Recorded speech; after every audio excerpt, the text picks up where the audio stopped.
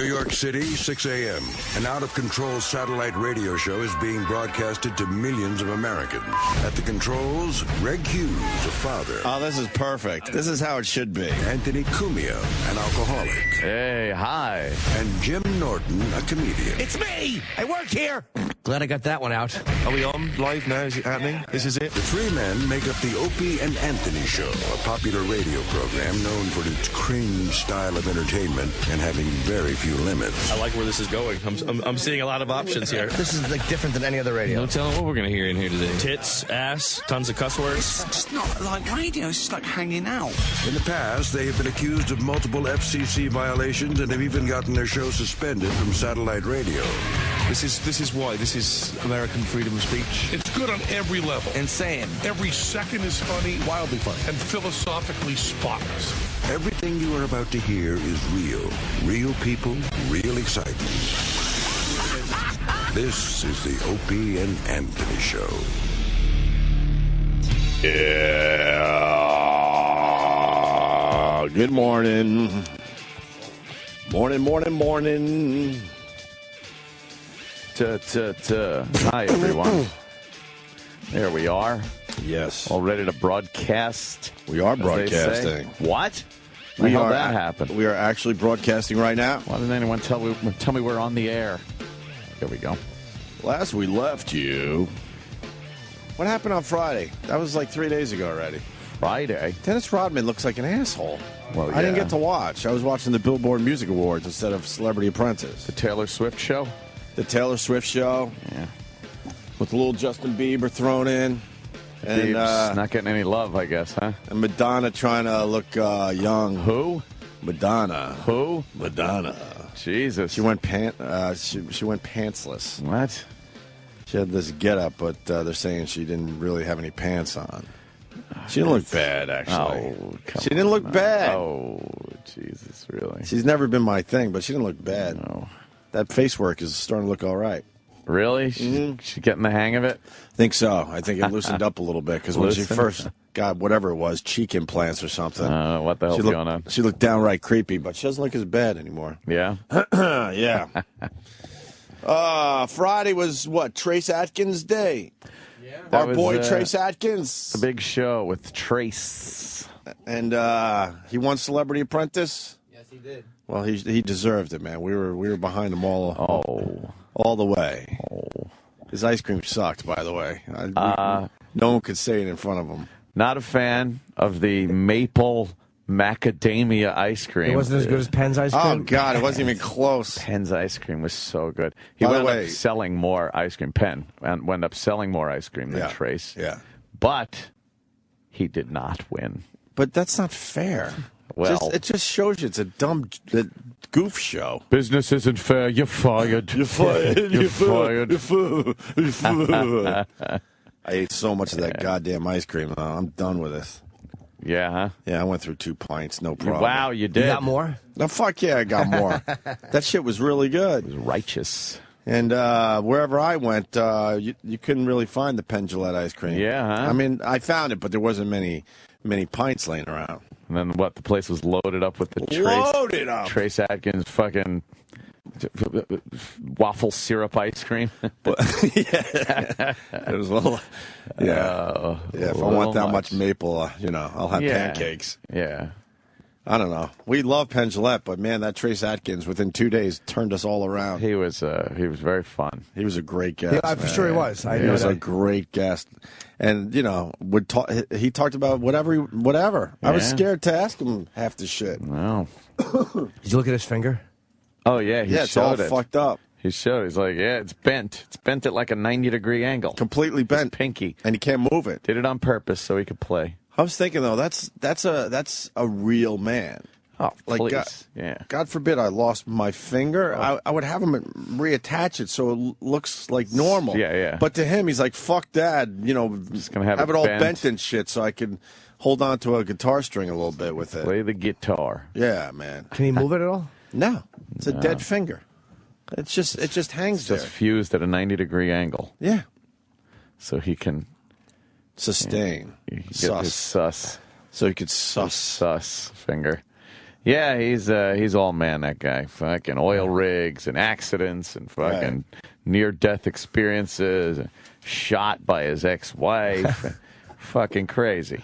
I guess his new wife was yelling and screaming that the ex-wife did not call 911. No, she was like in the sound booth yelling, "Fuck her! She called her fucking lawyer first." Because Trace Atkins is such a good dude. He's like, he said he went into the bathroom because he didn't want to bleed on this really nice rug. I think he said, "Yeah, nice carpet." So he lay down in his bathroom, waiting to die. Yeah, and he said the chick that shot him called 911, and then his current wife was yelling and screaming, "That's not true! She called her goddamn lawyer!" Yeah. So who called 911? I don't know. Maybe the lawyer did. No, I mean he said she did. So she must have, but she didn't call the 911 first, I guess. Right. I don't know. That's kind of what I got out of it. I don't know. And he didn't press charges, which we were confused with. But then he told us that it made the divorce nice and clean. So he saved a lot of money by not pressing charges. That was one of those things like, okay, look, you fucking shot me through my goddamn heart and lungs. Let's just fucking bow out of this little relationship, and I'll give you a little. I'll keep my shit. I'll give you a little pocket money, but you're not getting any of my goddamn houses. Not getting that fucking Trace music money. Now, why did she shoot him? I don't know. Did she ever give a reason, or did he give a reason as to why she shot him? We were too scared to ask him. He said he wasn't being a good man. Right. He kept it vague. I don't think he deserved to be shot. But he was cheating? He kind of drifted in that general. Maybe. Well, she was pointing the gun at him, and what did he say? Give me that gun, or I'm going to take it from you and beat you with it, or something. Yeah. And so she decided to put it under his armpit and pull the trigger. Wow. That's just crazy. I'm going to take it and beat you with it. Why would you say that to somebody who has a gun? Because he handled it the fucking Gunnery Sergeant Hartman fucking way to handle somebody with a weapon. Because he's a man's man. Yeah. That's why. His Yeah. stories were all just all manly stories. Yeah. Got pulled over with a loaded pistol one time. Yeah. The stories this guy was telling, it was just unbelievable. Mm-hmm. It'll probably be part of the podcast this week, right, Sam Roberts? Yeah, I would think that whole thing with him and Guy Fieri and Colin Quinn and Tom Papa and just weirdness and that was hilarity. Good. It was fun. Guy. The guy was all rock and roll. He's Rocking and rolling. What did his T-shirt say? He had an AC/DC shirt on for those about to rock. That's what he does. That's how he came in. Yeah. Right after we were making fun of how he's all rock and roll, that's how he showed up. Yeah. But very good news. He's going to cater the bus trip. Oh, good. Which supposedly is happening in September. Good. No, it is good. I know. He's going to set up barbecues all over the fucking place. Yeah. It's just there's something so white trashy about we're having a bus trip catered by a guy who does Jack Daniel's chicken. But he knows all the joints. So he's going to map it out for us. I think that's great. I hope it happens. I'll believe it when it happens. Yeah, so I don't know. Supposedly it's going to happen in September now. They actually asked if a certain week is good for everybody, right? Yeah. Mid-September, somewhere around there. I don't know. What about Montreal? Are we going to Montreal for the festival? Oh, I don't know. That's I don't know. It's in the works. That's in the works. It's in the works. Oh, okay. It's on the back burner. By the way, the new podcast will be what? Available Wednesday morning? Wednesday morning. Because people were like, hey, the first one was really good, but what? That's it? What are you doing? I actually got that tweet last night. That's it? It's been a couple days. We're only doing one a week. That's what you do. I mean, if we weren't doing this full time, then maybe we'd have a whole bunch of podcasts up, but we can't. Yeah. We can only do like one podcast a week. It's just a weekly thing. A little taste, and it's mostly to, hopefully get people to listen to this show on board. On a more regular basis or get new listeners. Yeah. But thanks for everybody that's subscribing to the podcast. I hear it's doing really, really well. It is doing very well. Very good. People are complaining. You do 4 hours a day, 5 days a week. Hey, what are you doing? What? It's only worse stuff? Oh, God. Yeah. Yeah. Fucking people. Yeah, it is. Yes, it's only that, yes. But it's people complaining that get to hear this show. So then they go to the podcast, and then they see that it's very similar to this show, and they're all bummed out. I guess it's flattering. You just don't imagine flattering. people have that kind of time on their hands. But, I mean, it's, we're going to dip into the archives and pull some old stuff out, too. Oh, yeah. And, of course, the Opie and Anthony Nugget. Ew. Is there a lot of buzz about the Opie and Anthony Nuggets? Oh, yeah, there is. Nugget. Oh, yeah, there is. What's on the short list of possibilities for the Opie and Anthony Nugget this week? I suggested the Mike Schmidt shit story. Right. That was George Brett or Mike Schmidt? Oh, George Brett, sorry. The George Brett story is right now the leading contender. Nice. There's still more E-Rock songs to go, obviously. Some. You got to spread those out, though. As Opie much as and I love a Anthony good E-Rock songs. song. Yeah. Lots of options for nuggets. Colin sure enjoyed the E-Rock song. God, he really did. Oh, boy, he was laughing. Just when E-Rock thought it was going to go away. Yeah. Colin really fucking sold it. Couldn't get enough. Sean F. I'm an asshole. Sean F. is very excited because he got 10,000 clicks on that song because of Colin Quinn. It's worth more. Yep. But anyway, so Trace Adkins turned us all around. We were all big Penn Jillette fans, and we are still. Yeah. But we knew there was not even a chance that Penn Jillette could win after learning about Trace Adkins and having him on the show. And the Donald knew that. You know, they got to make the winner the guy that's popular with the people. But I don't get it if Penn Jillette sold a lot more ice cream. Well, that Midwest crowd. But that was the whole. You'd think if the you were whole the thing. most successful businessman there. It's a business show, Right. and your quote business, your ice cream sold way more than the other guy. It should be a no-brainer. How much more did it sell? A hell of a lot more. Yeah, the Maples sucked. I don't know the numbers, but And the people weren't voting. It was all up to Donald Trump, the guy with the business mind. of course. So what was his logic in the whole thing? Well, he said it was very telling. The thing that he said right before he fired Penn was that technically no, because it's the finale, so he doesn't fire. He hires. Oh, you're hired. Right. Wait, so when he gets this huge live audience, he doesn't use his catchphrase? He hasn't in the past. He just says, you're hired. You're hired. You're hired. But You're hired. God. See, I usually say you're fired, but I'm saying you're hired. That daughter of his is fucking pretty hot, though. God, she is. That Ivanka. She married? Ivanka, yeah. She is. Oh, she's already married. Fucking spit a kid out. And all. Those Trumps love having kids, don't they? Yeah, they sure do. She's very attractive. But right before he announced the winner of Celebrity Apprentice, he mentioned that in Penn's book, I guess, after the last season of Apprentice, that Penn had taken some shots at him. Yeah, so now it's like... So what, he's holding a personal grudge? That's the only a thing year I can later think. or a couple of years later at this point? They went through the 2-hour show, and Right. then at the very end, he says, you did say some nasty things. So it was just a revenge thing. Like, hey, after all is said and done, Right. all the contestants, everything that happened on the show, I'm still pissed that you fucking badmouthed my hair, so you're fired. So they should have fired him, weeks ago. Yeah. He said in his book that Donald Trump's hair, he did say, to his credit, he said, Donald Trump has better hair than me, but it looks like cotton candy made of piss. Oh, well, yeah. Wait, Penn Jillette said that Donald Trump has better hair than him? Penn Jillette said that's he just was a lying. lie. Well, he's being, Pen's I got don't know. great, Being polite. great head of hair.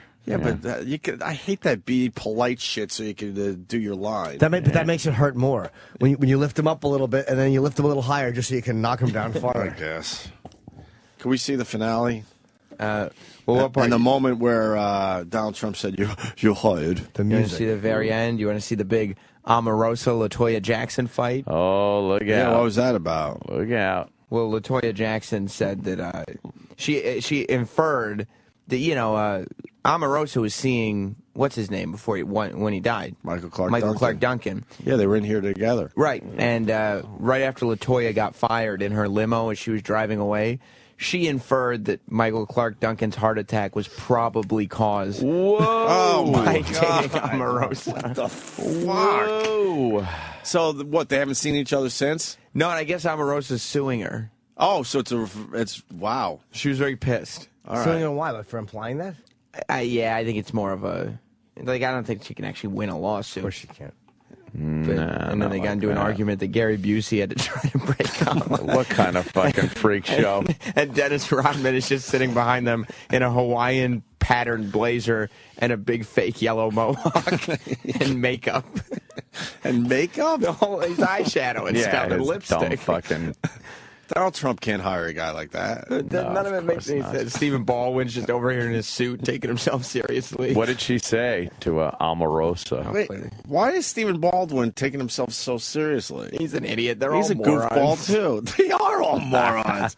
Penn Jillette is the only one that, well, Dee Snider I'll put in that category, too. Dee Snider's back there like, I don't know what the fuck I'm doing here again. Him and Penn Jillette deserve better. Does he do well on those, D? Yeah. He has. He didn't do well on this one. He got fired early this year, right? Yeah. Who else deserves better from that show? Because there's a lot of goofballs there. Trace. Yeah, Trace deserves better. Penn Jillette guy. deserves better. Yeah. Not Stephen Baldwin. No. Dee Snider. Maybe Mary Lou Henner? No. Is she good on She's the a show? goofball now. Yeah, she was good. She's got a very good memory. All right, let's see the fight. Okay. So, you know, Omarosa, I've always wanted to ask you this. Is that just for the camera, or are you being serious? I'm all about making good TV, and we've done that for 10 years and 13 seasons. We have done that, I agree. We have done that. It certainly was exciting. So, LaToya, Omarosa, let me just ask you. Are you back? Are you friends again, LaToya? We were never friends, and I don't think we'll ever Could you be friends? Busey in the middle, like Busey's between them. Oh, look out! Could you be friends with? Could you be friends with Omarosa? And for the record, I never once said anything negative about Michael Duncan Clark. He's a wonderful. Michael Duncan Clark. No, That's what you can say don't about you my dare fiance who passed away. First of all, you wasn't your fiance. Thank you, Gary. Thank you. All right. Okay, in other words, Penn. In other words, they're friends. Oh, she said something about Michael Jackson there. Easy, easy, easy. Okay. Who needs you two guys? Who needs you? Okay, good. So you're getting along beautifully now. That's good. That's the way I like it. Peace. Peace. All right. Does he always do it in front of a live audience? Just for the finale. The big finale. Big finales in front of a live audience. God, why wouldn't you let those two just go at it? And they completely choreographed the fact that they sat Gary Busey between the two women that are fighting. yeah, that was totally fucking calculated. I was so distracted by that commercial. It looks like a cartoon version of me and Opie in the rockauto.com. Oh, it was an animation. Of course, it's like, wow, they look like Opie and Anthony Jesus cartoon. Christ. Very funny. I can't get enough of the Tony Siragusa commercial, by the way. Hey, Tony Siragusa here. You pissing your pants? Trying to sell it. Trying to sell it. That it's a manly thing to wear a fucking dighty. Right. Yeah. All right. Just throw your underwear away. Just buy new ones. On now. All right, let's go to the big announcement.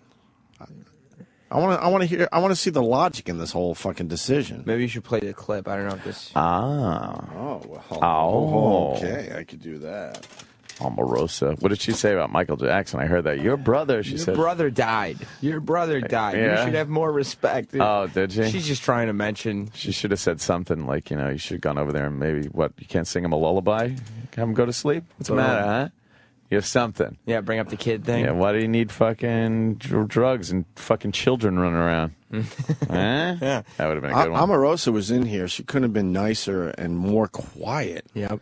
She was so chill, all smiles. She was really in love with him. She's the Michael Clark Duncan reality show staple, the angry woman. Yeah, but we were all surprised when we didn't realize who it was at first. Yeah. Because we were expecting some over-the-top bitch. Yeah. She says she doesn't act that way unless she's getting paid to be on a reality show. There you go. She's trying to change her image a little bit. I get it. She's just trying to make that money. It's like, look out, she's a bitch. Oh, look out. All right, here's the finale of Celebrity Apprentice.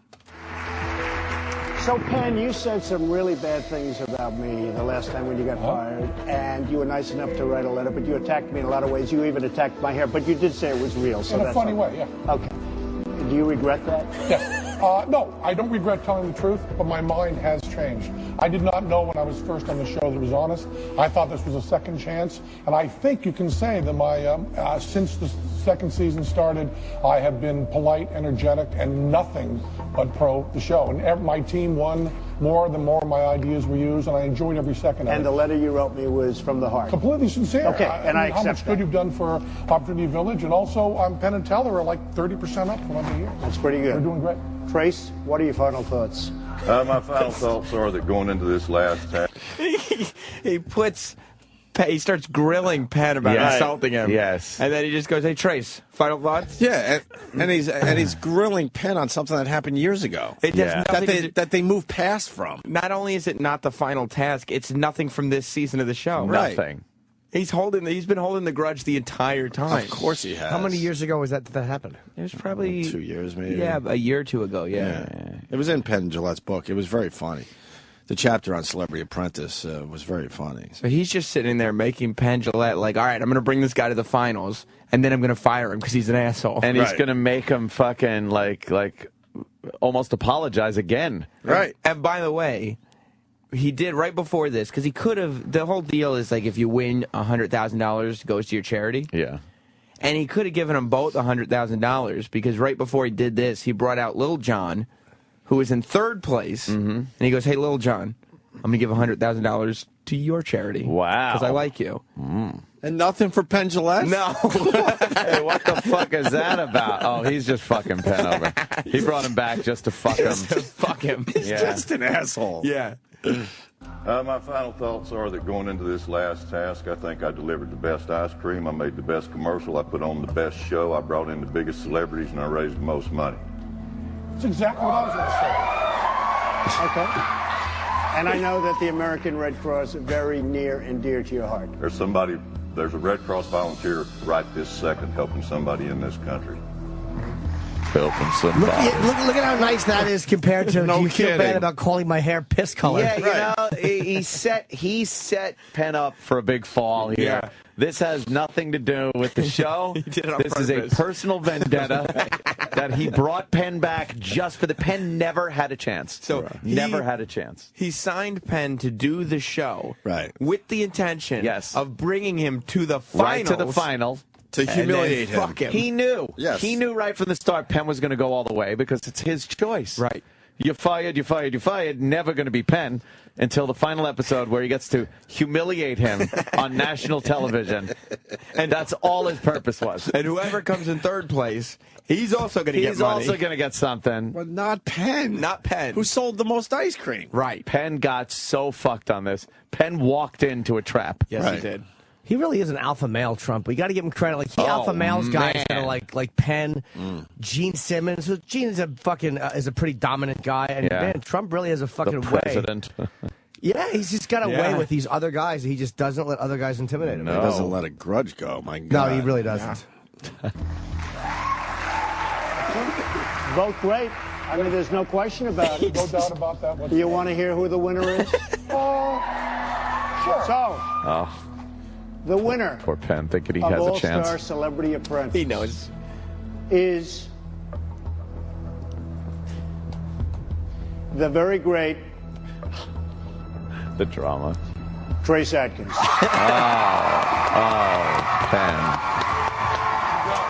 Penn, you never had a chance. Oh, And God. Penn knew that was going to happen. At that moment, he had to know.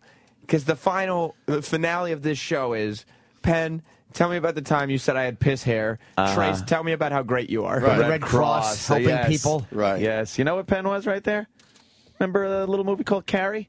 Bring him up on stage and pour the fucking blood over his head. Yeah. That's exactly what Penn had. He had the blood poured all over his head. Because that had nothing to do For with his this big season. moment. In that moment, Penn knew, oh, why did I do this? Why did I fucking... Why did I do No, this? not really. I Penn doesn't came care, here to fucking be humiliated by the guy that was pissed off at me. That's all. Oh, we picked the winner. Penn could have sat and done nothing the whole season, and he would have made it to the finale. Yeah. Because the sole purpose was for Donald Trump to make him look like an asshole. Yeah, it was. Like a fool. Like a fool. He did. He sold more ice cream. He's a great idea guy. Nothing against Trace Adkins. But Penn, you know, he's a mover and a shaker, that guy. Donald knew. He goes, okay, Penn apologized for what he said in his book, but he did it in a letter that he wrote to me. I need to get him, not just on my show, on the finale of my show. Yes. I got to do this live. The biggest ratings. And pull his live. pants down and dick him in the ass in front of everybody. Make him announce to the world how great I am. Right. Because he wants me not to fire him. Bring up the fact that he wrote a fucking letter of apology that no one knew about until the finale. Yes. What do you say in the book exactly? Is it online? Yeah. Well, Wow. Oh, poor Penn. Well, a victim. I feel bad. He was a victim last night. I thought Trace would win the thing, but but not because of those reasons. But I mean, you don't humiliate the other guy for old shit. He got passed. Didn't talk about his charity. Nothing. Nothing. Yeah, he didn't even mention his charity. No. Jesus. And the Red Cross is a great charity. Yeah. Right now, somebody in the Red Cross is helping somebody. He's just the perfect guy. He's perfect. It's like a flag fucking with a voice box. He is a good guy. He is America. Yeah. Like everybody does these media tours, says that this is the most difficult thing they've ever done, Celebrity Apprentice. So in his book, Penn wrote, "The secret truth of the Celebrity Apprentice is that it isn't very hard. The tasks are nothing. Makeup starts just after 5 a.m., and the show goes to about 10 p.m., but you spend most of that time doing nothing. The Celebrity Apprentice is junior high with a better brand of acne cover-up." And then he wrote, "I wasn't even going to say anything about Trump's hair. I live in a glass house. I've always had ugly, out-of-style hair. Trump's hair is a lot better than mine. But as I sat there for hours, half listening to Donald carry on, it struck me exactly what his hair looked like. It looks like cotton candy made of piss. That revelation came to me, and I had to type it here. But my hair's worse." Wow. Doesn't quite pull that off. Oh, boy. That's stuck in old Donnie's craw. Did it make the show? Penn Jillette talked, or was it in his book? I don't remember now, but those boardrooms that are only, 10 minutes on TV? Yeah. Penn Jillette said would go on for hours. Yeah, all the people I talked to said, like... They would go on for hours, and you would have to listen to Donald Trump talk about himself and his businesses. Oh, God. Half the time, it had nothing to do with the show, and they would just have to sit there for a couple hours. And then they would finally do the shit for the TV show, and that's what you would see on TV, obviously. That's what he does. Like, some of those boardrooms are 3.5 hours long. Was it even 3.5 hours long? And he's just going into non sequiturs about his hair, about his businesses, about his suit. Back in 1982, I had an opportunity to... and you're just sitting there like, fuck. You have to listen to all of it. Fuck. He wrote, "We've chosen to make this whack job with the cotton candy piss hair and the birther shit into someone we want to please." Who said that? Penn. Oh, he wrote that? He wrote that. Yeah, he was all in his book. He was very honest. It's all water under the bridge. Come on up here, Penn. Let me ask you something. He wrote, "But the Celebrity Apprentice people are honest. They don't pretend it's about something beautiful, and they don't pretend it's fair. It's venal. What's that word? V-E-N-A-L? Yes. Yes. I don't know what that means. I know you don't. Venal people. Venal. Venal. I'm just making it up now. Venal. Whatever. It's Let's people. go with Venal. I like that one. It's people calling it stupid, soulless shit in front of the modern-day Scrooge McDuck in order to stay famous."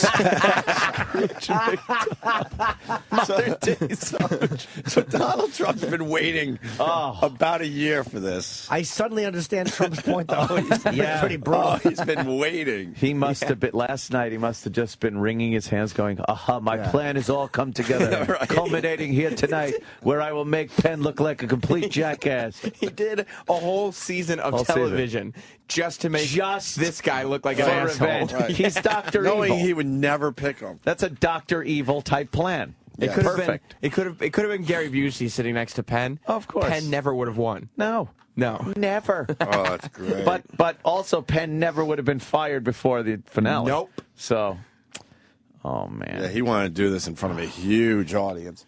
NBA guy showed up to a prom. How was that allowed? I don't know.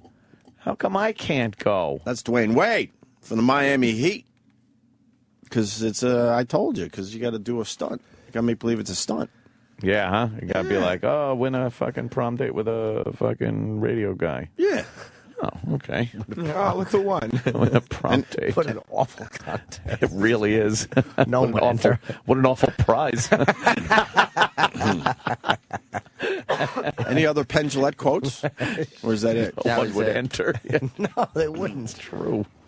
So the prom all angry. ruining everyone's moment. Jackass. It's all their moment, and I've got to fucking make it about me. Yeah, they're fucking just scorning the interracial couple. Yes. Everyone's happy for them, and you're like, "Ow!" I just walk up and point at them. Boo! Jesus. Boo! Can we get Penn Jillette on the phone today? We could try. He's got to be in New York. Probably be tough. Yeah, he's definitely. He's never going to see Donald Trump again, so we might get some good stuff out of him. Unless he flew out in a rage last night immediately after the taping. I wonder if it's crossed his mind, this whole thing, this whole conspiracy theory that we have hashed out here this morning. It's only big for Penn, though. It's only good to get that far. Oh, absolutely. If Trump really wanted to humiliate him, he would have fired him the first week. Oh, Penn's very happy because his ticket sales have gone way up, he said, because of the show. He was telling us on, the other day that more people know who he is. Yeah. Because of the show. I still think Which is hard to believe that people don't know who Penn and Teller are at this point. He wanted that satisfaction of admitting on the finale, on television, on live TV, you wrote that note. Yeah, and you are sorry and you like me. It all came together right there. He wanted the king of comedy a moment. Rupert, you were right and we were wrong. We were wrong. We could look out the windows and spit on people's heads. Look down at him. Hey, down there, look at us up here. Oh, God. He was talking about Rupert when he was talking about how great it would be. They could just look out a window from a tall building and say, hey, suckers. Like, point at all the regular people on the street. Jesus. Fucking what a great suckers. Yes, hey, suckers. Well, Donald Trump's vindictive. You got him, though. We learned that today. He nailed him. Nailed him. Perfect plan. You got him. You just got to, anyone could do that. You just have to have a network TV show right. that a lot of people watch. You have to be the whole win-lose thing is up to you. It's not an audience vote thing. You can't have a vote with that you need to fix. You have to be the final word. Right. In who wins or loses. Do you think at 10:58 p.m. when Donald Trump starts bringing up what Penn said, Penn is just going, oh, what the no. fuck? It's all, I see it now. Yeah. I'm an idiot. I'm an idiot. I fucking fell right into his trap. Why would he bring this up 2 minutes before the show is over? I'm a magician. I see things. I'm the sleight of hand guy and the fooling people. And I was fooled. But you guys, it's a sickness, though. Donald Trump sat on this for a whole year. That is epic. Those 3-hour boardroom meetings, he could have brought it up. Never once. Never once. He just sat on that. Movie-style revenge. That's fucking Wrath of Khan type revenge. That's just sick. Yeah.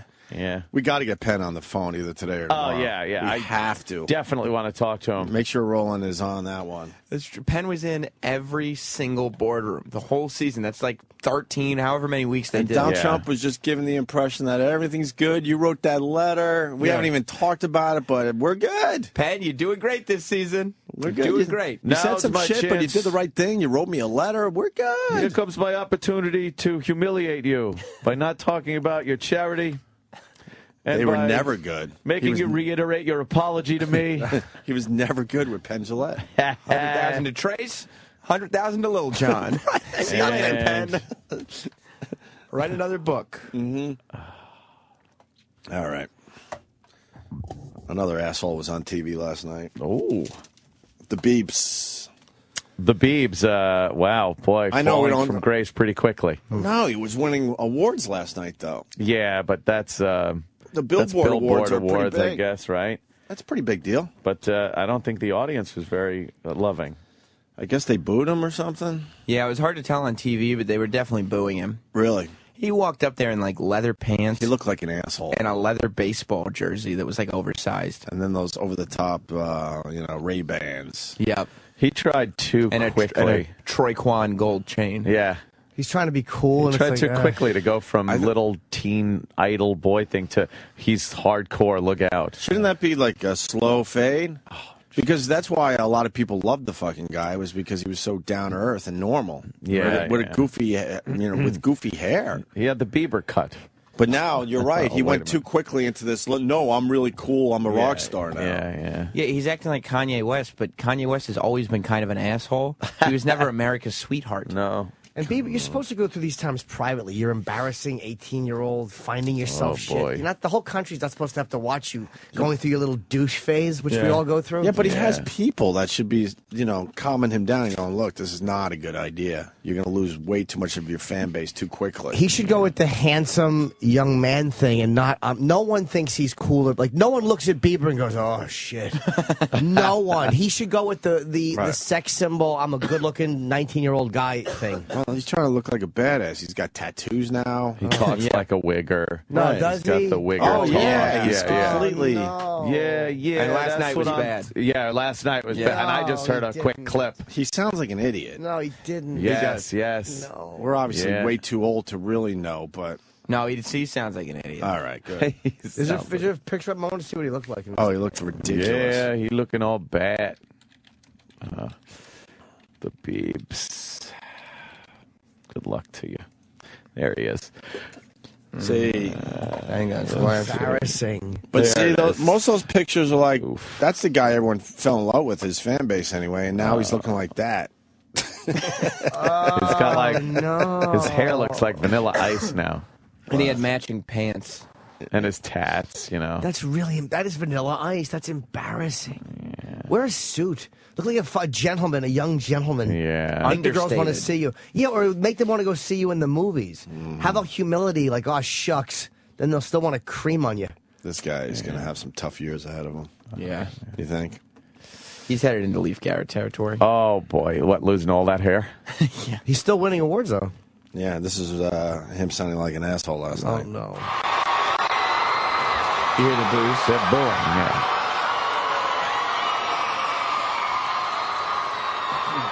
Oh, that's that undertone of ooh. Right, if you get just below the teen girls, right, you can hear everybody's booing. Madonna, what the fuck is she doing? I told you, She's wearing like stockings and fucking panties. Right, no pants. And she's grandma. Why don't you behave yourself? She looks like a grandma. Is that Prince? Yeah, it looks like it is. Yes. Whippersnapper's how it's done, didn't he? Yes. He did this version of Let's Go Crazy, and it was fantastic. I think it was one of my favorite moments of the night. And he's not jumping on people either, which is good. Oh. He's a bit smarter than that. I wish we could just listen there. Michelle Turner. Hey, can we get that performance? Let's play that into break today. Let's Go Crazy, a brand new... he twisted it a little bit last night.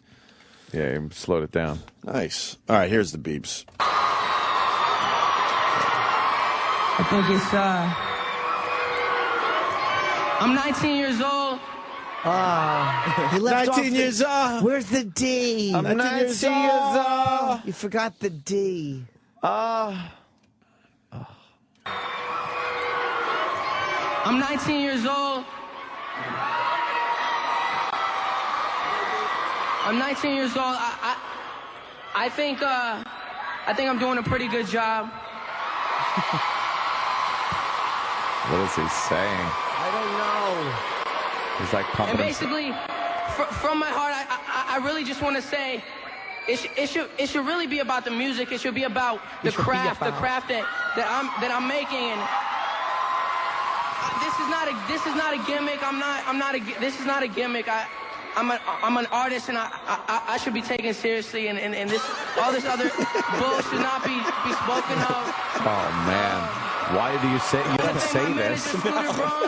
You don't say this stuff. You think it. You're supposed to think it. You hope it's presented that way. Oh my God! You do things to present that, but you can never say, "Look, I'm seriously, guys." right. That's what it is. You just told the crowd, "I'm seriously." Seriously.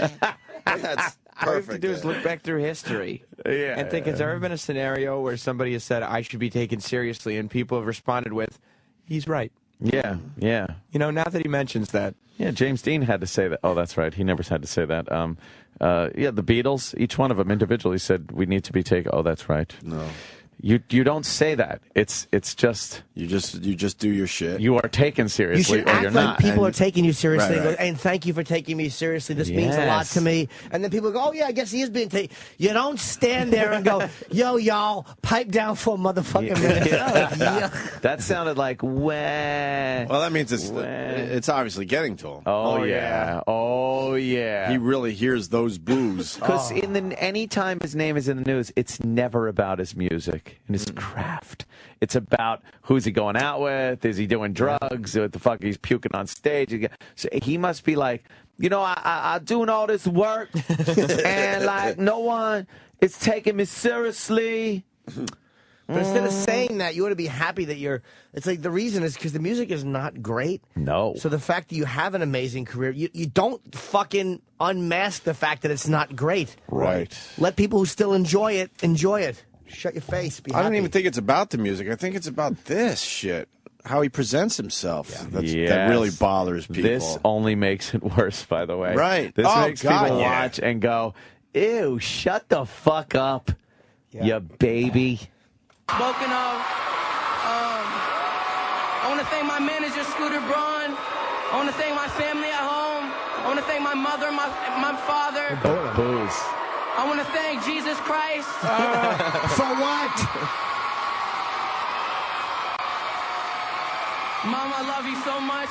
Dad, I love you. Little brother and sister, I love you so much. Thank you guys so much. Fans, you're incredible. Do you think he knew they were booing him? Oh yeah. You never not know someone's booing you.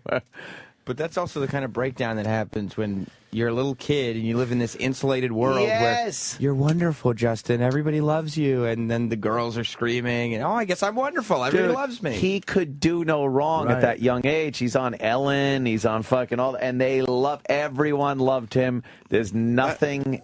And now it's just that's when he was tossable, though. That's the problem. Yes. Everybody even thought his documentary was inspiring. Oh, no, yeah. he really did work hard for this. Yes. Now he's just out on stage in front of a national audience whining that he's not being taken seriously. Boy. That doesn't get you taken seriously. Someone's got to tell him that this gangster thing is stop humiliating. it. Just be a nice little white kid. The rappers will like you anyway because you bring in business. Right. Yeah. That's why they like you. Rappers like you if you bring in business. Money, yo. Yeah, because if they put him on a hook, singles will sell. Yeah, Stop they don't care, but you don't talking need like to. They don't look at him and go, "Fucking Justin's here. Everybody, calm down. He might get angry." No one's afraid of you. I won't be taken seriously. Be the white kid that walks in and goes, "Hi guys, I'm white," and they'll be happy to see you. Yes. Be yourself. Oh, imagine what he's like when he's hanging out with fucking rappers in a studio. He probably, his voice gets even more affected. No. I'm sure. Yeah, that's what I'm talking about. Me and you The eat Bieber. fondue. Oh, yeah. You didn't like that? Fondue line. I don't like that. It's a big boy line. No one does, apparently. No. He is an ass. Anything else from the Billboard Music Awards? He looked, let me think. Yeah. He's the second biggest, he's the second biggest, loser of the night last night. He looks like an asshole, but not quite as much as the Donald made Penn look. Penn's number one? Penn, the biggest tool of the evening last night. Donald's watching everybody make fun of Justin Bieber and thinking to himself, I got Penn worse. Yeah. I got him worse. Oh, it doesn't matter. Penn, you talk with your voice affected. You implied we eat fondue. Yes, I did. I'm sorry. Yes, I did. Oh, my God. All right. I think that, and what, some dude fucking almost broke some lady's neck last night? Yeah, Miguel. That's Miguel, yo. I don't know Miguel. What is he saying? Miguel's big in the R&B world. Is it a song we know, though? Probably not. What's the song? I'm very popular with R&B folks. You are? Yes. Oh, I don't know what it's called. But what did he try to do? They had a little pit area? Yeah, he was trying to... and he was trying to jump over the little tiny pit area? And then he ended up dropping a Hulk Hogan leg drop on his way down on some chick. Yeah, it's just some broad that's in that area. He thought he could clear the audience right between the little walking platforms. Yeah, everyone's and talking about this. Look at this. He missed. Oh, boy, did he miss. All right, let's see. More of the look at this shit from Opie and Anthony's show. Oh, he jumps. Oh, man. Oh, my God. He fucking jumped. got it right on the throat. Holy And then he just keeps singing. What you're a fucking asshole. What a Let me see how he nailed that. Because they were making it look like it was that big fat blonde chick. Is this lip syncing or no? No, he hit 2 people, but the one he fucking like. If you watch the clip, they get that girl away from there like immediately. They walk her right off. So she had to get hurt. Oh, she slammed her back of the head on his stage. He like get a concussion. He trapped her neck in the crook of his knee. And why can't we hear the audio? Like. I think because they don't own the audio, huh? No. You'll be able to hear this. Time. Oh, okay. You should be able to. But the guy continues singing. Of course, yeah, he really does. That's not going to work out well for him. Is he singing or lip syncing though? He might have had to. I don't know. If he's lip syncing, he might have had to keep going. After you almost break some chick's neck, I think it's over, Johnny. You got to acknowledge. You got to acknowledge what you just did. You better recognize. He doesn't even acknowledge. Watch this self-centered ass. Oh, it's not lip syncing.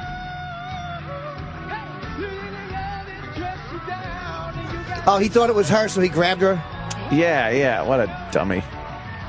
Actually, so he thought it was the blonde that he hit. Yeah, but it took a few seconds for him to do anything. Yeah. Yeah, his first instinct was just to keep singing. Right. Yeah, that's absolutely was his first instinct. He would have grabbed the chubby bleach blonde anyway.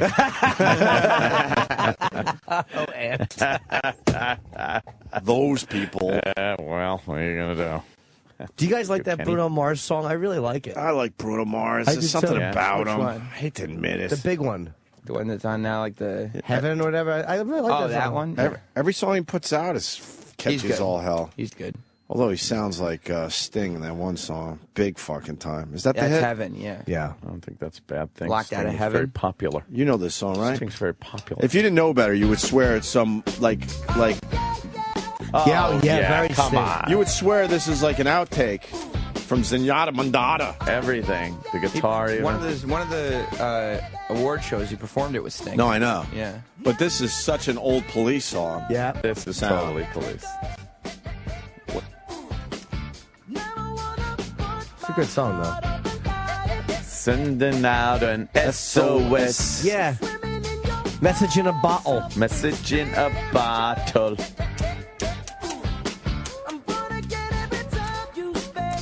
How old is this guy? Like 20?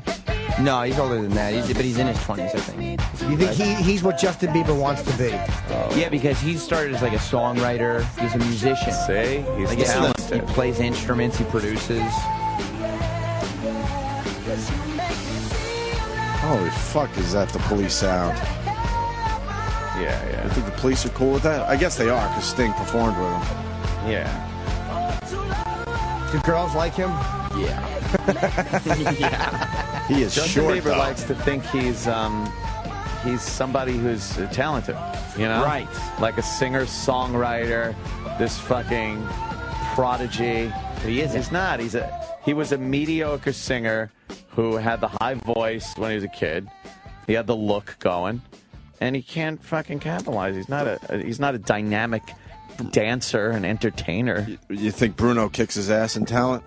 Oh, yeah. Absolutely, yeah. I would think so, too. How does a guy like Bieber make a transition without embarrassing himself? There has to be a way to do it where people wind up liking him and go, wow, I still like this guy. I think the transition, thank you. I think the transition isn't natural and it's way too quick, and that's what's bothering a lot of his fan base. Yeah, he's got to be out of the spotlight for a little while. Yeah. And then come back with a little new image or whatever. He's changing his image every week. Maybe go and write songs for somebody else if he's so talented. Because he doesn't know who the fuck he is. So every week he's coming out with some new image thinking that's going to stick. So maybe stop the hip-hop shit. Just be your fucking self. Yeah. And maybe do a nice duet with someone. Take some time to figure out who you are. Right. Maybe do a duet with an older lady, like a Cher or Bette Midler. That's what I'd love to see. Bette Midler. You know, Bette Midler's a cunt. Yes, she is. I gave her a good smashing on She's Twitter. An asshole. I saw that. What happened? A friend of mine has a son who was in the military, and they were out eating in a steak place. And again, I've taken enough celebrity photos where I know when it's right and wrong. So my friend said that him and his son were there, and his son's girlfriend just got back from Iraq. And Bette Midler they saw eating. The restaurant, he said, was very light. There wasn't a lot of people. and they said they waited till she was done, and as she was walking by, the girl said hello to Bette. They must have waited a long fucking time. Yeah, she's a big lady. She's a big lady that can eat. So they said hello, and they gave her a hand. Bette said hello to her and said, "Oh, you're beautiful." And then she said, "Well, can I have a picture with you? My mother and I are big fans." And Bette Midler's like, "No, dear." And my friend said that they were right by the door, so it wasn't like she would have gotten mobbed, and it wasn't a full restaurant. And then my friend was like, "Look, they're in the military. She just got back from Iraq," and she was like, "Oh." And then she said, "Oh, thank you, dear," or darling, and then just walked out with it. And it really annoyed me. And then I said it on Twitter, and people are like, "What, because she's not for bloodletting?" Bloodletting. It's like, you don't have to agree with the war, you fucking Twitter troll faggots. It's just a courtesy you show somebody in the military. And no, Bette Midler's not obligated. I didn't say Bette Midler should be drummed out of show business. I didn't say Bette Midler should go to jail. I just thought she was kind of a cunt for saying no to somebody who's active in the military. Yeah. I can't picture a scenario where I would ever say no to someone who just got back from a tour of Iraq. Ever. Yeah. That's what I should have told Joe Pesci. Oh, man. He just got back from Iraq. I was reading some of her tweets, and oh, my God. She was actually saying that she was happy with the IRS going after the racist Tea Party groups. And it's like, really? Wow. That, like, no matter who they're going after, you're for the government agency as powerful as the IRS just targeting certain groups and people? You should never be happy at that. Holy fuck, you kidding me? Dummy. Think she felt that way about McCarthy going after perceived communists? Yeah, you think that witch hunt was okay in her mind? Sure.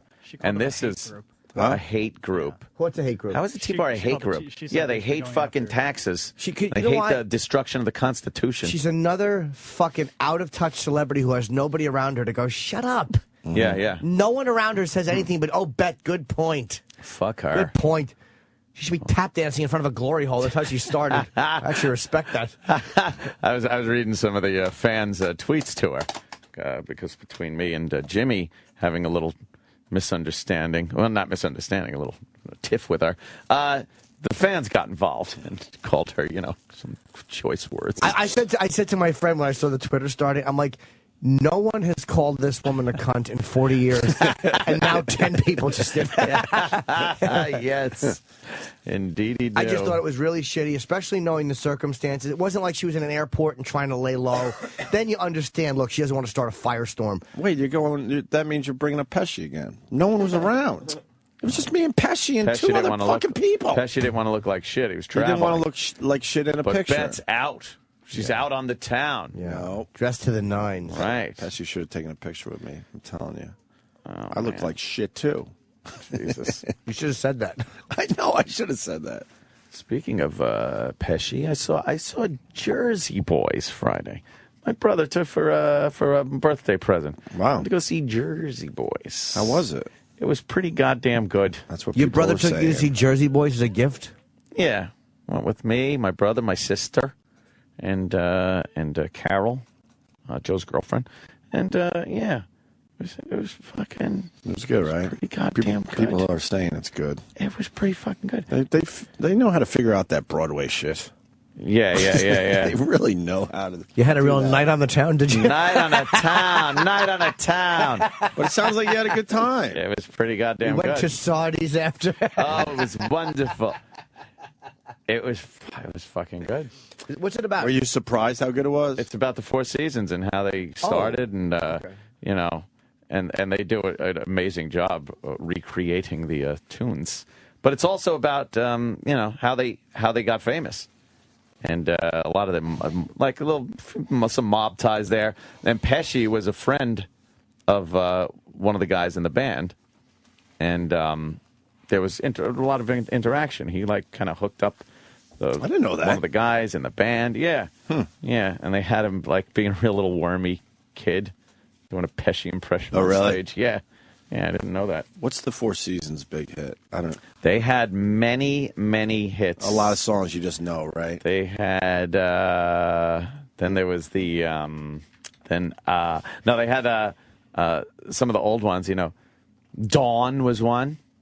Oh, why isn't he on the fucking ball over here? Who's back there? Travis. Just sitting there fucking having a good time, looking up hockey stats. 2 seconds away from playing Sherry, and you mentioned Dawn. Oh, Sherry. Okay. I thought it was E-Rock. Oh, they're the Sherry group. What happened to E-Rock today? He's got a personal day for himself. Oh, nice. Oh, yeah, this one is one of their hits. Yeah, this is an old one from the early 60s. Wait, this is a big fucking song. Yeah, it's a big one. Did all right, huh? Yeah, he had one of those fucking weird high voices. Why Do Fools Fall in Love? Oh, yeah, okay, that was it. Do that one. That's Frankie Lyman and the Teenagers. Uh-oh. I saw no, but it's 4 just seasons. Did they do it first? Under hits, maybe. A lot of these guys kind of did each other's songs, right? Yeah, whose song Back is that? then, oh, wow. Some of these songs were... Ragdoll.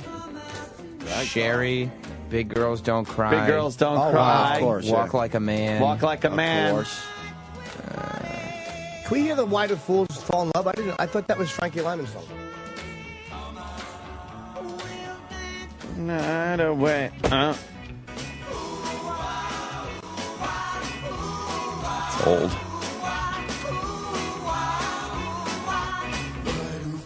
No, this Whoever's version of it, Frankie Lyman's is better. Yeah.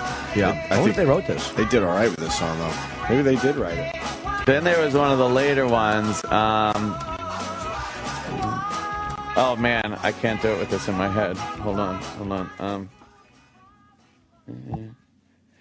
Oh, What a Night. That was them? That was them, too. Oh, what a night. Yeah, play Wow. that one. No. That was a big hit. Late September? Yeah. Back in 63? What year did that one come out? Better be 63. No, they was talking about 63, I know. but I think it was the 70s. Yeah, 75. 75. This was a giant hit in 75. I don't have it by the Four Seasons. I have it by the Dells. What? Let me hear it by the Dells. No. Why wouldn't we have it by the Four Seasons?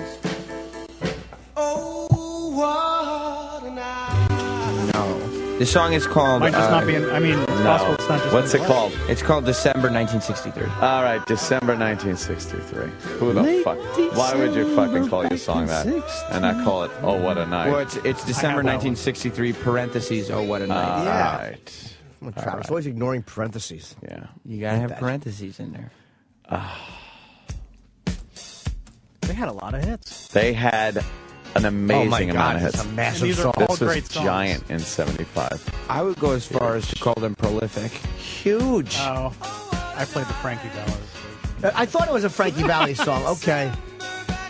This is their original song? This is Yeah. Frankie Valli, yeah. Yeah. Because he kind of went off and did some shit. The Four Seasons kind of. Was he a member of them? The Four Seasons? Yeah, he was like the lead singer. Okay. This is labeled Frankie Valli and the Four Seasons. Yes, after a while it became Frankie Valli and the Four Seasons. Like Diana Ross. Once they were like, Right. hey, shitheads, I'll leave you behind if you still want me here. Yeah. Take your cut and Yeah, deal with take it. your cut and Well, deal it with was I'm just very- going to go and find some musicians. Their big moment was the songwriter that joined the Four Seasons was writing all these fucking songs. Oh. Frankie Valli didn't write the songs, really. It was this songwriter. And his claim to fame was he was a one-hit wonder with She's Got Short Shorts. No. Yeah. He was the What a short hack shorts song. guy. And then he wrote all these songs All these great for fucking songs. Frankie Valli and the Four Seasons. No kidding. So, yeah. And it was really funny and, it's the show's been there quite a while and it's not going anywhere anytime soon, so it had to be good. Why was December of 63 such a good time? I don't know. He was just talking about, like, just reminiscing. back in the day. The whole song is him explaining why it was so great.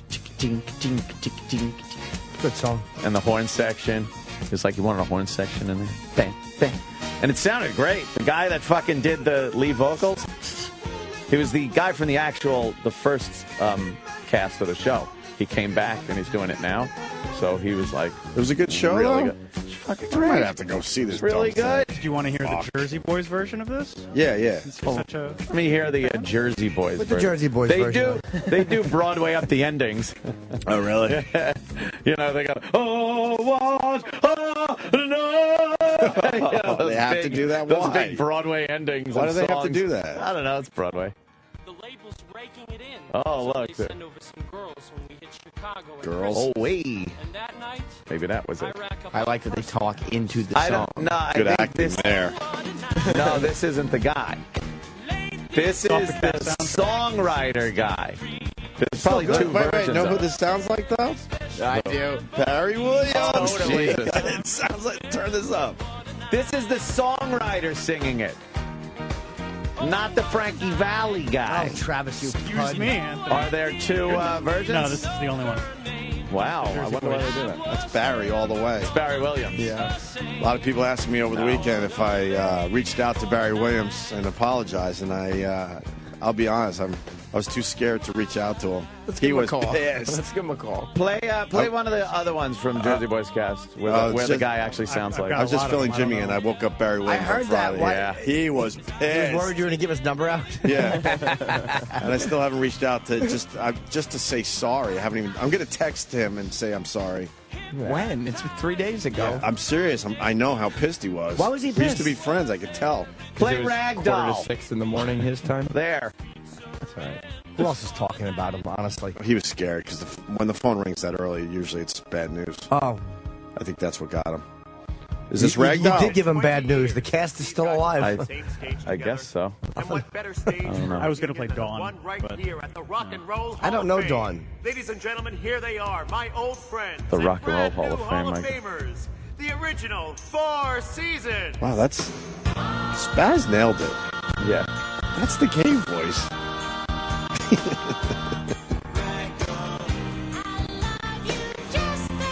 Oh, this Yeah, song. the guy did it like really. Yeah,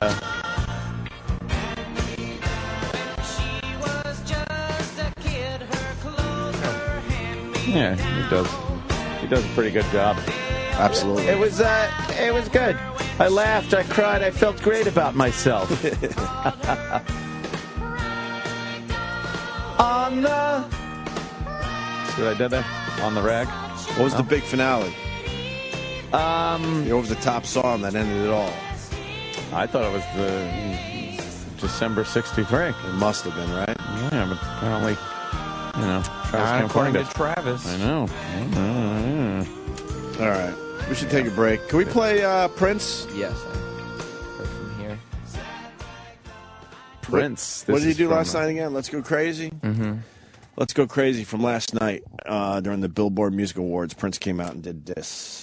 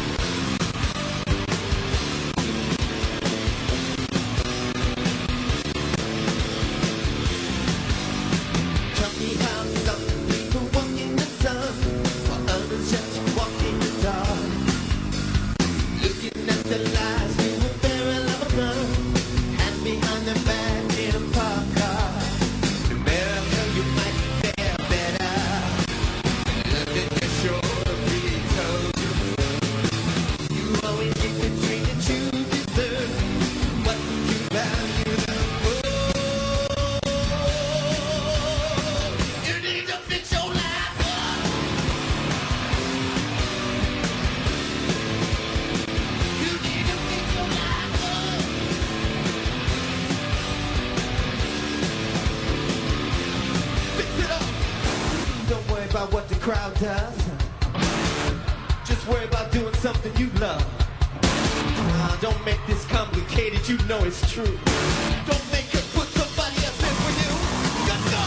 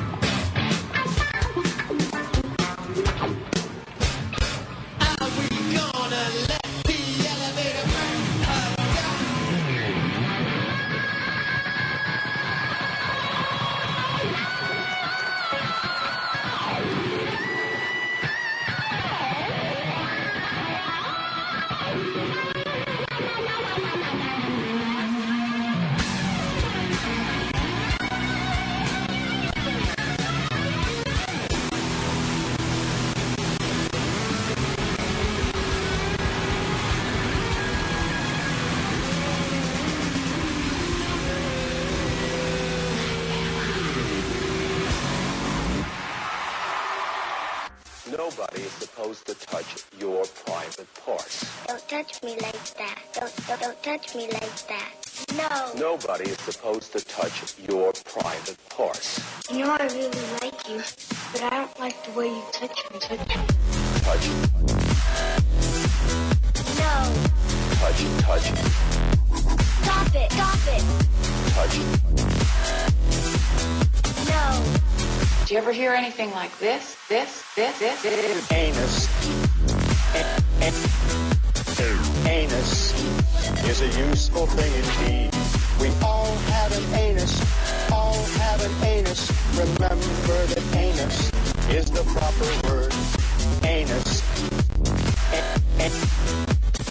Anus gives relief in time of need. We all have an anus.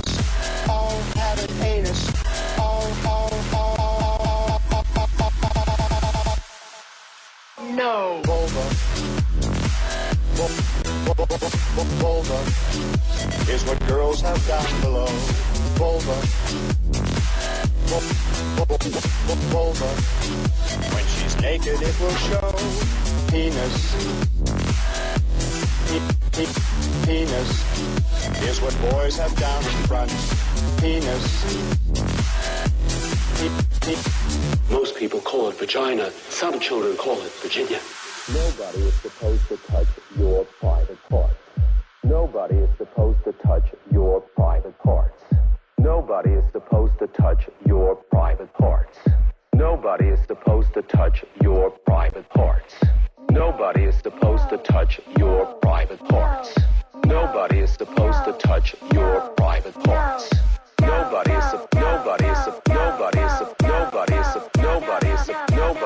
private parts. No. Stop. If you don't, I'm going to tell my dad. Touch.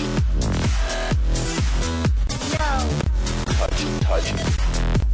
Stop it. Touch. No. Touch. Period. Nobody is supposed to touch your private porch. See, told you we had sponsors. And now back to the Opie and Anthony Show.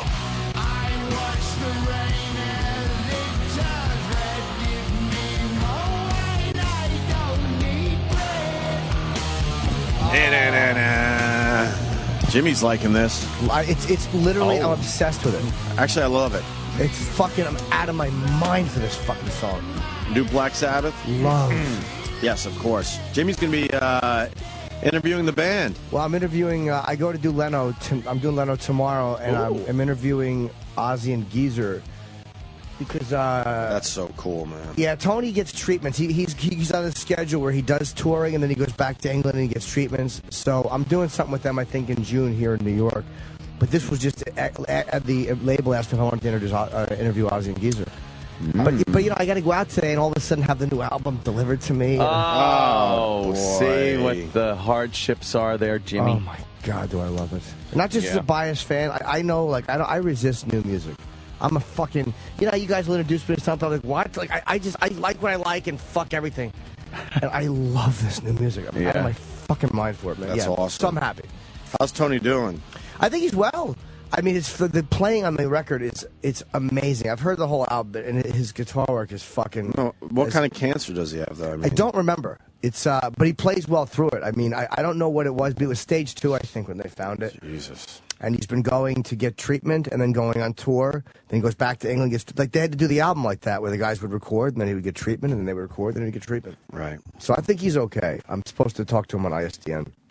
And I hope he's okay.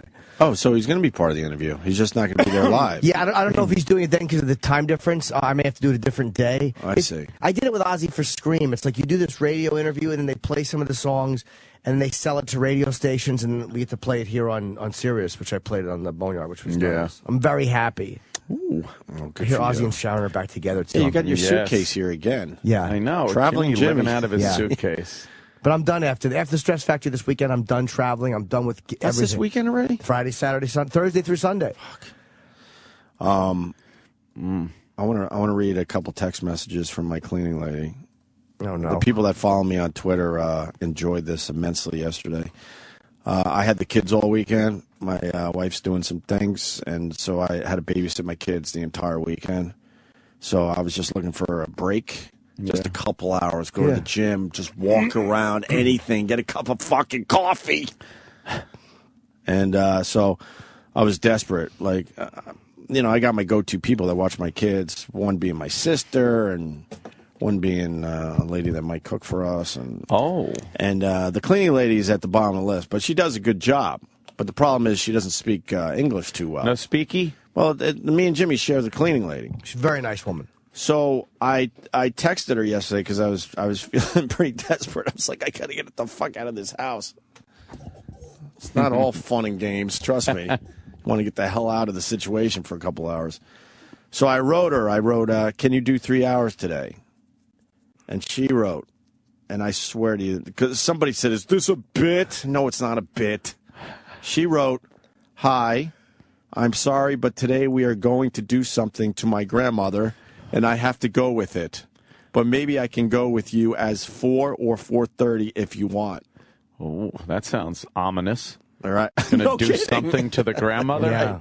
Sorry, but today we are going to do something to my grandmother, and I have to go with it. Wow. Did you ever find out what it was? No. I would assume, I mean, you know. I know what it is because I know the grandmother, what her thing is. Oh, yeah? What is the it? grandmother, they're forcing her into scat porn.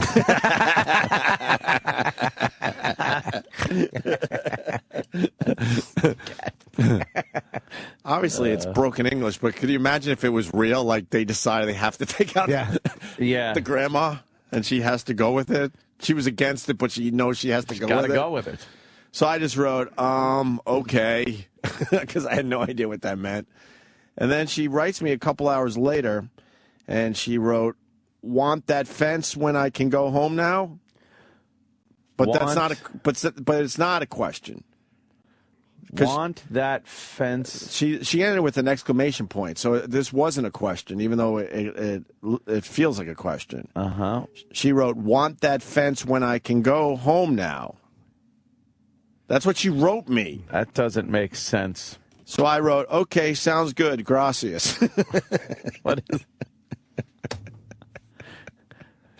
But what did she mean in the first place? Which Do you one? even know? The fence? Want that fence when I could go home now. Well, a lot of people, you know, it's kind of cool when you throw some of this shit out there because then you realize a lot of people deal with the same stuff. You know, English is her second language. So she knows what she wants to say to me, so then she fucking puts it into some kind of translation program, but she has a horrible translation program. Yeah, if it comes out, want that fence when I can go home now. Well, yeah, what could that be? Fence. And she's taking out her grandma. What does this have to do with babysitting my kids? Oh, someone's saying it could mean childgate. Want that fence when I could go home now? No, but we've never talked about child gates. All right, then and it's I got child gate shit. What is fence? What is that fence? What is fence in Spanish? Oh, you know what we could do? El fenso. That's it. Fenso. Put this into English to How do we do this? Then we need Mars to read it. I want that fence. Put it when in I can English go home. to Spanish and then have Mars read it. Oh, what the Spanish means? Yeah. Okay, yeah. I You knew there could was a way to do translate this. it. Yeah. So put in. This was all just to try to watch my kids for a couple hours, and someone noticed the timestamp on my text messages, and I had to explain that too. I'm obsessed with Candy Crush, which is a dumb girly game, and someone taught me if you fuck around with the time on your phone, you don't have to wait. Right. Because it's the most clever thing they're doing with this Candy Crush. They get you addicted, but they only give you a certain amount of lives, and you either have to ask your Facebook friends for more lives, which I'm not going to do. Ooh, think how many you could have with all your Facebook friends. Yeah. Or you could pay 99 cents every time you want more lives. Oh, that's crazy. And which I was doing, but then someone said, look, dude, all you have to do is, change the time on your phone and you get more lives. How far ahead are you? Well, I was 6 hours ahead at this point. But then when you put your phone back to normal, then it's like a ridiculous amount of time before you can play Candy Crush again. Yeah, I would assume that you can't get something for nothing there. But what I do is I play with it until I have to go to bed, and then I know I have 8 hours to kill where I can't play Candy Crush anymore, but I'm sleeping. And so by the time I wake up, I'm good to go again. But that's why the timestamp. I've been fucking around with the Candy Crush and moving my time around to get more lives. What's the simple object of that game? Because I know it's one of those simple. It's not really that phone simple. It's just one of those mindless puzzle games. Yeah. You got to clear boards and all sorts of shit. A board clearing game, right? Well, it's more than that. The candies. Yeah. Mash the candies. You got to mash the candies to make super candies. No, it's a friend losing thing. Because you go to your friends, you're like, could you help me out? I got some candy. Hello? Hello? I need Candy Crush lives. Hello? Then you got this dumb chocolate thing that just starts growing around the board. Oh, man. Which makes it harder. Can't have that. And then you got to drop ingredients all the way to the bottom, so you got to figure out pathways to get them to the bottom. It's quite addicting. Oh, you want to put that in there? By the way, you do know that language will no longer be a barrier someday. Like you see how this Google, future Jimmy, Spanish to English, English to Spanish. Fast forward a few years, once all of a sudden we have those things, it'll be like the UN. We'll all just have them and talk to people in different languages. Jimmy, language is not a barrier at all in my life because I'm sitting there last night around about 5 o'clock. The doorbell rings and she shows up. She just showed up. So I was able to communicate, get the fuck over here. Oh. Even though it came out really strange, in the end, I was surprised because I didn't know what "want that fence when I could go home now" means. No one knows what I that didn't know that meant I'm on my way over. So I was just hoping against hope that she was actually going to somehow we were going to be able to communicate and she was going to get over to my house, which she did. Fuck, does that mean that? Huh? How does that mean that at all? I don't know, but it worked out in the end. I asked her if she could watch my kids for 3 hours. I mean, she was there maybe an hour and a half. I just got a quick fucking breather. But I was able to communicate that to her in the end. I don't know if you were able to communicate that to her. If she showed up, I did. I wrote, "Can you do 3 hours today?" She wrote, "Hi, I'm sorry, but today we are going to do something to my grandmother, and I have to go with it. But maybe I could go with you as 4 or 4:30 if you want." I wrote, okay. A couple hours later, she writes, "Want that fence when I could go home now?" I wrote, "Okay, sounds good, gracias." And then a mere hour later, she showed up at my front door. Want that fence when I could go home now? Want that fence. Are you translating that to Spanish? Yeah. All right, now where is Mars? Oh, wait, you know Spanish, right? No, he doesn't know Spanish. He grew up with some Spanish. He's a fucking... He got raised by a Spanish How lady. do you say fence in Spanish, Sam?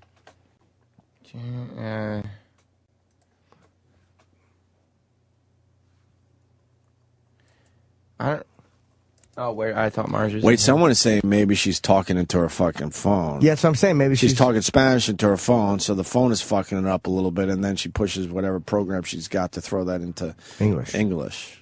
Yeah, because do they have that program? I don't know, because if you're using just a basic translator online, I don't think they fuck it up this bad.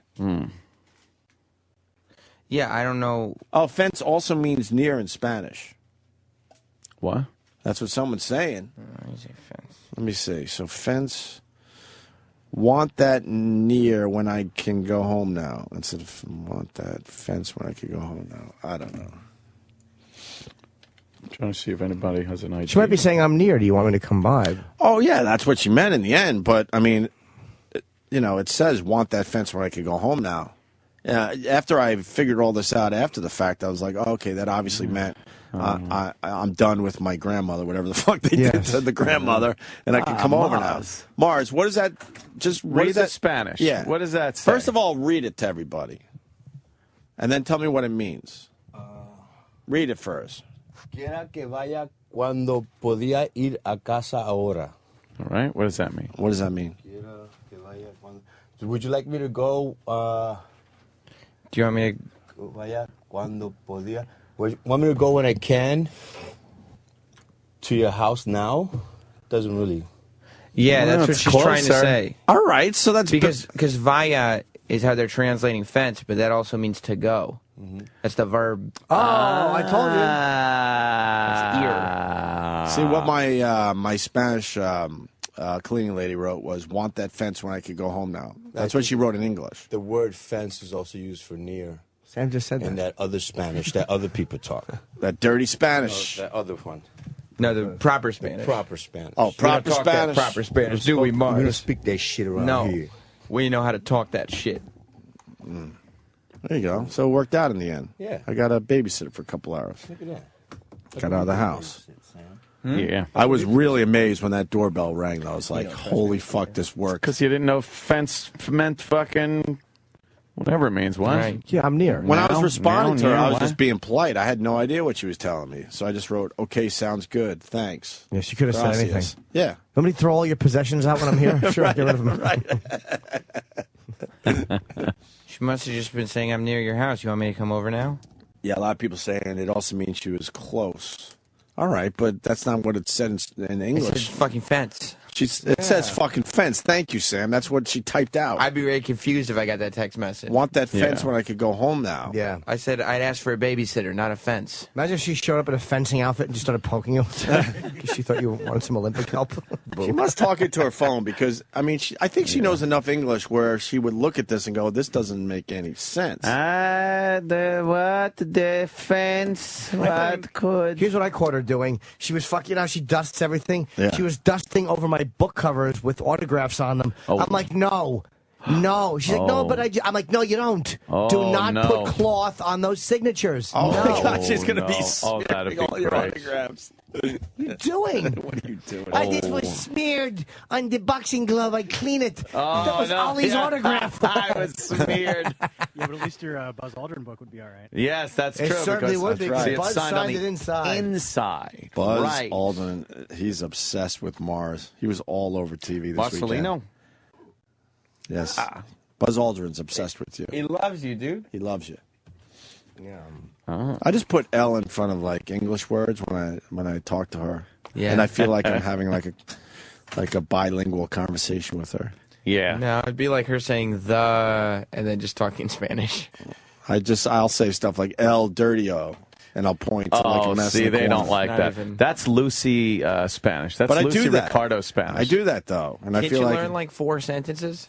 no, I know a word or two here after 6 years of Spanish. That's about it. Yeah. Just a word or two. Anyway, so that worked out well for me yesterday. Dirty-o. Oh, Dirtio. Dirtio. I have said that one, yes. And why would you say the dirty?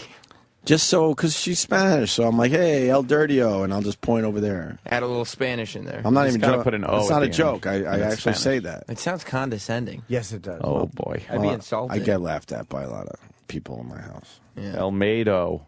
Yeah. El Dirtio. I'll stop laughing, oh bitch. Oh. Anyway. Yeah. I try to keep English-speaking people in my house, except for the pool guys. I went outside to check what was going on with the pool, and a Spanish guy was, he's kneeling down by the edge of the pool doing something. Right. So I'm like, so, what's the scoop today?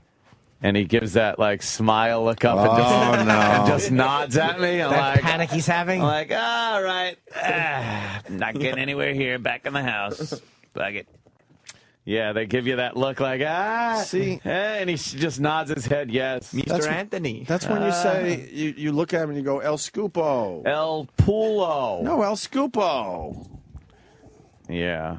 Yes, it works. I'm telling you. Try it. I know que paso, whatever the fuck. Yeah. They keep showing that leg drop over and over again on every news channel. Did you want to They've see just shown it video 5 times in a row on CNN. Let me see the one with the commentary by Jim. It's hilarious. Jim Ross and Jerry Lawler. I just tweeted this. It's hilarious. To get it! Here it comes! It's loud. Holy shit. The sound effect just right. The stomping of the man. Roll out with the leg drop. That's good. The stage thud. That's a funny video right there. What an idiot. Not as funny as Chip, actually, with the sunglasses. Those were hilarious. That was. Which one? Another Vine video? Oh my! I'm behind God. on Vine Dude. videos right now. I got a bunch of them. I just threw them. It's ridiculous. That's so easy. Yeah, Chip, you're right. They are. Fuck yeah. Oh, that's a different one. Which one is this one? That's a different one. Hi. Hi. Hi. He's got a mohawk. I'm just cutting my hair. Yeah, he's cutting his hair, so he shaved a mohawk. Where's this one? This one's great. The one right before it. This is normal. Hilarious. Yeah, this is great. Jim Norton on Twitter for the Vine videos. Oh, where's the fucking Put it from the volume? beginning. You're fucking losing everything. Hilarious. Normal. Hilarious. Normal. Hilarious. Normal. Hilarious. Normal. Hilarious. His sunglasses are hilarious. on, and then they're upside Normal, down for hilarious. Yeah. Normal. Hilarious. No. I love it. Chip Vines are great. The fucking home run after home run. It's the perfect. What's this one? Was this Florida? It's the Yeah, it was in Jacksonville. I didn't see this one yet. Yeah, it was fucking home run.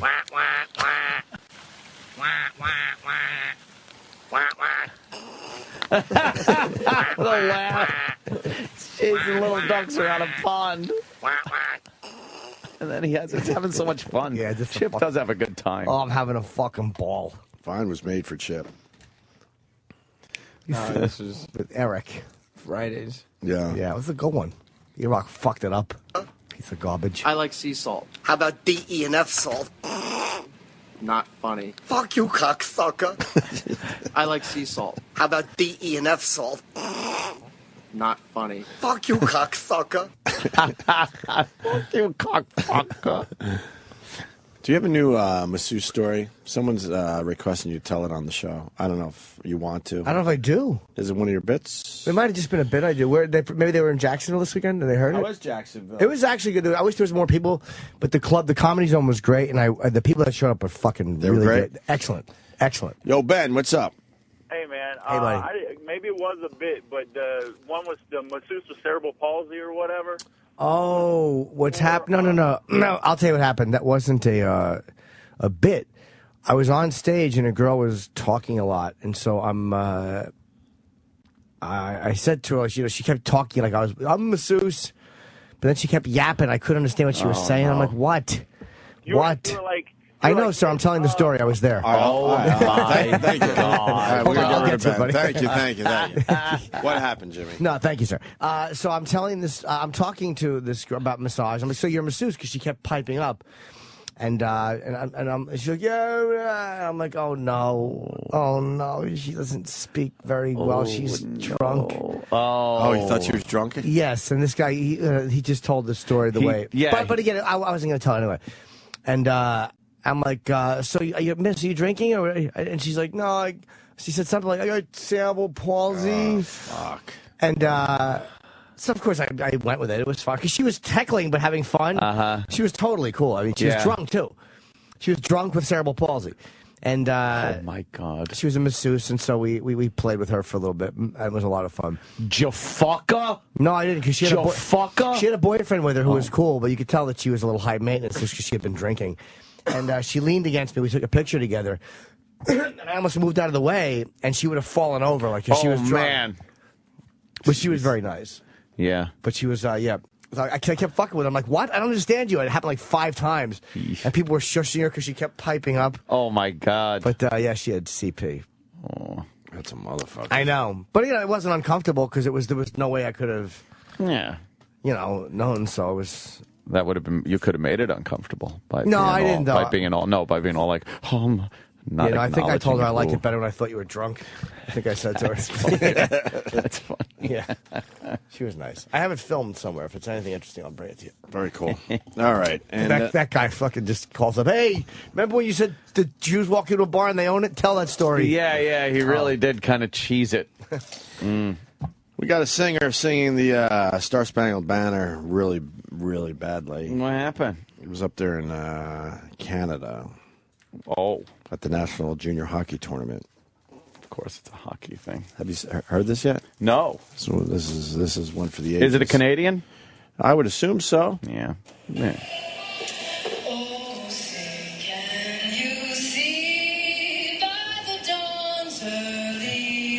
First of all, I'm noticing, starting pretty high.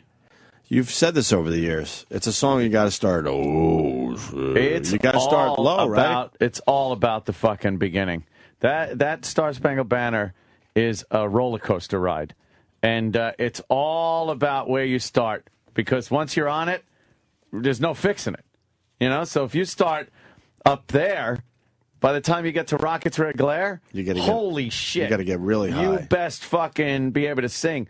And you said this is a really tough song to sing in general, right? Yeah, the range is huge.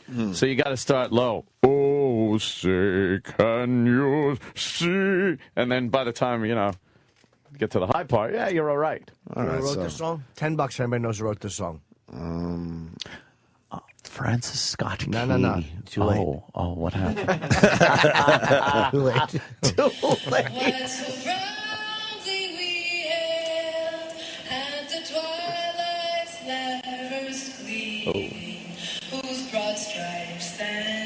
That was the first crack. Oh, no. Ramparts.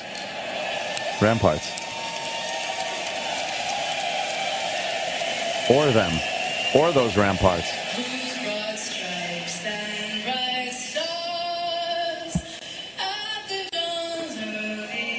What are you doing?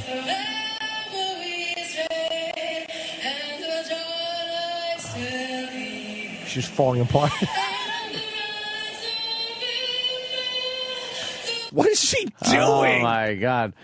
Have the words in front of you. She obviously forgot the words. Didn't Enrico Palazzo forget the words? Who's that? Ooh, fucking Naked Gun.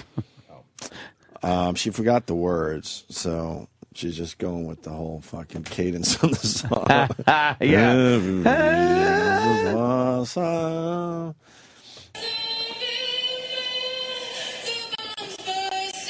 There it is. Everyone gets that part. Oh, they're trying to help her.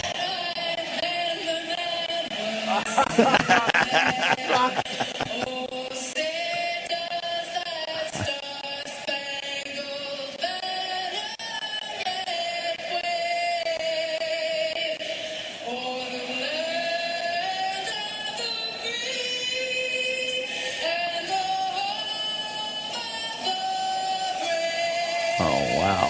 Boo! That, she doesn't have a bad voice. She just fucked that one up pretty badly, though. I wonder what people said to her when she went back. Yeah. Hey, good job. Yeah, you stumbled a little bit. You picked yourself up. After the game, Norm had issued this message on Twitter. She said, "I'm embarrassed and deeply sorry. I wish I had more time to learn the American anthem." How about your whole life you had? Cheat sheet, right? Just read the words. Just read those words. Yeah, cheat sheet, you fucking cunt. How bad is the Coming up devastation next. Why are they doing the same shit we are, man? Yeah. What the fuck?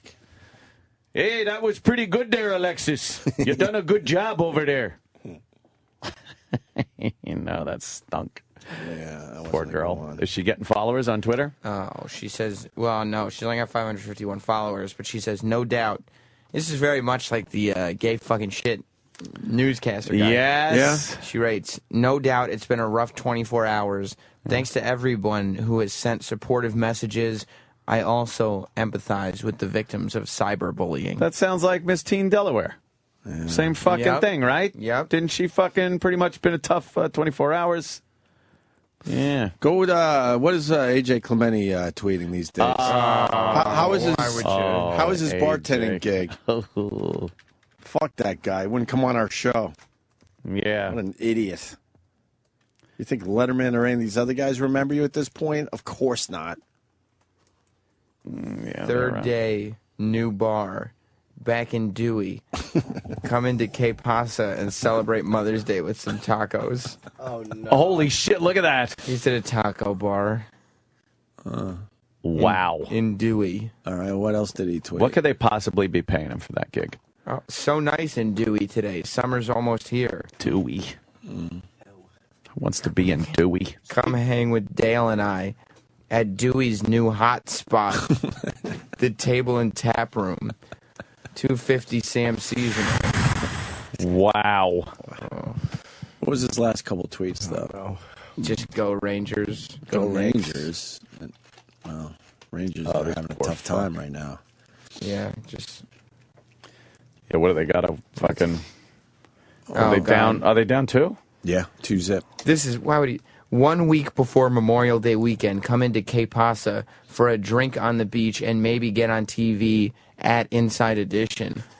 That means Inside Edition is going down to film him They'll do like... bartending. They'll just show like 2 seconds of video and comment on Remember it. this idiot? Yeah. This is what he's doing now. But they'll have a nicer way to do it? Yeah. That's what we would say. Of course we would. We are. Of course Remember we this are, idiot? yes. What's that? That's his mom. His mom, yeah. His supportive mom. Oh, She must love having him back around the house, yeah, living I'm there. so happy my son is home. We get to spend time together. Oh, it's wonderful. You should be settling down. I do settle down, Ma, with a different drink every night. Oh, no, he's serving beverages. Oh, boy. Guess who almost just shat his pants? Wow, really? Yeah. I was about to force one out, and something inside of me said, you might not want to do that. Oh, it's talking to you. Yeah. Nice. You have some weird food last night? No, but I'm going to take the old skip-a-roo to the toilet. Go ahead I'm going to there, take the Jim. very rare work shit. Yes. Oh, really? Why Because don't we I take a can break? sense it is going to be pure liquido. Oh, you should record it on your phone. If it's a good one. You bet I will. Yeah. What Get the that fuck? echoey toilet sound and If everything. you guys want to be in my Vine video or something, I'll do a viral video with everyone. What the fuck? Oh, boy. I would like to What be the in one of- fuck? I think Chip's Fine videos are really going to take off. They are You want me to great. do one with you guys? I'll get you guys the viral video.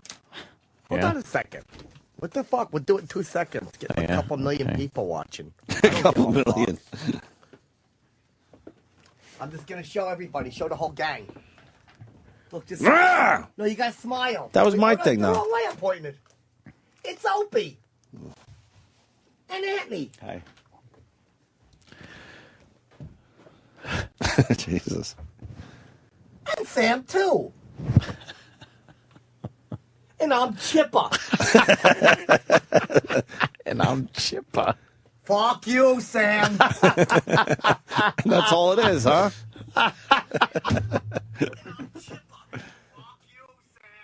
See? Fucking home run. It's a good one. Upload that fucker right away. You're fucking hilarious. It's perfect. Yeah, it's called Chip Introduces the Gang. Oh, that's a good title. Yeah, you introduced the whole gang. And there it is. What the Turn fuck? the volume up. And Anthony. And Sam, too. And I'm Chipper. Fuck you, Sam. It's Opie. And Anthony. And Sam, too. And I'm Chipper. Fuck you, Sam. It's Opie. And Anthony. And Sam, too. And I'm Chipper. Fuck you, Sam. It's Opie. And Anthony. I had to save enough green to go, fuck you, Sam. Yes, of I'm watching course. my green go down. Still not available for the Samsung Galaxy S3. What? They're dumb. Oh, they should get right on the They vine. got some heat right now, man. Make Vine. it available for everybody. Exactly. It's taking them so fucking long. Fuckies. Motherfuckies. We'll just... That just felt good. It was nice. I know, it gets so edgy with, like, dead No, air. You I just like it, know. though. All right, let's try. Hold on. Yeah. Yeah. It's a dead air competition. Ah, we were doing good there. That's You're a panicky Pete. Just let it happen. It is panicky. You know, Ron and Fez have a lot of like that. Just, Ronnie won't say anything for a while while he collects his thoughts or something. and then he'll just, yeah, that's what I say something, Right. And that's not him collecting his thoughts, though. No, what is it? He's hoping someone else would fucking maybe do some lifting. Well, that's Pepper? Give him a chance to just fucking breathe for a second. All right, you want to try? Try? Okay.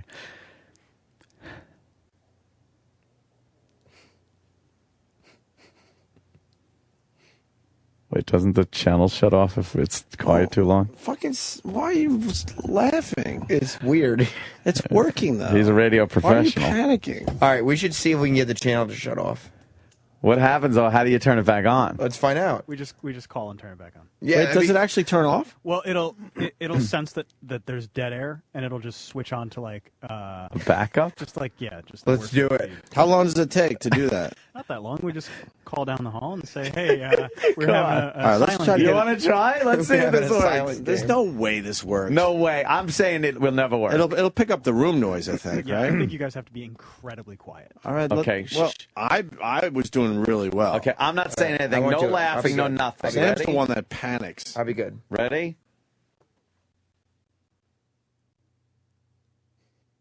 Stop. What are you doing? Sam, I heard you snicker. You might have to leave the room for this bit. All right, give me one more chance. If I ruin it again, I'll leave. What is that about, though? It's weird. There's no noise. It's Yeah, but why do radio. you feel like you have to... Because I giggle. He gets nervous. He's nervous. None of this means anything. Who gives a fuck? All right, let's try to turn it off. All right, let's see if we can turn the station off.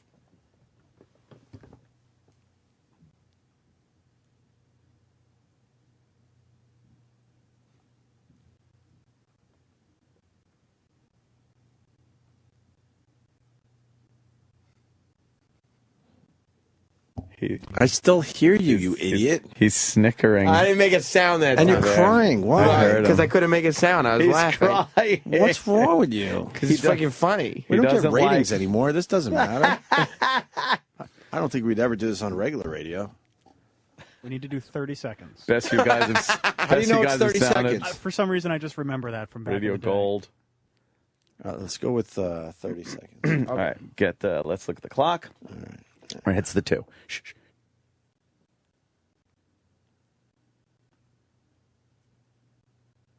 There's 5 seconds. You can't see. I want to do 30. I was good that 5. It's 30 seconds. All right, there's 10. All right. Here we go.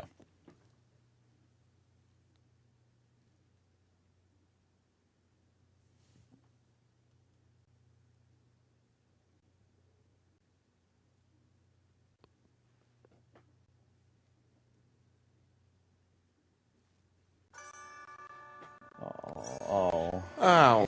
Sorry, I thought I could get a... That was you. I thought I could get around a Candy Crush. That's Candy Crush making that noise.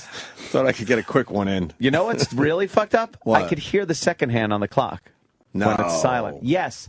Listen very closely and watch the second hand, and it goes... I'm not kidding. Watch. Okay, quiet.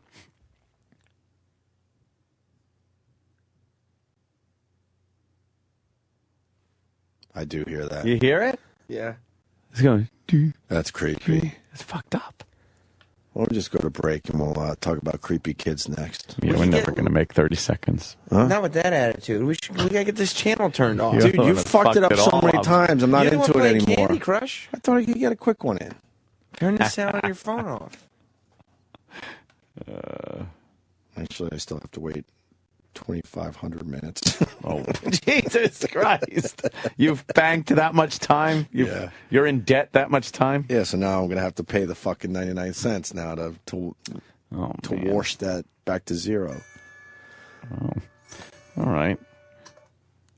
All right, let's try it one more time. If it doesn't work, we'll go to break. Okay, ready? Ignore the second hand. Okay, shh. Noise.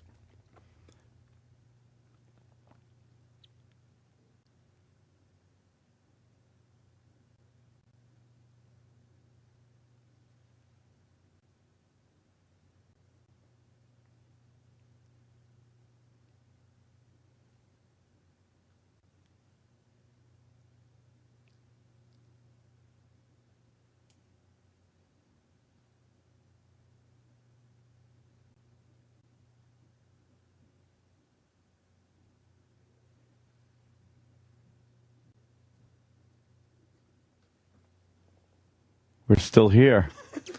Hey, we're still here. Hey, we're still here.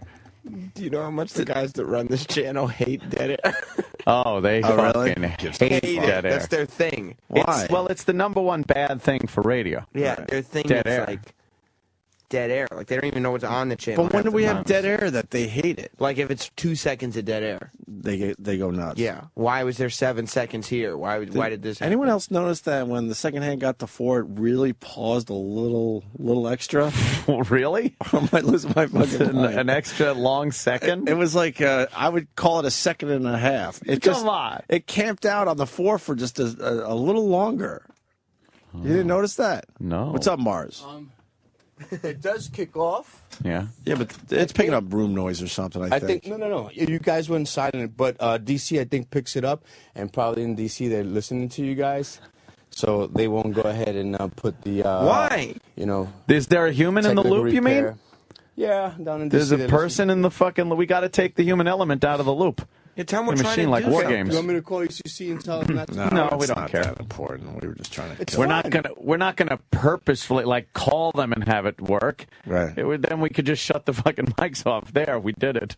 But I mean, we were hoping it would just automatically some machine. Are you a fan of the hot pants that Taylor Swift was wearing last night? She could wear something that looks much better than that. I don't know why she wears those fucking tight. They're too high on her waist. I don't like that look. Do you? Too low on her leg. The high waist is very, very in. I understand that, but I don't think it's flattering to a woman's body. I want to see her thong. But it's really in sticking right out. now, huh? Yeah, Very in, yeah. Why? I don't know, because low cut was in before, so we got to change it.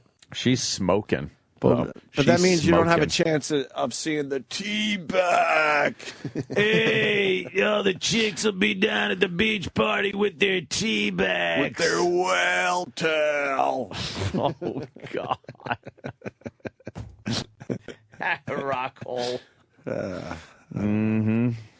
All right, we're going to talk about creepy kids next. Something we Ant got brought to up. that. It's so scary. And we did save it, and we got it in front of us. Ooh. And, we'll do some other shit, too. But first, this.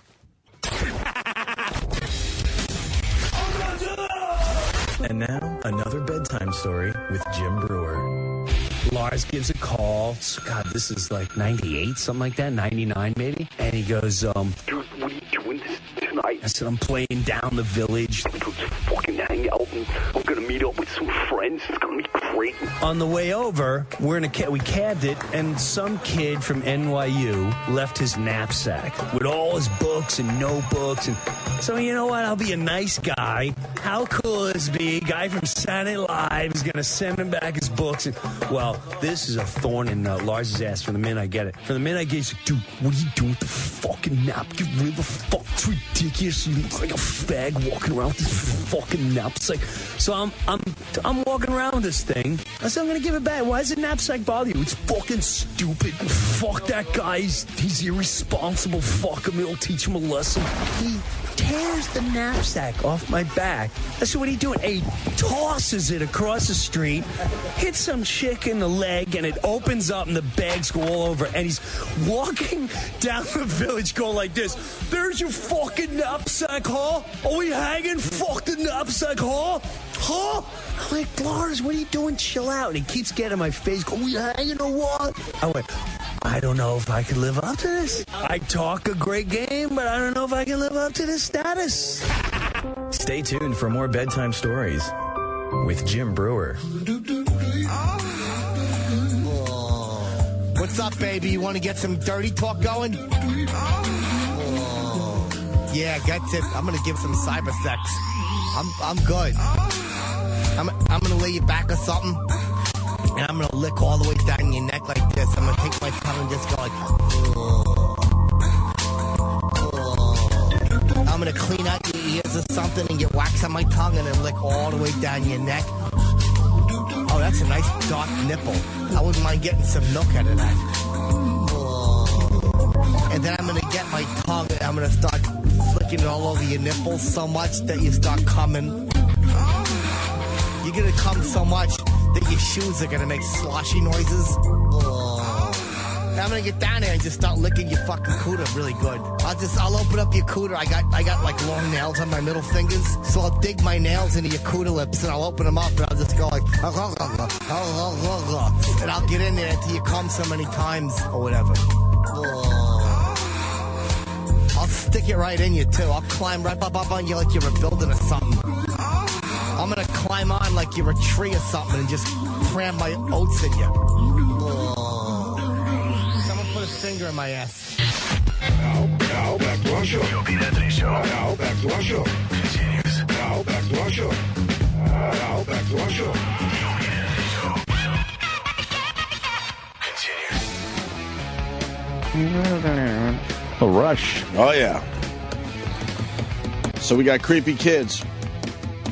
Yeah. It brought this to our attention, huh? This got me all scared. I was reading it online at night, and it was like, oh, man. Couldn't imagine having one of those dumb fucking kids saying this shit. Yeah. It'd petrify me. Hey. What would petrify you if they said it was him in open court? Yes. I have a sound effect for you. Oh, you do? I don't know how good it'll be. It was very, very brief. Okay. I had a little bit of mud spraying. All right. A little mud. Jim had to go to the bathroom. Okay. And, yes, I did. We have a little sound. All right. How do I play it? Is it that sound you can only get from the toilet echoing? Yeah. I haven't heard it, so I don't know. Okay.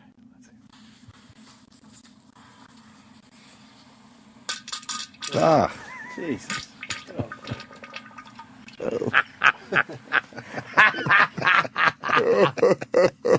Oh, my God. That's disgusting. That's the Hershey squirts, right? God, that. Oh, my God. But that was all the noise it made, and the rest of it was actually fairly quiet and just. I ate last night. I ate these honey and thyme carrots, and all my little shits were like thin. Like I think I just dudied out my honey thyme carrots. What's honey thyme carrots? Honey and thyme. They had like spices on them or whatever. Wait, you found carrots that have spices on them? But in a restaurant. They got to gussy up them carrots. Yeah, carrots blow. I like a good carrot. Nah, I'll drink carrots in a vegetable juice, but fuck that. I just wasn't sure if everybody heard it or not.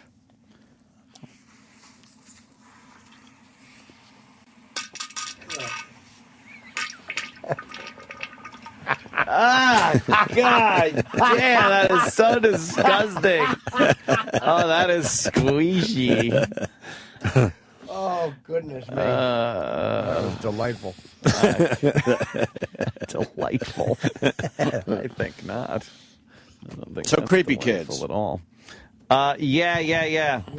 There's apparently when you have these kids, they walk around the house and they say creepy shit to you. Right. That would lead you to believe that there's some kind of ghostly things going on. Yeah. In your house, and then that's got to leave you all unsettled, and then even days after that, you got to be thinking, oh, what the fuck? What's walking around my house? Yeah. Some creepy ghoul. So they have a list of a few stories that these kids were saying to their parents.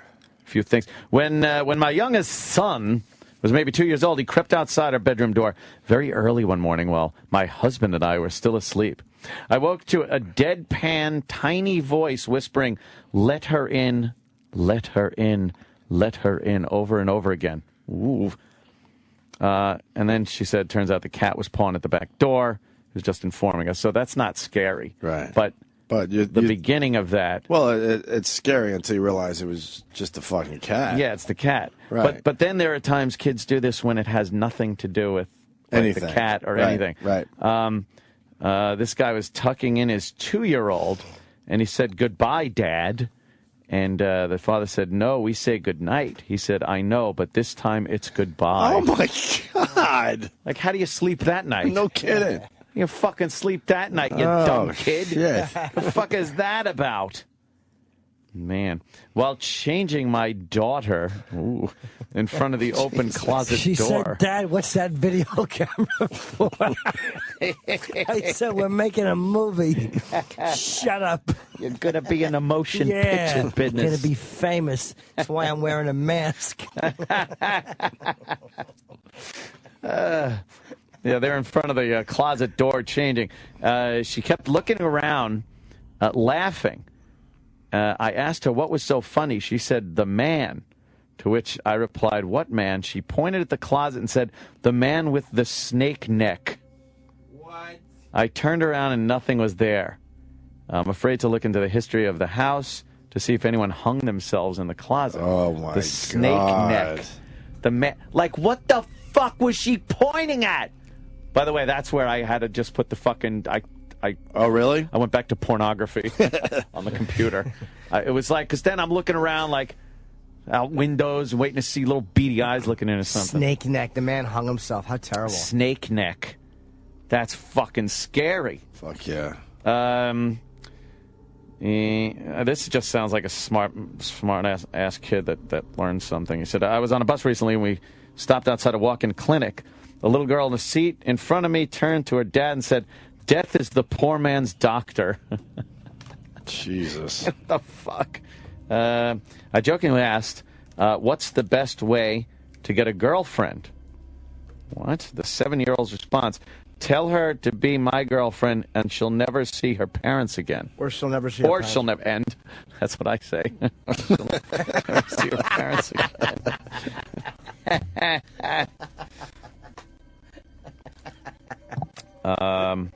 This kid goes, before I was born here, I had a sister, right? Her and my other mom are so old now. They were okay when the car was on fire, but I sure wasn't. He was maybe 5 or 6 years old.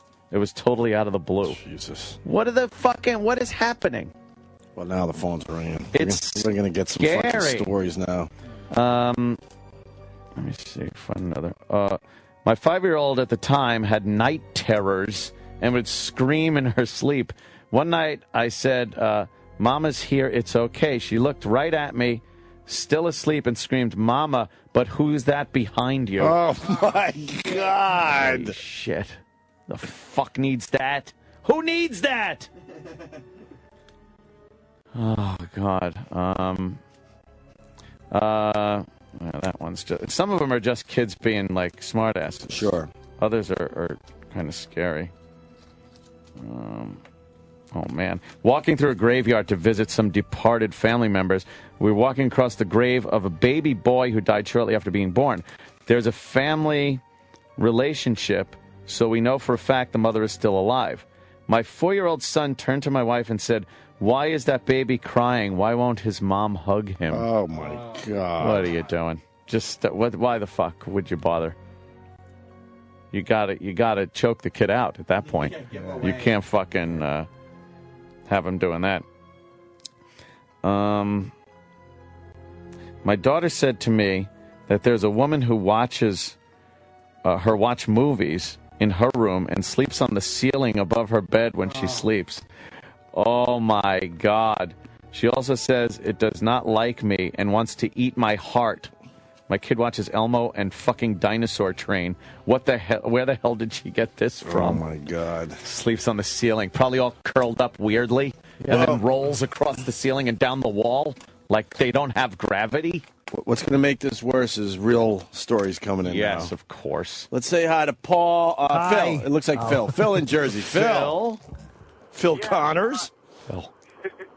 Yeah, I have a cousin who, she was 2 years old, and she used to sleep in a crib, and they kept finding her outside of the crib every morning when they woke up. So my aunt asked her how she was getting out of the crib, and she said, the old man picks me up and dances with me.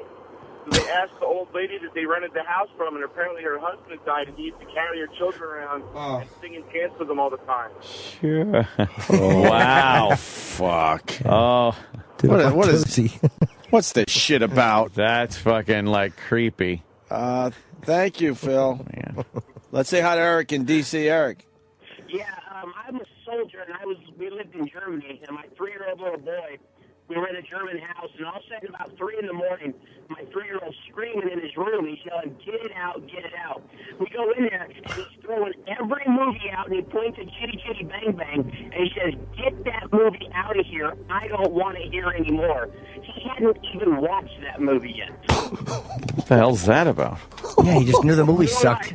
Yeah, maybe. Oh, you chitty chitty bang bang. Movie does suck. Has anyone ever explained this shit? Yeah, well, when the kid has no means to learn shit like this, right? How do they come up with this stuff? Well, when it matches up with some kind of history of the house, that's really fucked up. Yeah. Let's go to Andy in Boston. Andy, Boston strong. What's up, Andy? Hey, little suburb outside of Boston, Hopedale, Mass.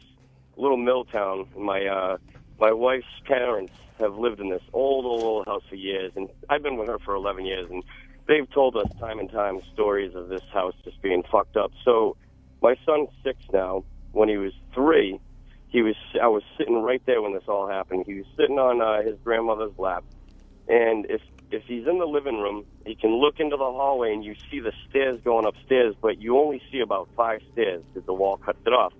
So he's sitting there, he's giggling uncontrollably and pointing at the stairs, and it's just the 3 of us there. And we're laughing. We're like, this kid's goofy. Then all of a sudden, he just goes stone cold white, puts his face in my in-laws' chest, and just starts bawling. 3 years later, he hasn't let us bring him into that house. So I don't know, but he hasn't been able to step foot in his grandparents' house in 3 years. Oh, did he see some fucking creepy, scary shit? He saw some man or something. Holy fuck, man! I don't want to do this bit. I don't like that. It's all fine and well now. Wait till you're home. It's dark out at nighttime. Let me say hi to Steve in Rockland. Steve. What's up, fellas? Hey. My now 5-year-old, since we moved into our house about 3 years ago, has told us there's a man living in the attic. And you don't. Why would they do this? You little fuckwads. Make his room the attic. Yeah.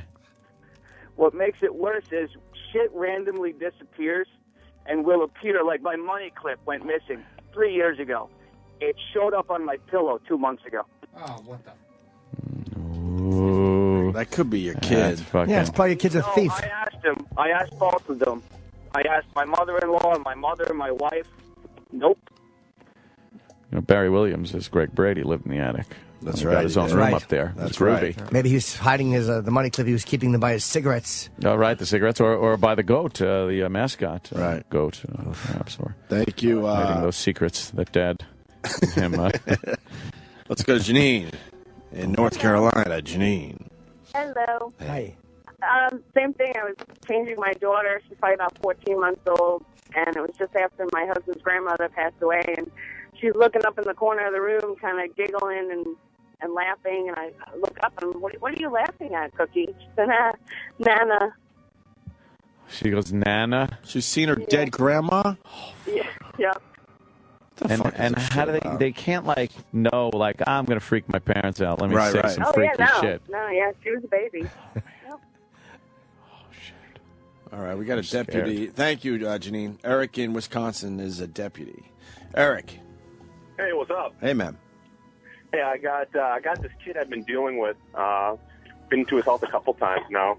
And every time I go out to his house, he comes out of his room and he tells me that there's an old man in there with a knife and a dog. And he tells them every night that it's to kill Mom and Dad. And last time I was there, he actually invited me into the closet. It actually happened. And I was like, fuck that, I ain't going to no closet. And he kept following me out into the room. And this kid has a really bad, you can't understand what he's saying. And he actually comes out of his room, and he's real low voice, never heard anything like it. And he's like, I'm the fucking devil. Get your ass in this closet. And today, when I get a complaint out at that house after that, I will not go back to that house again. Cool kid. Oh, you like that, Chip? Fuck yeah. Jesus Christ. Yeah, kids can just freak their parents out like this. Yeah, of course. Let me say hi to Ron and Indy. Ron. I knew better when I was a kid. I would pull this shit on my dad. You would have got the upper hand. Oh, fuck yeah. You would have had the upper hand for once. Ron, what's up? My dad passed away about 2 weeks before my youngest daughter was born, and when she turned 3, I heard her playing in her bedroom. Went in there to see what she was doing, and she said that she was just playing with some old guy, and I thought she was just messing around. And no one had ever told her about my dad. Took her downstairs, and we have a photo of him up on the mantle. And she said, "Daddy, that's the guy. Can you ask him to come back to play with me?" Oh, boy. Get the fuck out of here. Whoa. And what did you do? I was just kind of speechless. And it's one of those things you try to tell people, and they think. How about you tell your dad to knock it off? Yeah. That's what I would do. Yeah. That was and like I had the... dreams that he touched my penis, and then I felt better. Of course. That's like the Twilight Zone episode where there was little Bill Mooney, little William Mooney, and he was the grandma died, and she was going to take the fucking kid because she missed the little kid, so she was going to take the kid. So she was always fucking around and making the kid almost drown in the fucking fountain and shit. And she was going to kill him. And the kid would talk on a little toy phone. And he'd giggle and go, "Oh, Grandma, yeah, I'll see you soon," and stuff. And then and she was telling the kid how to, like, kill himself so she'd be with him. And then at the end, the father was like, the kid, he's drowned, and they're trying to save his life. And the father gets on the little toy phone. He's like, "Mom, please, give him to us. He's just a bit." And then he came back to life. Oh, he did? Yeah. Oh, it was really They had to creepy, give you the though. Hollywood ending, huh? Yeah, of course. Even in that world. They shouldn't have, right? Rod Serling, you pussy. He pussied out on that one. Yeah, you should. I don't know if he wrote that one, but yeah, they should have just had the kid die and the mother go like, "Fuck you," over the phone. Eric in Florida. Yeah. Eric. Yeah, morning, boys. Hey, buddy. Hey, so I used to live in Kansas, and it was kind of a creepy old house. The attic was really weird looking. I mean, it was an addition that was built on top of the house. But anyways, my dog would go up there with no problem. But the basement, he would not even step a foot on the first step there. And, I mean, you could try everything you could to get him to go down there, and he wouldn't go. But anybody else's basement, friends' houses and stuff, he had no problem. Yeah, that's creepy when dogs know shit. Animals. I don't like when animals do that. They just stare at something and nothing's there.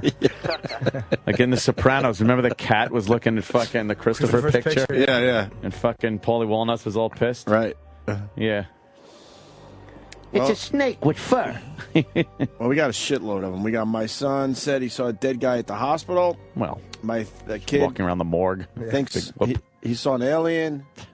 5-year-old. All right, let's try this one. Let's say hi to Steve in Connecticut. Steve. Yes. Hey, what's going on, guys? Hey, man. My 5-year-old son has conversations with my father, who died 3 years ago, in his bedroom almost every night. Did you listen to him talk to him? You can hear him talking to him, and you go in there, and you'll say, "Jason, who are you talking to?" And he'll go, "Oh, I was just talking to Pop. He was in here." And it's like, you just get What creeped the out. fuck? Come on. How do you not just freak out every night? And the best part about it is my father had his leg amputated, so he'll tell me, "Pop has a new leg now. Pop can walk." Oh, come on. That's like proof positive. Yeah. Right there. Full of shit. Kid's full of shit. Your kid's a fucking liar. Let me say hi to Paul in New York. Paul. Hey, how you guys doing? This shit could be explained, right? By somebody? Go ahead, Paul. Yeah. My daughter, when she was 3 years old, she kept saying, "I'm playing with my friend Gigi. I'm playing with my friend Gigi." Oh, no. Oh, just shoving bananas up his ass. Yeah, throwing and shit. fucking throwing shit at our other playmates. Gigi's my wife's grandmother. Oh. And she goes, and I was playing with my friend Johnny. Johnny's my wife's brother, dead brother. Jesus. Hell, were they in the mob? Yeah. Whole family's fucking checking out. GG, huh? Wow. Why do kids like want to play with these old fucking people either? Exactly. Like no one wants to play with old people. Up. All right, thank you, sir. Let's try Ray in Baltimore. Well, you doesn't have to call him Ray. Fucking, there's way too many stories out there, though. Ooh. We're blowing off half of them. Go ahead, Ray. Yeah, I got a new house. I live in North Carolina now. My mother came to live with us before she passed, and she always liked playing with her granddaughter. She always played with her. She was like about almost 2 years old then. So after she dies, we cremated her like she wanted, and I didn't know where to put it, so I put her in the closet in there, and the closet doors are always closed. And the girl's getting older; she's about 2.5, and she's like always pointing in the closet and waving when we're talking to her. It's like, who are you waving at? What are you doing? It's grandmom. It's grandmom. I'm like, oh my god, that just shit can fuck you up big time. Well, does she know that the old bag is in the closet? Yeah, somehow kids do pick up on so much shit you don't realize. Well, since that, I have buried her, so we haven't heard anything more. So. All right. Thanks, Ray. His mother is the old bag. What a fucking prick you are. Holy shit. Does the kid know the old bag is in it? Oh, Jimmy. God damn, that's so bad to say about his loved one. Let's say hi to Ryan in Oklahoma City. Ryan. Hey, how's it going, guys? Hey, man. Yeah, so my cousin, he's probably about 2 or 3 at the time, and his mom's giving him a bath.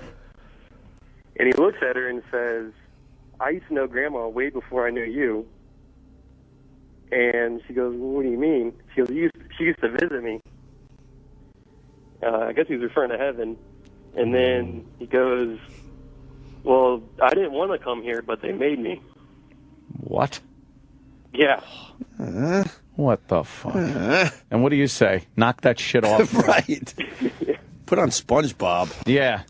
Don't ever speak of this again. Yeah, that's some creepy shit. I couldn't imagine that. It's bad enough, you go to sleep and you read some shit or watched a movie, and then you think you're going to open your eyes and some scary face is going to be 1 inch from your face. That's like my nightmare. Oh, and the color of the face.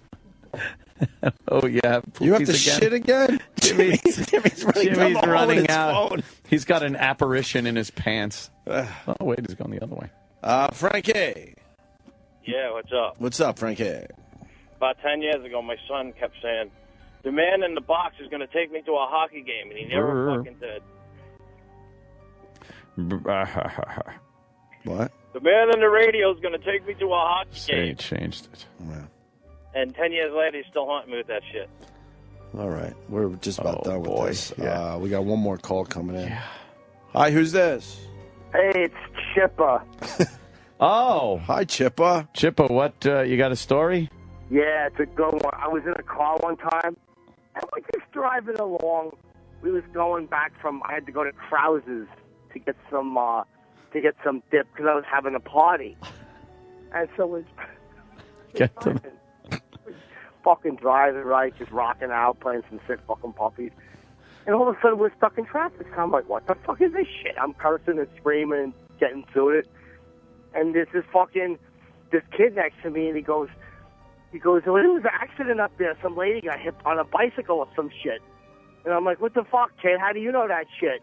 Maybe she's okay, right? And the kid goes, she's right behind you, Chippa. It's from The Sixth Sense. And the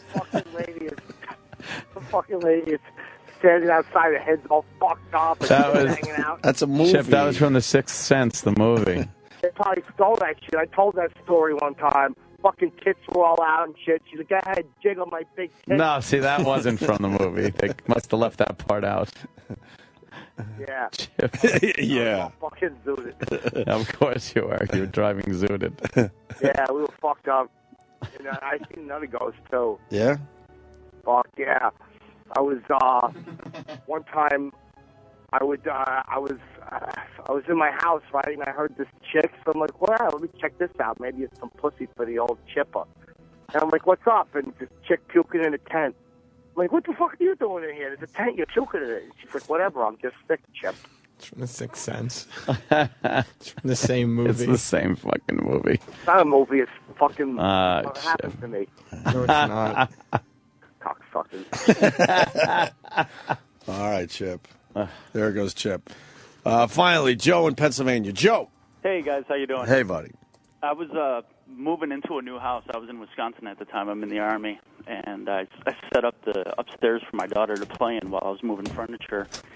And about a couple hours later, she comes downstairs. I go, "Hey, kiddo, how you doing upstairs?" She goes, "Good. It's fun. The dead people are fun to play with upstairs." Yeah, and I don't believe in that stuff at all. And I asked them, like, "What'd you say?" She goes, "Yeah, the dead people come around, but it gets really, really cold when they're up in the closet with me."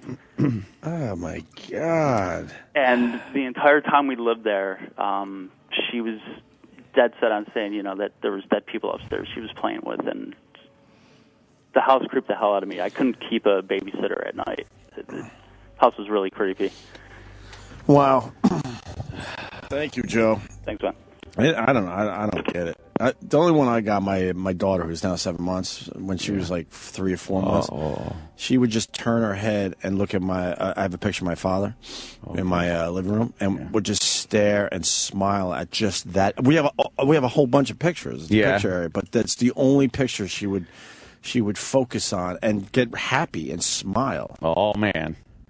What does that mean? I don't know, but it creeps us. It used to creep us out. She doesn't do it as much anymore. I wonder if kids pick up on people's energy. Like when you're looking at that picture, maybe you get a good feeling, so maybe she picks up on that. Maybe kids are like dogs in that they unfiltered pick up on emotions or our own shit. Yeah, I think there's more of a logical explanation than thinking that your kid's upstairs, fucking playing with dead people for real. Oh my God, could you imagine? Oh man. And then what happens? That's sixth sense or whatever you want to fucking call it. What? It just turns off someday? I've never seen that movie.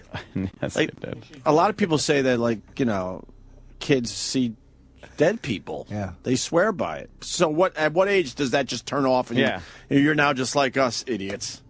I guess when you lose that special talent. When you get to that point where you'll remember things as an adult, you'll remember back then.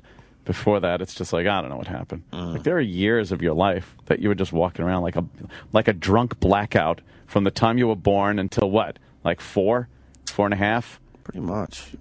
Which is weird, because my kid's 3, and I assume we're making great memories for the kid, and then I look at my own life. I'm like, my first memory, I think it's like kindergarten. Like 5. 4 or 5, that's it. Yeah. There's no way I remember anything before that. But 2 and 3, it's just a big blackout. Right. You're just like, I don't know. They tell me I did this, and yeah.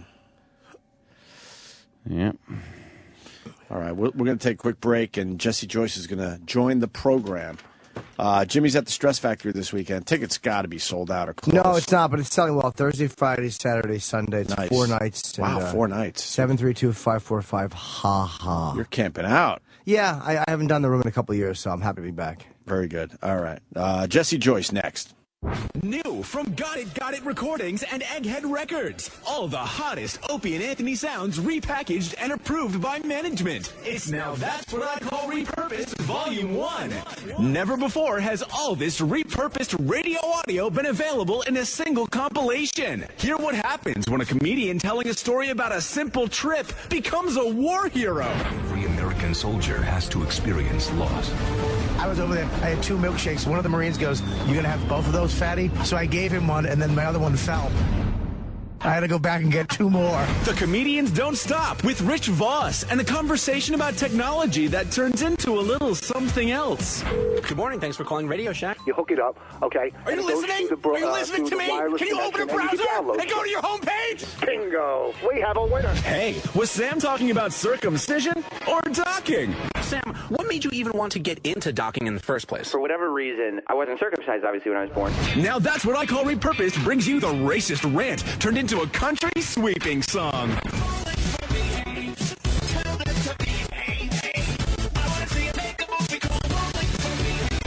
And we really get meta with Repurposed. Purpose is sounding weird now. Repurposed. Nice. We've got to keep pumping them out, or they won't leave us alone. It's Now That's What I Call Repurposed Volume 1. Available now from Got It Recordings and Egghead Records.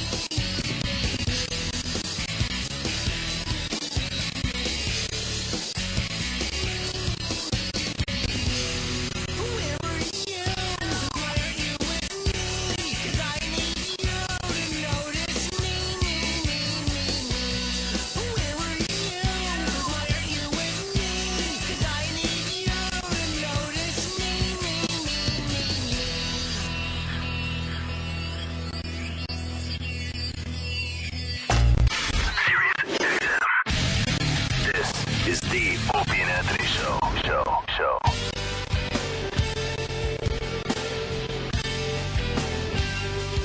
You see the STP thing?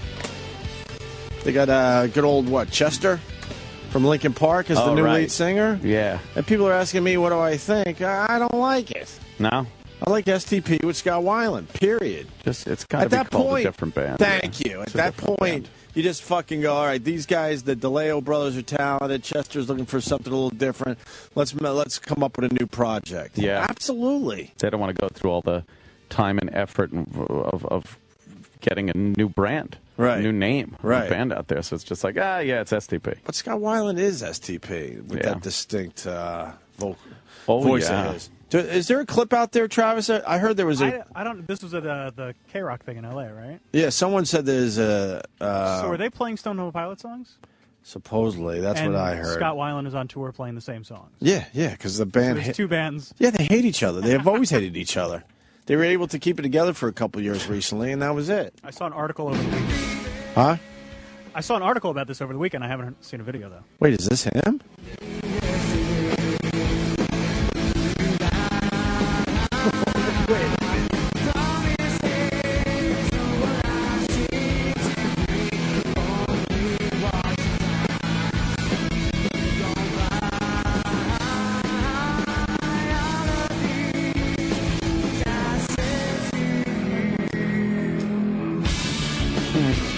You know why? He probably grew up singing all this shit anyway. Right. Like, everyone can sing STP. Sounds pretty good. There's just something about Weiland, though, that something very distinctive in his voice that guy doesn't have. Like, everyone can sing STP, but... That's pretty close, though. It is pretty good. Do they get together just for a quick thing, or are they trying to do something with this? I'm wondering if they were booked for this already, and they were like, you know what, let's just do something. Thank you very much. Because Chester's still doing it with he's Linkin still doing Park. Linkin Park, and they're still. You know what? I'm all right with this. It seems like it's a quick, maybe one and done, or a couple shows here and there.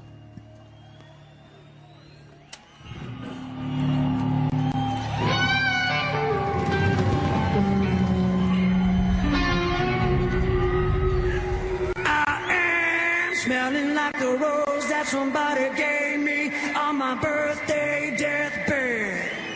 Dead and bloated, huh? I am smelling like the rose that somebody gave me, 'cause I'm...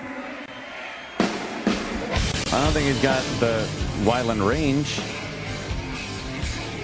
It's not bad, though. Oh, you know what? They recorded a song together. Oh, they did? Yeah.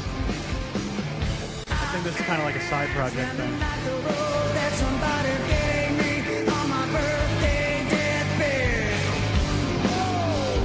There's a lot of people. There's a lot of people in the news today that are just giving fuck yous left and right. There's another Donald Trump pendulette situation. The DeLeo brothers are like, yeah, really? You're going to go fucking do it without us? Well, fuck you. Fuck you. No, fuck you. I love this song, by the way. If anyone cares. Yeah, there we go. I love Dead and Bloated. All right, we got to get Jesse Joyce in here. Ooh, yeah. What's he got cooking? We're gonna find out. Jesse Joyce entering the studio. Pull up a chair. What's up, brother? Take a seat. How you been, man? I'm good, man. How's things? That looks like the backdrop of Caroline's. It is. It's adorable. Yeah, I got it from home. It's nice. Little coffee cup. Thanks. We're watching like some Stone Temple Pilots with the Linkin Park guy. Oh, okay, right. Yeah, he joined Stone Temple Pilots. STP. You know what though? For a show, but now we're finding out that he also recorded a new song with the guys. Is it the screaming guy or the rapping guy from Linkin Park? I think it's Screamy Guy. Yeah, Screamy Guy. All right. Chester. Screamy Guy. Chester more than one singer? Bennington, I think, right? Yeah, they have Rappy Guy and Screamy Guy. Yeah. I've been to a lot of strip clubs. I'm familiar with their music. Exactly. Do they play them a lot in strip clubs? Oh, yeah. Yeah, it's like that and Kid Rock, you know. It's pretty much strip club staples. Nowadays, used to be like fucking, you know, Motley Crue was huge. Yeah. Huge in the clubs. All the 80s. fucking 80s bands. And the dance, I just loved. I never understood their criteria for rejecting a song. Right. Like, it's like Dr. Feelgood, and they're dancing around to it, and then fucking, you know, it comes on, and then some other metal song comes on. Hey, could you eject this one? They cover their tits up for that 5 seconds that they're being human. Yeah. Could you eject this one, Bobby? Bobby, eject it. Thank you. You've been to some unprofessional strip clubs, my friend. Oh, it's Long Island, dude. Right. Long Island. Why do they have to cover up, though? I don't know. They would like cover up and be like, yeah, we. And then they put, you know, another song on and just shove a beer bottle. Probably means she was hit to that one. You know, the crank addict she's dating probably belted her to that song. Turn off, kickstart my heart. You're just switching. I dated a stripper once, like a long time ago, and it's interesting how dull. How'd that work out for you? Yeah, fine, whatever. I was drunk at the time. So, all right. You fucker? Where the shit comes out? It's amazing how quickly strip club bitching on the, like, you know, when you have to talk about the mechanics of the job, how, like, dumb office politics it becomes, you know? It's just like, Cinnamon took my song. Like, that's literally like a conversation I had to have once. Yeah. And then they're always bitching about the owner of the venue and how fucking, you know, shitty they're treated. Right. How they didn't get the fucking prized, you know, Friday night fucking spot. And they're real catty and competitive about the slots and whatever. I never thought that when I was just tossing back fucking $12 Budweisers. Did you ever go to one? Sorry ass. Did you guys ever go to a strip club in Western Canada? They do an interesting thing because, you know, they have coinage. They don't have, like, the dollar. You know, like, the smallest bill's a $5. Yeah. You're not going to fucking give a stripper a $5, you know what I mean? Right. So there's the $1 and $2 coins. Yeah, and so what happens is, like, you end up, like, what they do is they come out and they put a magnet on their twat, right? And you go, like, fling, like a pirate. You're just flicking coins. Get out of here. Out of snatch. And if you get one to stick, you get to keep the magnet. That's like the little... my God. Who wants the magnet? It has a fucking stink box on the back. Well, I think that's part of the appeal of it. Like, that's why dudes like to get it rubbed on their head and whatever in the front. I don't want the magnet, whatever. though. Yeah. At the condo, at the comedy club, it's filled with those magnets. And, like, do you know how hard, like you could be there all night and not successfully get it to stick on the magnet, you know? So, like, the number of man hours that are invested in filling a refrigerator with those twat magnets, like, that is an impressive amount of time the comedians have spent there. It's like got her shitty pic. It's like one of those ones you get at, like, a car dealership or whatever, just like a square or, like, a little, and it's got her picture on the front and then the magnets on the back. But then the awkward thing is at the end, they have to collect the money, you know? So they pull out like a little metal detector thing and they just go like walking around the stage nude like a grandfather, just click, click, click, click, click, click, click. It like really takes you out of it. Like it's not sexy at all. Yeah. It's pretty entertaining. Oh, man. Yeah, there were plenty of things that just took you out of it for the moment. When they'd get into like yelling matches with the bartender. It's like, just fucking dance. Yeah. Oh, when you know they were just fucking shaking down some poor old sap at the corner of the bar. Right. Like, just crawl over to, and you see them just keep coming back, and then the other dancers notice they smell the blood in the water. Right. There's just a stripper feeding frenzy. This poor guy is just doling out his fucking Social Security check. Oh, yeah. I've been to a lot in my day, you know, and I pretty much know the etiquette, and I know the whole gag is they're supposed to pretend to like you, and that's what's awesome about it, right? But I totally, when I was like 25, it was like, I actually had a lot of money at that moment in my life because I was writing for a thing. I've never been so hosed by a stripper in my life. Like, it was amazing because I even knew the deal. But she, like, played me perfectly because, like, my attitude, especially as, like, a 25-year-old and I'm a comedian or whatever, like, I'd go into a strip club and go, like, I'm not like the rest of these serial killers, you know? And so and that alone puts you in a vulnerable position. Yeah, because she came up to me. You're better than them, so if she treats you like you are better than them, and you're like, look, I'm See, I knew I was better all than these them. assholes think She really likes me. But she really does like She totally came right up to me and she was like, you're not like the rest of these serial killers. And I was like, I know, I'm not. Exactly. You know what I mean? She spent the whole time hanging out with me and, like... And it was like, when it happened, when I realized I got taken, it was like the end of Usual Suspects. You know what I mean? Like, I dropped my Jack and Coke and slowly replayed the whole evening where I gave her $700. She gave you $700? I gave her $700 over the course of the night. But, like, yeah, and so, but it was so fat how she played it because it was like she wanted to go out. She's like, you know, let's hang out afterwards. And I was like, yeah, let's totally hang out. Look at this. I'm fucking going to be dating right a at the stripper. moment where, like, I was about to get her number, coincidentally, every time the song would end, end. Like, she had this, like, brilliant mathematical timing where she knew how long every song was that she danced to. And so it was, like, right then, and she would go, like, listen, I'll get your number in a little bit. Like, we'll totally do it, but I got to go out and make some more money. And I was like, no, you're staying here with me. And then she'd change the subject. And then, like, Holy fuck, it was good. brilliant. And then at the end of the night, she's like, do me a favor and go out. She was like, I need your number so we can hang out. And I was like, great. And I don't have a pen. She's like, go out to the bar. So I'm like, okay. So I go out to the bar, and then they, like, close the strip, like, all the lights come up. You know what I mean? And so now I go to the bartender, and I'm like, do you have a pen? Because this stripper wants my number, you know what I mean, or whatever. It was just, no, he's probably like, yeah. And he's like, here you go, buddy, right? And so I, like, write down, like, all of my contact info, and then I go email. over. Yeah. My social security number, you know. And I go back over, and now there's, like, a bouncer there, and I'm like, oh, well, can I get back this to? And then here's the worst part. She told me her real name, you know what I mean? Because, like, that's code for, like, you're in, you know what I mean? They don't they reveal what their real name is. And she said it was like Jennifer or something, you know. So I was like, hey, I know that I bet you hear this a lot. Like, as it's coming out of my mouth, I'm like, oh, I'm fucking you asshole, such a douche. Right? Yeah. And I'm like, I know you've heard this all the time, but like, really, she asked for my. No, can you just make sure that Jennifer gets this? And he goes, which one is Jennifer? Like, she gave me a fake real name, and I was like, oh, she's fucking brilliant. You have to just kind of slow clap it because it was really impressive. How embarrassing. Yeah. So $700. Yeah, $700. Yeah. Did she call you? No, I didn't. I never even got her. The bartender, the fucking bouncer did. Yeah. Hey, how you doing, man? You know, you gave me your number. Yeah, thanks for giving me both of your email addresses also. Just in case. This? In the Poconos. It's the worst. Did you go back the next night? No, because, like, I don't regret, like, God bless her. She totally earned that $700. Yeah. And that was when I was like 25. Like, I could have used that. Sometimes the money is worth you're hanging out and you're almost having this stripper girlfriend experience for the night. Mm-hmm. She's with you, right? You know, at the bar, you're chatting it up, you're fucking drinking, you're able to put your hand on a leg and shit and treat her like that, and then you're paying her money, and then you just leave. It's like a prude prostitute. If you come at the end, it's worth it. Well, you're not going to come at the end. You're coming at the end at home.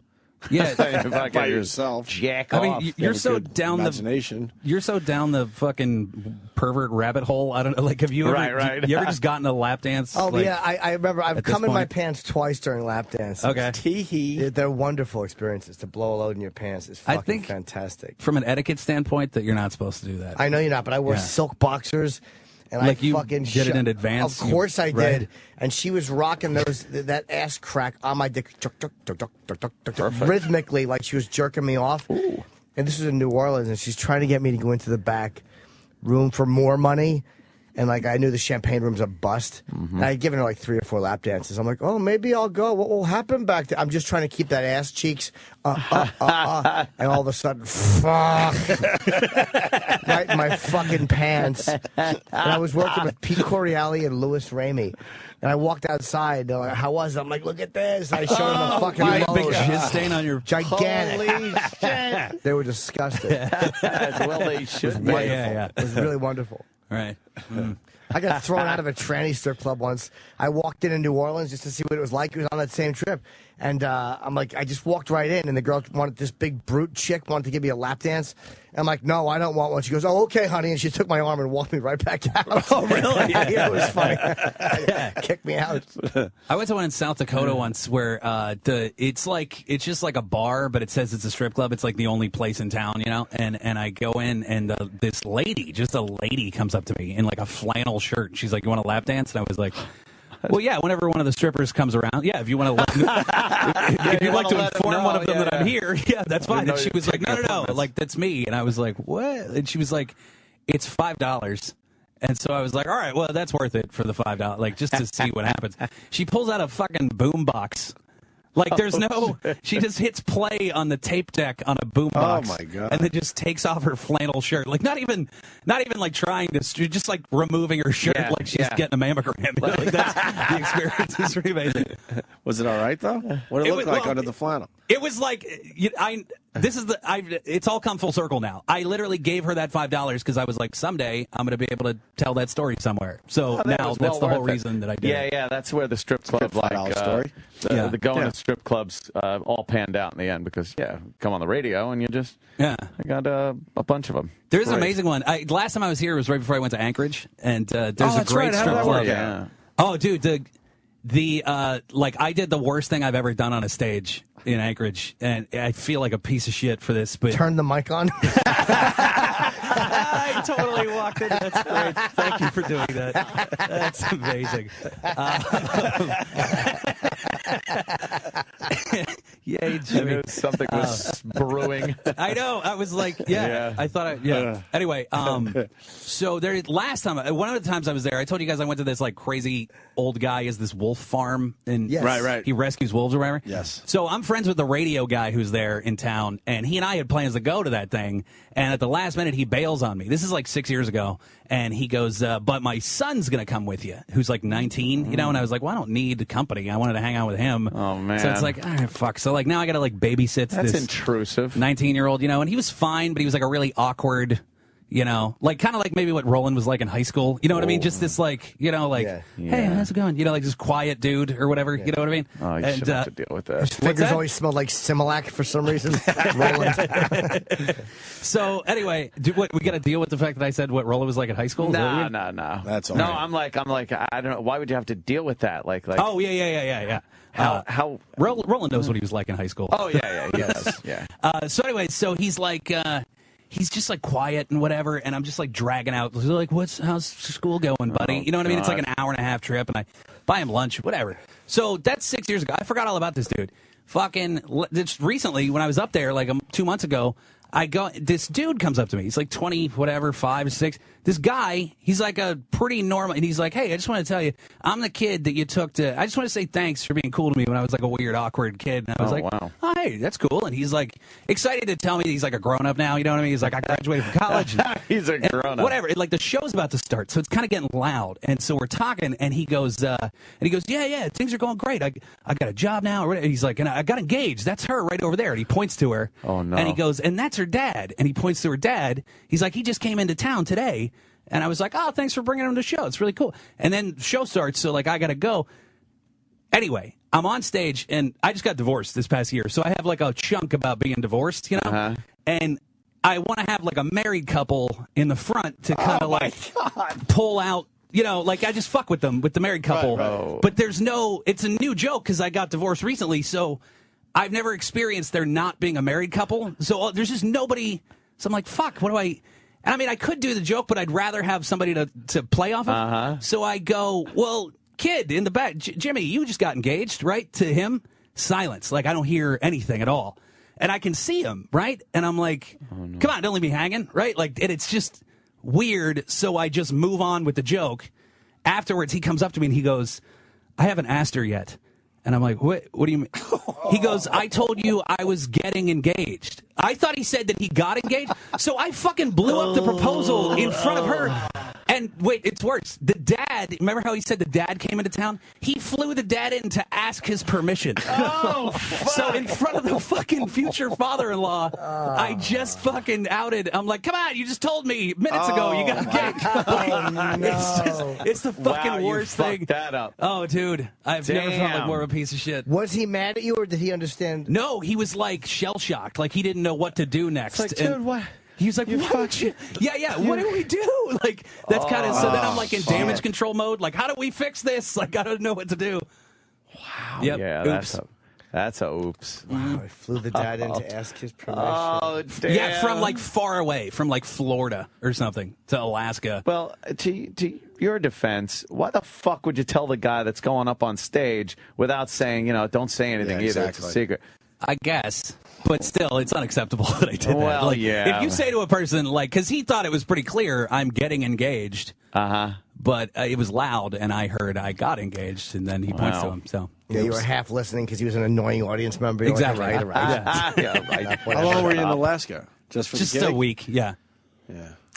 It's cool, though. It's a crazy place. Yeah. There's a great strip. The reason I brought it up, there's an amazing strip club there called the Alaskan Bush Company, and one of those strippers, it was like an MSNBC documentary. She like murdered a couple dudes. Whoa. Or she got them to murder each other. She was like this Black Widow chick. Wow, she's pretty hot. Her name's Michelle Lanahan. Look her up. Still dance? No, she's in jail now. Like, why? She got away for like 10 years. She just escaped. Like, she got these guys to kill each other for the insurance money on her behalf. She took the insurance money and like bailed. To Alaska. And then like became a no. That was in Alaska. She bailed to like New Orleans or something. Go to Alaska. Genius. Yeah, to hide. And then she ended up like being like a soccer mom when they caught her. Like she had like 2 kids and whatever. So yeah, what's her name? Michelle what? Lanahan. We look her up, Sam. I want to see what this girl looks like. I kind of remember this story. And women can get you to do anything. Just do a Michelle stripper. Yeah, there you go. She had a normal life going, and they caught up to her. Oh, she had a pretty face. Wow. Yeah, well, she was hotter too when she was back in the stripper days. I would gather. Oh yeah, I remember her. Yeah, you remember that story? Yeah, of course I do. There's that picture, right? Yeah. How much time is she doing? A lot. Oh yeah. How'd she get them to do it? I don't really remember exactly the details, but you know they're sad Alaskans, and she fell in love with hot girl. So, you know what I mean? Like they could make them do anything. I'm sure. What an awful person. Yeah. That's awful person. That story when you're talking about the 19-year-old, and then you grew up, and he's like a man. I was thinking how awful that's got to be for like a child molester that goes after young boys. Oh, that like, when there's they your grow young boy, and then it's like then there's that man, and you fucked him, and you just you remember me? You gotta like, oh no, he's gonna kick my ass now. And tell everybody what I did. So are you in a way saying like, hey, it's a good thing you didn't fuck that guy? Yeah. It's a good thing you didn't fuck him on that trip. Good thing you didn't make him jerk you off while you were looking at wolves. Imagine if he had masturbated you into the wolf feed. That would have been amazing. Dogs certainly seem to like ejaculate, so I imagine that translates to their cousins. Fuckers will eat anything. Where are you going to be, Jesse? I'm at the Comedy Club of Jacksonville this weekend. We just came back from Jacksonville. No, but I didn't do that. I did the Zone. You Comedy Club. Oh, okay, yeah. And then I'm doing the Carolina Comedy Club in Myrtle Beach the week after. Nice, very good. And those are 2 totally non-offensive names for comedy clubs. They're just the Comedy Club of whatever. At least they're not trying. Yeah. Which is good and bad. Well, you know, I don't know if you guys know. Some of these club names are rough. Oh, yeah. I used to tour with Geraldo. I don't know if you knew that, like for a long time. Of course we do. And so the go-to club name that we would always just like, hey, where are we working this week? He would just go, Shit Stains was the name of the club, right? He would just go like, we're working at Shit Stains Thursday through Saturday or whatever. And so we had the same manager. I heard this great story that some college chick who ran some newspaper, like some bullshit college, she was like fact-checking an interview she'd just done with Greg. She calls the manager all flustered, like 2 hours after the interview, going like, hey, can you find, I've been looking everywhere. Can you give me an address for Shit Stains?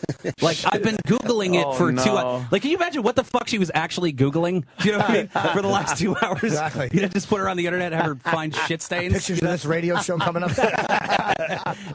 Why did this Google Geraldo? You should have Googled him. It's pretty great. His club would have come up. Stupid bitch. And stupid bitch. I hate her. The winner in the Powerball still hasn't come forward, huh? That's an amazing story right there. I'm just looking at the tape. One fucking ticket, huh? One ticket in Florida. What part of Florida had it? By Jacksonville, actually. No, by Tampa. I'm sorry. By Zephyrillus, yeah. Where's that? Outside Tampa, obviously. Okay. I think like a small 30,000 people live there. Some small... Yeah. Some small place where 3,000 people. You know, it would have went up to a billion if no one won. Could you imagine? Do you know how you'll know if I ever win? If I ever walk into work with my dick out, you'll know I've won the Powerball. Yeah. Just my cock out. Something tells me that other things could. Then you realize I have the wrong number. Yeah, that doesn't seem like the only circumstance under which Jim would walk in with his dick out. $1 billion. Yeah, it would have been. It would have went up there. We're estimating it would have been over $1 billion. Now, if like, did that person pick those numbers, or was it one of those instant tickets? They usually say quick pick is the best way to go. Because I'm thinking you got to pick your numbers, obviously, because it'll drive you nuts if they do come in. Yeah. But they say most of the time it's a quick pick. Now, because the numbers didn't show up at the place where I would have bought it, in New York. Right. Does that mean that even if I played, there's no chance in hell I would have won? Like, did the guy that came in, like, right after I would have come in, did he get my numbers? Oh, good point. Yeah, like, is it, or Or is the random fucking randomness of the numbers changing every split second? It's got to be random. So that, totally. like... Oh, I see what you're saying. So, like, it's not like that store was destined to have the random numbers. Is that what you're implying? Yeah, does it mean because the store I would have bought the tickets in didn't have the winning ticket that I never would have been able to win, even if I had bought the tickets? You would have had to been in the Florida area to get the ticket. Right. No, okay. At that store, at the very store that sold it. Or could you have had the numbers? Or could I have had the numbers here if I did play? Because would the random numbers come up? Even more importantly, how cool would it be to get a hold of the person that was like a split second from having the actual numbers, but they were like, this close. And then you go up. How do you live with that? Well, it would be great to call them out and tell them how close they really were. Check the paper tomorrow.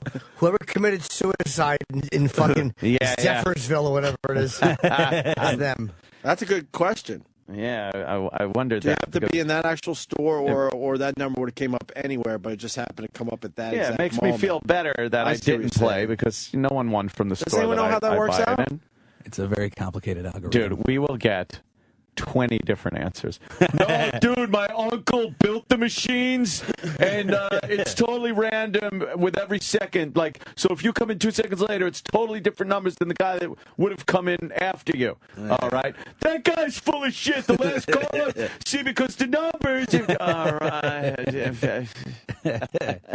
Yeah. Yeah, so wouldn't it be completely random, though, since there's always like, 6 people had this number all across the country? You know, like you always get those. It is completely random, but I'm just saying, like, all right, if me and some other dude were in line, right? We're both going to get 5 quick picks, and then we switch places in line.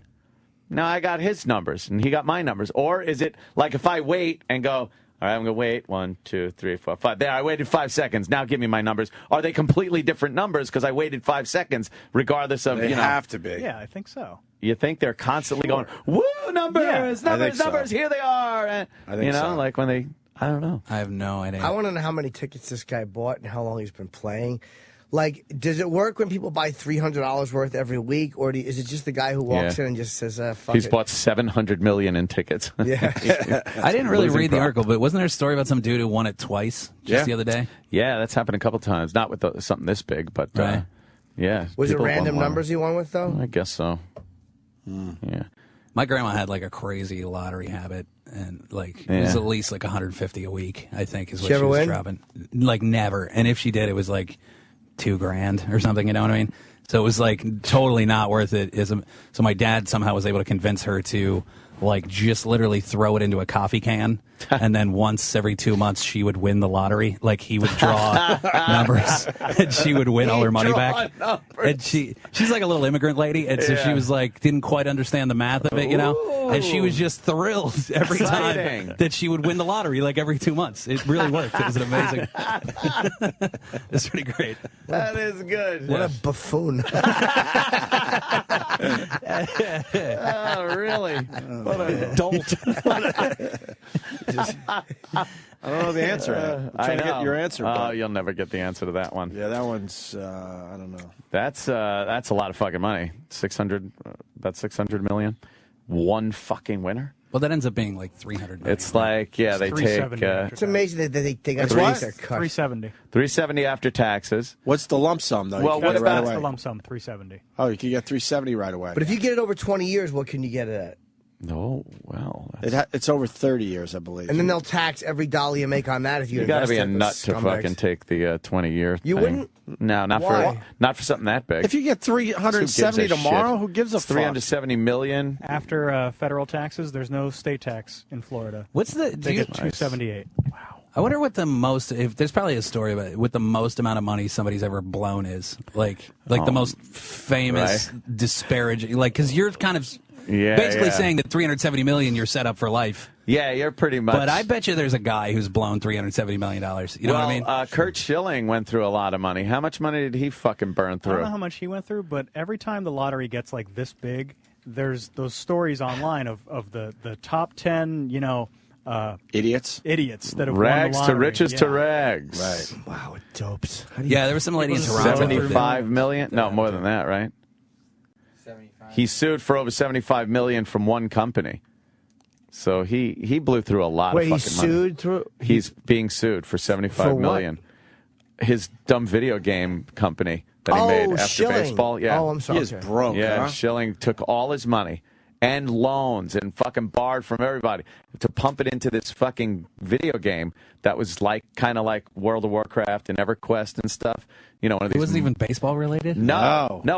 He was a crazy EverQuest fan, and he thought, well, people sign up for this, and it's a subscriber-based fucking game. I'm going to put one out. So it's one of these, you know, dungeons and fucking swords and shit like that. It just never got off the ground. Was it good? I saw some clips of it, and it just looked like a bad version of World of Warcraft. Hey, but that article says this thing cost him $50 million. Well, it says Of his own. Later on, it says that. Because my point, really fast, Yeah. he made more than that.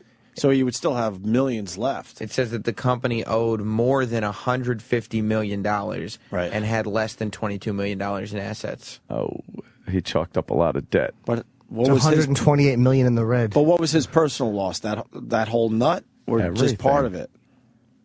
I don't know. I don't think he had a lot of big investors. I'm guessing if he put $50 million of his own money in, and they only have $22 million in assets, and they have $100 and something in debt, he's lost all his money. Well, he lost his 50. Yeah. But my point is, he made more than 50, so he still has millions. How much did he I make? would guess. Yeah. How much did he get for the sock that he sold? Yeah, Not well, much. I hear he's broke. I Not hear enough. he's fucking broke.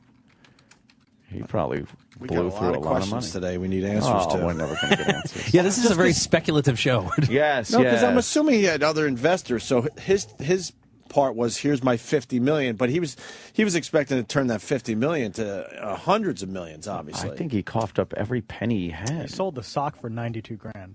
That's all he got for that? Yep, that's, Good. That's what it went for auction. Shithead. It's a fucking sock. How much is he worth 90 now? Gs. Is the question. Did he lose more than the $50 million investment, which is brutal, obviously? I mean, what was he probably, left with? He probably didn't have that much more at his peak. At the most he ever made was in 2005. He made $14.5 million. He made $114 million over his career. Oh, okay, that's a lot of fucking money, man. That's just salary, though. Not not Right. counting his endorsement deals. But don't forget, He you did lose all a piece right. to agent and taxes and Right. like, you lose a good piece of that. Right. I think he still has tens of millions of dollars left. Let's say you lose half of that to agents, taxes.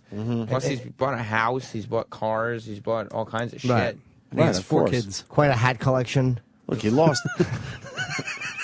He invested $50 million of his own money. He lost all his baseball earnings. Right. Yeah, that's it. So he. What are his the net- earnings were there? Sorry, Sam. What are the earnings were there besides baseball earnings? I don't know, but I know that he put his sock up as bank collateral. Okay. All right. His Go net- ahead, Sam. His Sam net found. worth, Yeah. right now is listed at $1 million, And that's like, which is probably just the minimum that the website has. yeah. The website doesn't go lower because No. it's called Celebrity Net Worth. Yeah, they're not going to have like, Yeah. well, it's 40 grand. And he's got 4 kids. Oh my! And that's how much College did he for- make? What did he make in his last year? I forgot to. His last year he made $8 million. His peak year he made $14.5 million. How much do you think those kids want to stab dummy for losing the investment? Yeah, because they look like they're like high school age too. Like they definitely just need to go to college. Hey, Yeah. all you kids are playing these games, right? Oh, God. All told, he made just under $115 million in baseball, and now he's left with nada. What an idiot. Well, $1 million is still sweet, but he obviously owes all sorts of Yeah, money. he doesn't have $1 million just sitting in his checking No. account. Yeah, that's all. Unless he did it through a corporation where he's not personally liable. I think he went all in. He did. Just said, I mean, fuck it's it. one of I those don't want anyone situations. else. This is my thing. He's like, this is my baby. Watch this. And if you're sending 4 kids to college, $1 million, if you're paying for their college, Yeah, that's like that $1 million goes quick. You might as well just take $50 million and go, red. At least he got a 50-50 shot. Well, a little less, but I mean, it's insanity. Take $50 million of your own money in something as speculative as video gaming. I got a buddy who his uncle's a pit boss at a bunch of those crappy real small town Native American casinos, And apparently, like, the dirty secret of those places is that they average like a suicide a week. at those Really? places. Yeah, because it's people who just like fuck It is it, the and they last just bring the chance. last, and Right. they just put it on red. And then when it doesn't work, they hang themselves in the shower. You know what I mean? They have nothing to live for if they don't win. Yeah. Yeah. Like that's, because it's like small town shit, so it's like, I'm going to take it all, go to the little... Yeah, here's my shot. I'm going to do it. But So, like, whenever I perform at those places, like, I always walk down the hallway in the hotel and go, like, there's a dead guy behind one of these doors. one of these I'm pretty doors. sure of it, Someone- Yep. But Someone you know, didn't pay also, off. if it does come in, they're going to take that money and eventually try it again. Oh, they're going to of blow course. it. Yeah, right. They're Believe not me, going to they're go, not gonna- this worked out great. I'm leaving now. Yeah. No Right. way. You never heard a tech billionaire go, well, it started when I put 10,000 on red. Yeah, And then yeah. I parlayed that to $1 billion. Never. Speaking of which, how about this fucking New York City kid? Yeah. Sold Tumblr to what Go- was that? Yahoo. Yahoo. I was ready Went to say to Amazon. Yahoo. For $1 1.1 billion. billion. Kid made $1.1 billion. High school dropout, but he was highly intelligent. He knew high school was not for him. He's like 26 or He something. went to Japan and was fooling around there for a little while. Then he came back home and started tinkering around. All you got to do is figure out. Came a up with fucking, Tumblr, like, and fast forward a few years, $1.1 billion. Some internet. It's like an archetype of high school kid at this point. You know what I mean? Right. Yeah. It's like, But there's like the Yahoo's- nerd and the jock, and then there's Yeah. the kid who drops out and fucking makes $1 billion in Yep. some internet bullshit. But Yahoo's seeing something there because Tumblr only made $13 million last year. That was it. Wow. They're seeing. They made $13 million in revenue last year. So I don't know what Yahoo's Well, with the gonna do to big turn all Yahoo that around. behind it, I'm sure it'll do nothing.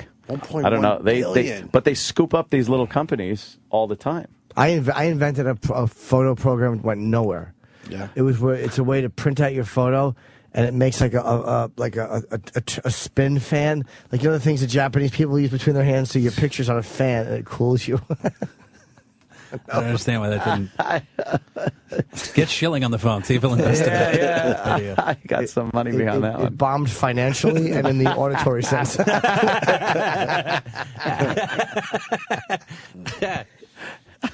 Jimmy. Yeah, it didn't do well. Yeah, you got. I don't know how people could do that. Like take your entire life like that and just. Yeah. Hey, I mean, you know, could be speculative, but use risk capital. Only use your risk capital. We should shut up. Did you hear about that insane? We before we move on, we were fortunate enough to get the call to buy some fucking options in Citadel Broadcasting. Right. It was. You're looking at two guys that really thought they were going to be multi-millionaires. It was the off IPO. this fucking deal. It was the IPO. The IPO. We were Excuse getting me. into. You know, the ground floor. Your major shareholders and Yeah, there used to be a time where Right. if someone gave you a call to be in on the IPO, it was a guarantee almost every time. Yeah. Right. So I went in large. I went in 100 and what was the exact total? 107,000. Holy shit. That stock is now worth $0. Yeah. no joke. It went bankrupt. Oh wow. Yeah. Zero. Oh dear. Zero. They're like $19 a share to get in. We're like, all right, $19 a share. And then the next day, when it traded, it went up to like 22. Something like that. Like, oh man, See, it's here we on go. its way up. Here we go. Now that It's on its way 107,000 is up. worth about 100 and whatever, 40. So if you got out of it 2 days in, it would That have was been a it. smart move, right? That was it. It never saw the initial price ever again. Oh shit. It drastically dropped within a week, and we both had the same logic. This can't get that bad. It'll eventually go It up. can't completely lose it. Oh, yes. This thing ticked down day after day for years, and finally they declared bankruptcy. And then it got to a level where you're like, "Fuck, let it ride." I mean, what the fuck? I'm going to take 10 grand. You don't happen to have a $100,000 bloody sock lying around, do you? No. Brutal. Here's the timeline. After an IPO of 2067 in August 2003. All right, we got in at 19, so we barely made $1. We were up $1.67 a share at that point. And a high of 2270 in Okay, December you're right. of 2003. 2270. Citadel closed at 1 cent on March 6, 2009. Delisting happened. Well, you had 5 months of growth there.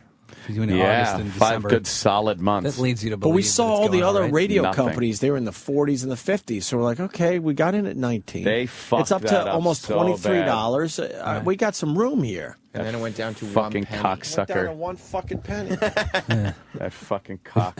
If it makes you feel any better, my parents invested a large amount of their savings into the double VCR.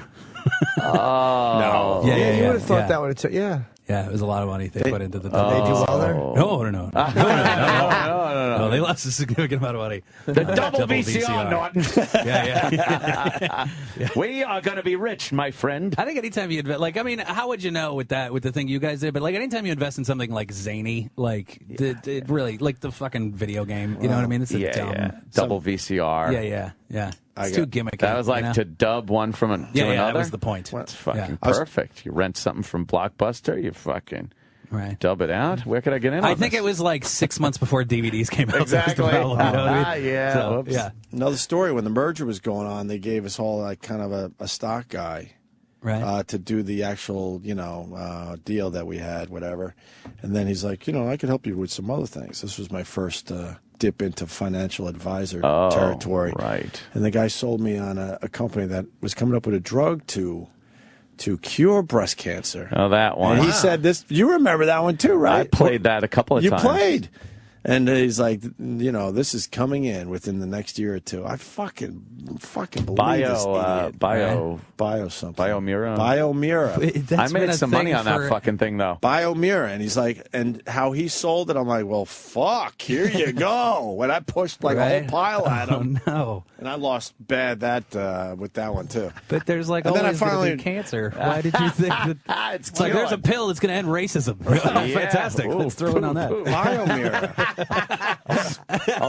I'll fake that I took it and spit it out when the nurse leaves. They check under your tongue to make sure you took your anti-racism. That was pill. boiler room shit. And then finally I was like, what am I doing? So I just got a boring Jew that keeps it real safe. Oh, he needs that pill. Right. Oh, he does need the pill that stops racism.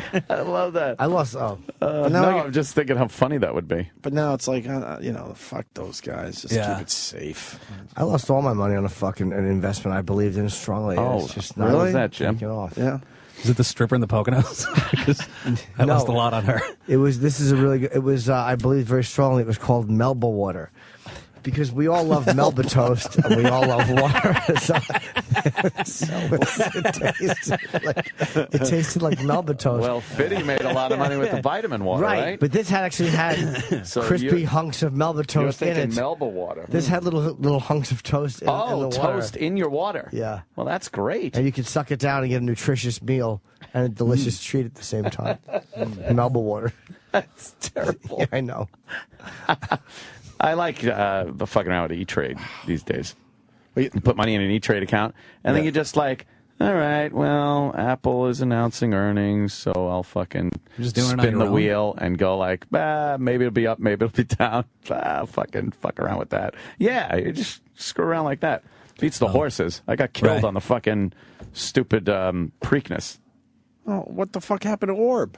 Orb did nothing. They basically said he can't lose. They spent 2 hours in the pre-show, whatever the fuck they call it, saying, this guy can't lose. This horse can't lose. It was awful. Fucking the stupid horse. I had that horse. I had an exacta with Orb and any other horse. Wow. In the whole race could have won. So all it had to be was Orb had to win the race. There you go.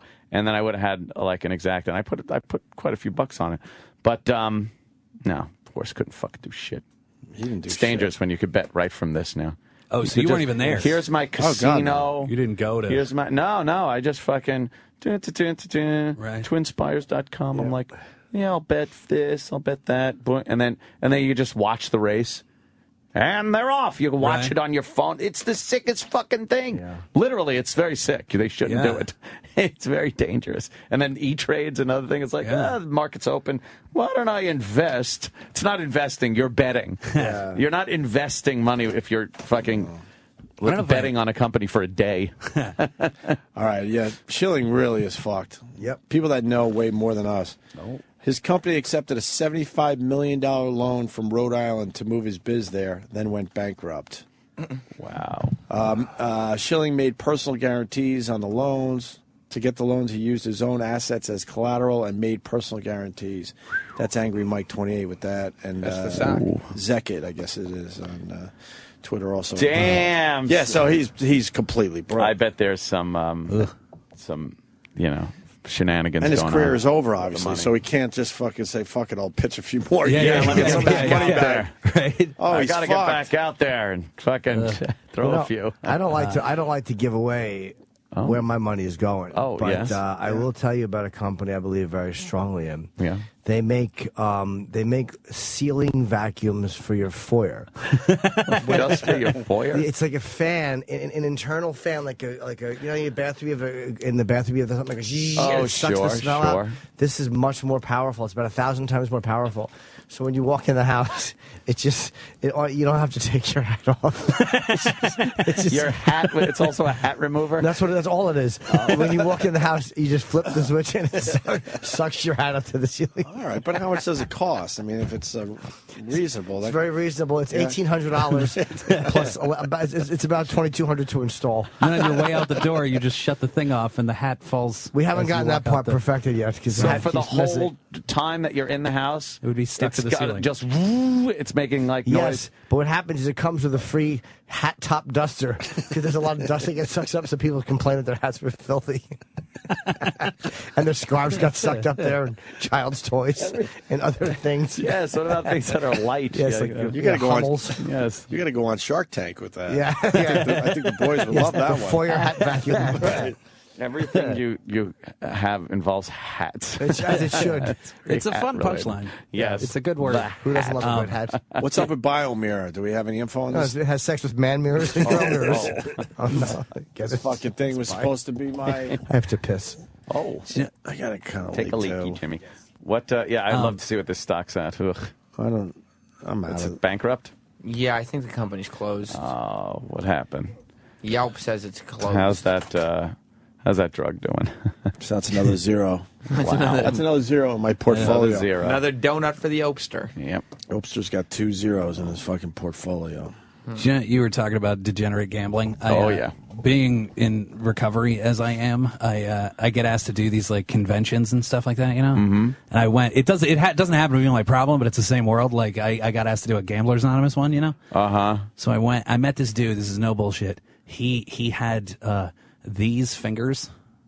Like he had his index and thumbs, and that is it on both. He's like a fucking crab person. Man. You know what I mean? The lobster people. Because bookies took the other three. His fucking They took 6 of his fucking fingers and they left him with the card playing fingers to pay his debt off. Yeah, and it's like, as an addict, I completely understand losing all 3 on the one hand. Like, I get that you have like a pincer on the one, and then I can even get how you'd lose the pinky on the other one, because it's like, all right, like I think things are going to turn around for me. But then once you lose like this one, like the ring finger, then like you don't see a pattern. By that time, like he still gambled away the middle finger on his other hand.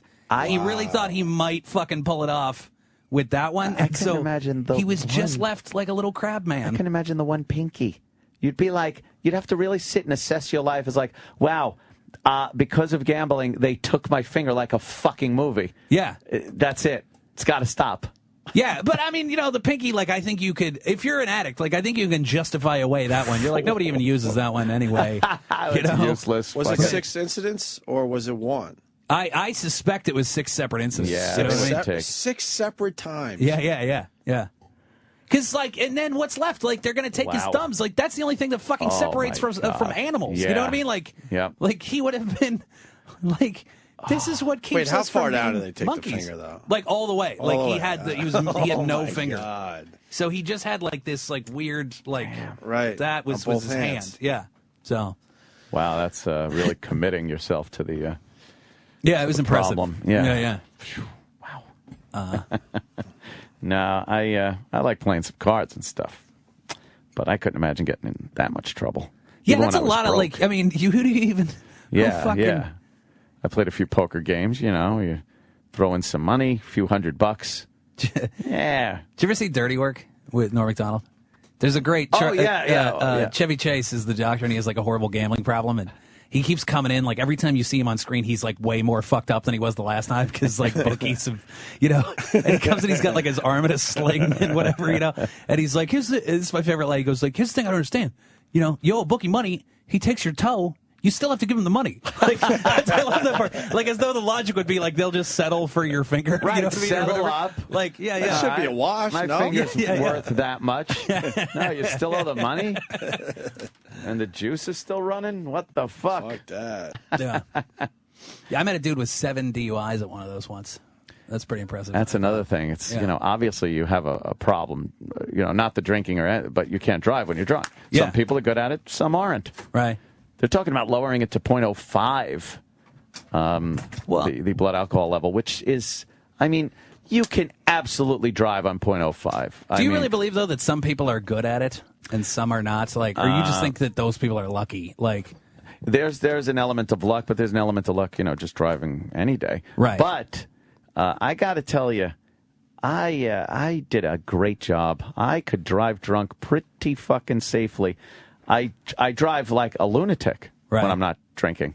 Right. Because I know it's just, all right, I'll get pulled over. I'll fucking yap a little to the cop, maybe get a ticket, and that's it. It's not this, oh, my God, life-changing moment of getting a DUI where there's months of legal fees and lawyers and all that shit. So when I would be drinking, I would fucking 10 into it. Middle lane, cruise control, and fucking concentrate, pay attention. That's not a good argument, though, because Well, I'm a it's fucking maniac otherwise. Is not a good argument. Like they would say, well, the way you drive when you're drunk, you should be driving that way sober, too. Well, yeah. And I do. Well, but I mean, and you can't use it as like if the cop pulls you over, you can't be like, you should see how I drive sober. Like, I don't think exactly. You should see. I'm doing a great job here. If you think this is bad with that little 7-year-old leg in my grill, you ought to see me sober. I never got a DUI or I don't even think I ever got pulled over when I was drunk. Well, I did. I got out of 5 of them. And I finally got the 6th one. Just swing that. You shoot the cop. Yeah. I got getting out of him? I blasted him and threw the window. No, it was like in tiny towns. You just tell them you're the comic in town, and they think it's interesting or whatever. Like that kind of thing. Like, tell me a joke. Yeah, that kind of happens. That kind of shit. So I literally got and I did the sobriety test sometimes, and I would I really thought I was good at it. Like that's the bullshit logic of it.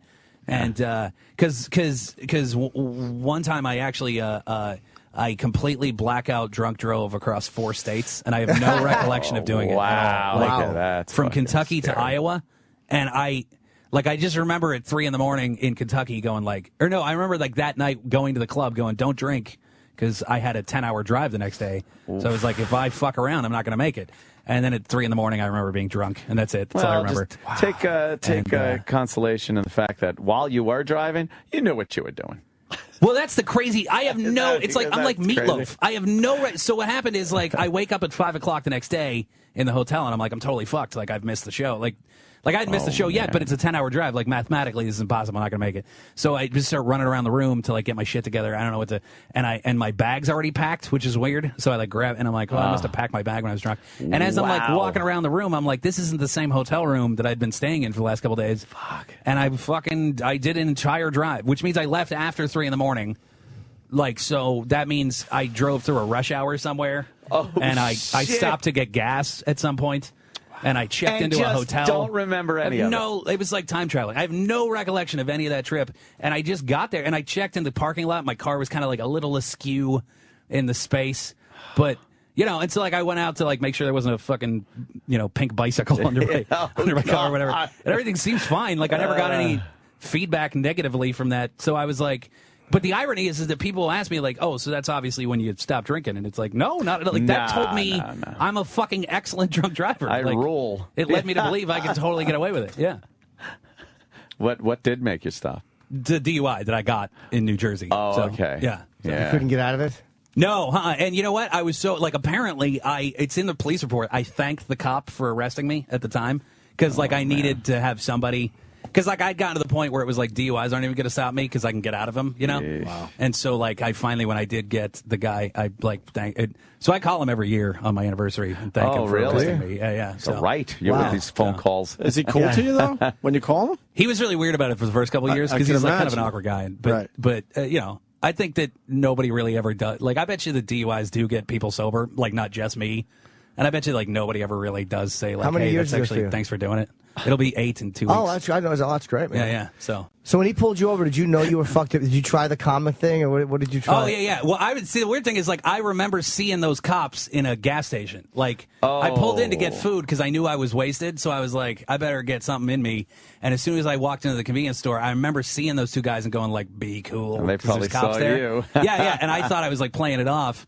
But I guess they then, like, started following me because they're like, that guy's shit-faced. So they just followed me for, it took me, them, I think it's like 18 miles from that gas station. So they followed me for a while. Wow. They were state troopers. And then would you skate over the line a little? Or? No, they got me for, I guess they couldn't get me for anything. They needed probable cause. And I really applaud them for this. It might be, but I flicked a cigarette out the window, so they got me for littering.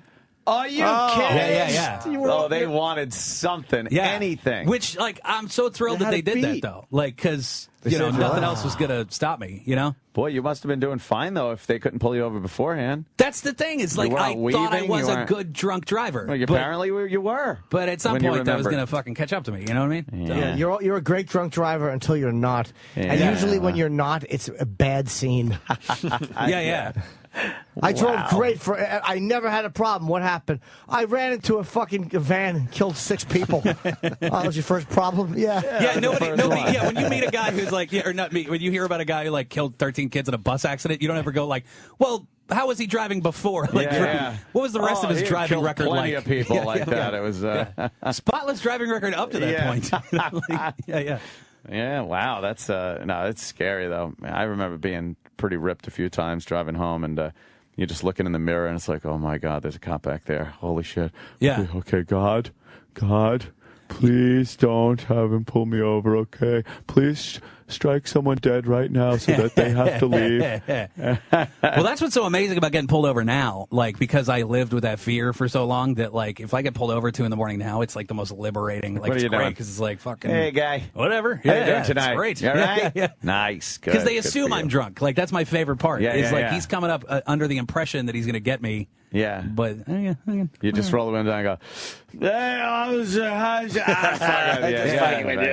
fucking with you. I'm a comedian. You hear the one about the fag cop? He put a nice stick in his own asshole and then took a shit on it and speed off. I had to take that class, you know what I mean? Like when you get convicted of a DUI, you got to go and take a DUI class or whatever. Boy. Like it's got to be a treat. Dude, it was the worst. Like I went to like Catholic school, so like I never had the Dangerous Minds experience, with like the fucking just public school shitheads, like just these animals throwing things around the classroom. Yeah. This is like a grown-ups at a DUI class in Flushing in Queens. And, like, all of them were just fucking animals. They're, like, throwing paper airplanes around the room and, like, throwing spitballs at this burnout who's teaching the class, you know what I mean?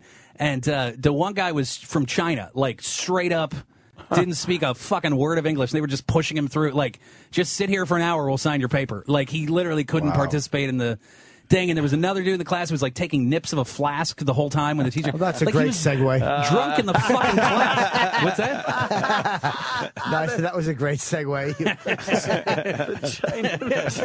Oh, I get it. Nips. It's totally...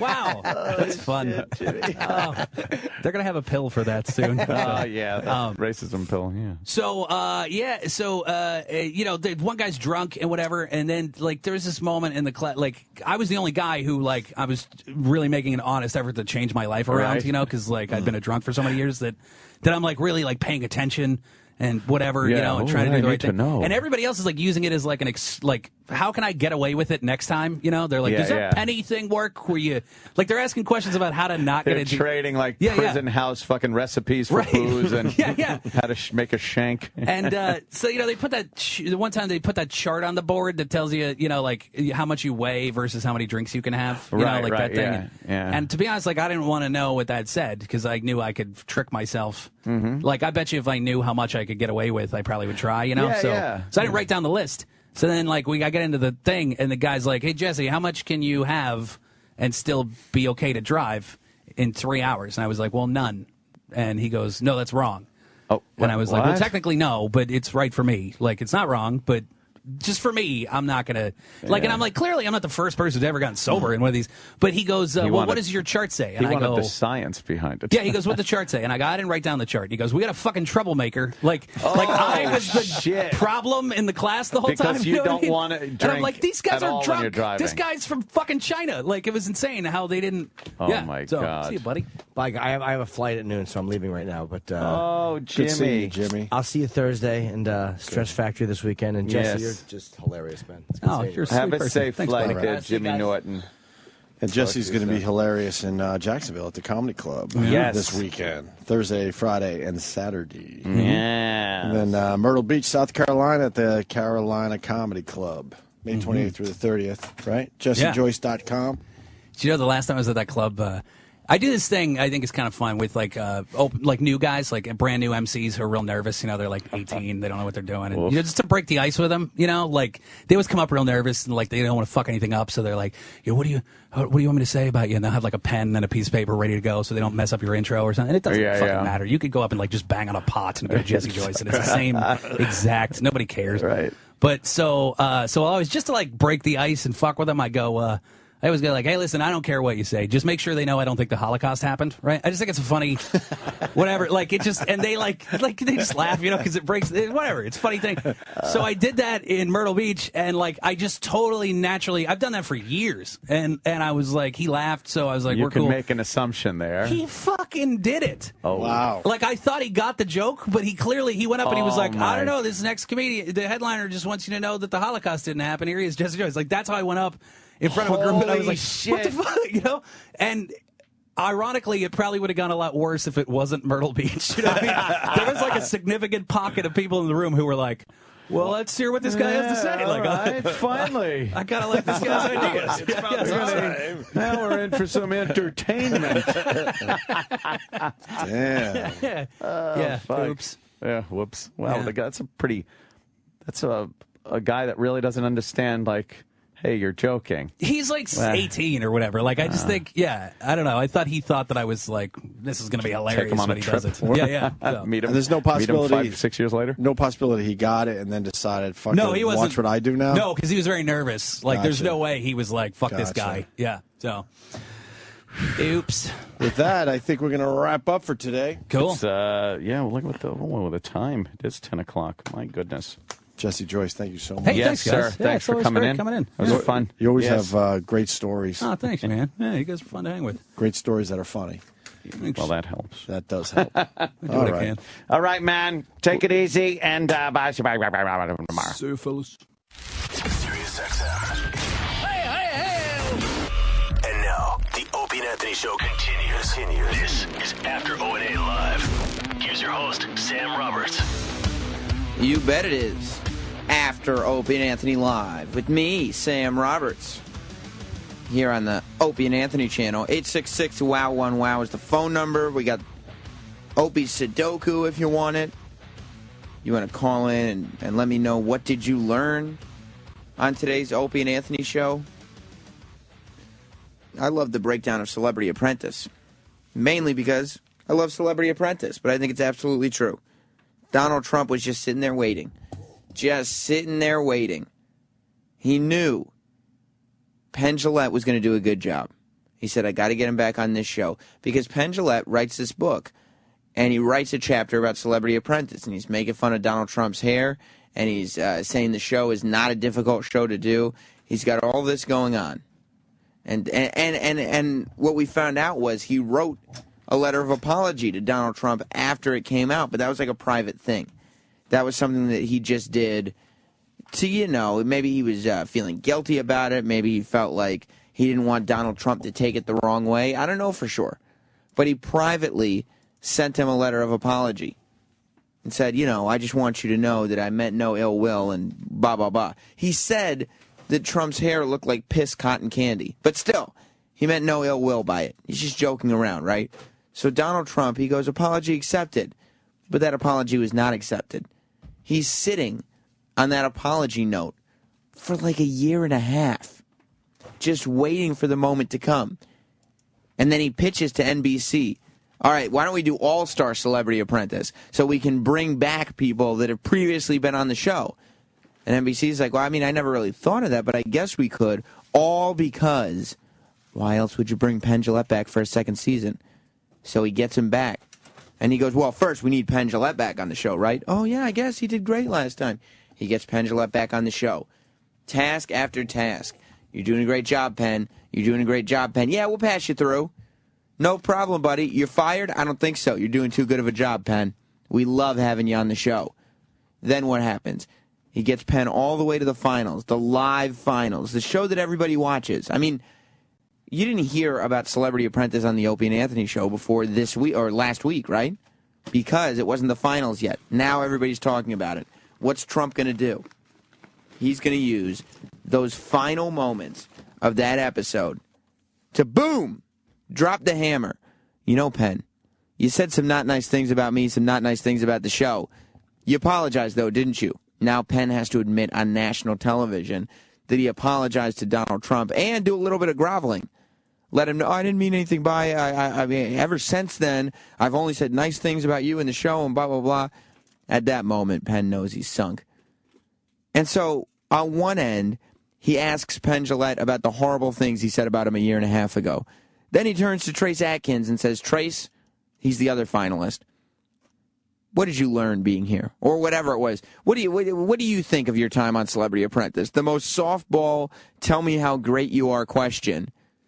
And boom, the big announcement, Trace Atkins wins Celebrity Apprentice. If you don't think the fix was in from the beginning, sorry, you're naive. I'm sorry, Penn Jillette, but this time you were outsmarted. Let's go to area code 210. You're on After Opie and Anthony Live. Hey, Sam, it's Lady Trucker. How are you? Good. Now, did you get off level 29 on Candy Crush? No, Lady Trucker, I didn't get off level 29 of Candy Crush. I've been there for a week, and I cannot let go. I can't get past level 29. Okay, well, maybe everybody's saying Sam. All right, I'm hanging up on you. You obviously can't form a sentence. But it's that goddamn Candy Crush, and Opie talked about it, and a couple of weeks ago, I would make fun of anybody who played Candy Crush, because it sounds stupid, and it looks dumb. Like, it looks like a little kid's game, and it's candy all dropping and everything, and just to say Candy Crush is a stupid thing to say. It's like very sort of, it's almost feminine to say, oh yeah, I play Candy Crush. But you start playing that game, I'm telling you, it's addictive, and you won't stop. They keep putting out new levels. You can have people send you lives on Facebook. But those goddamn levels, I was breezing through them. Boom, boom, boom. And then I get to level 29, and I can't get past it. For the life of me, I can't break enough jellies to get past that level. And then the stupid game that drives me crazy about this Candy Crush game. And if you played it, don't knock it till you try it. You start playing that game, I guarantee you'll be on board with it. They give you hints, right, as you're playing the game, because the object is to match up like candy. You have to get 3 candies in a row. It looks almost like a full Tetris board. You get 3 candies in a row. When you get those 3 candies, they explode and they disappear. And you have to disappear a certain amount of candies. That's the whole object of every game. So they give you hints and let you know, oh, look, these 3 are together. You could move these 3 to knock the whole thing out. And you go, okay, I'll take your hint. They're always the worst fucking hints imaginable. All they do is lead you in wrong directions. Yeah, it knocks out candies, but it's the worst move you could possibly make. Never accept the hints. 478, you're on After Opie and Anthony Live. Hey, is this Sam Roberts? Am I on the air? You are. Cool. I want to play What Did I Learn? Okay. The Sudoku puzzle, perhaps. Okay.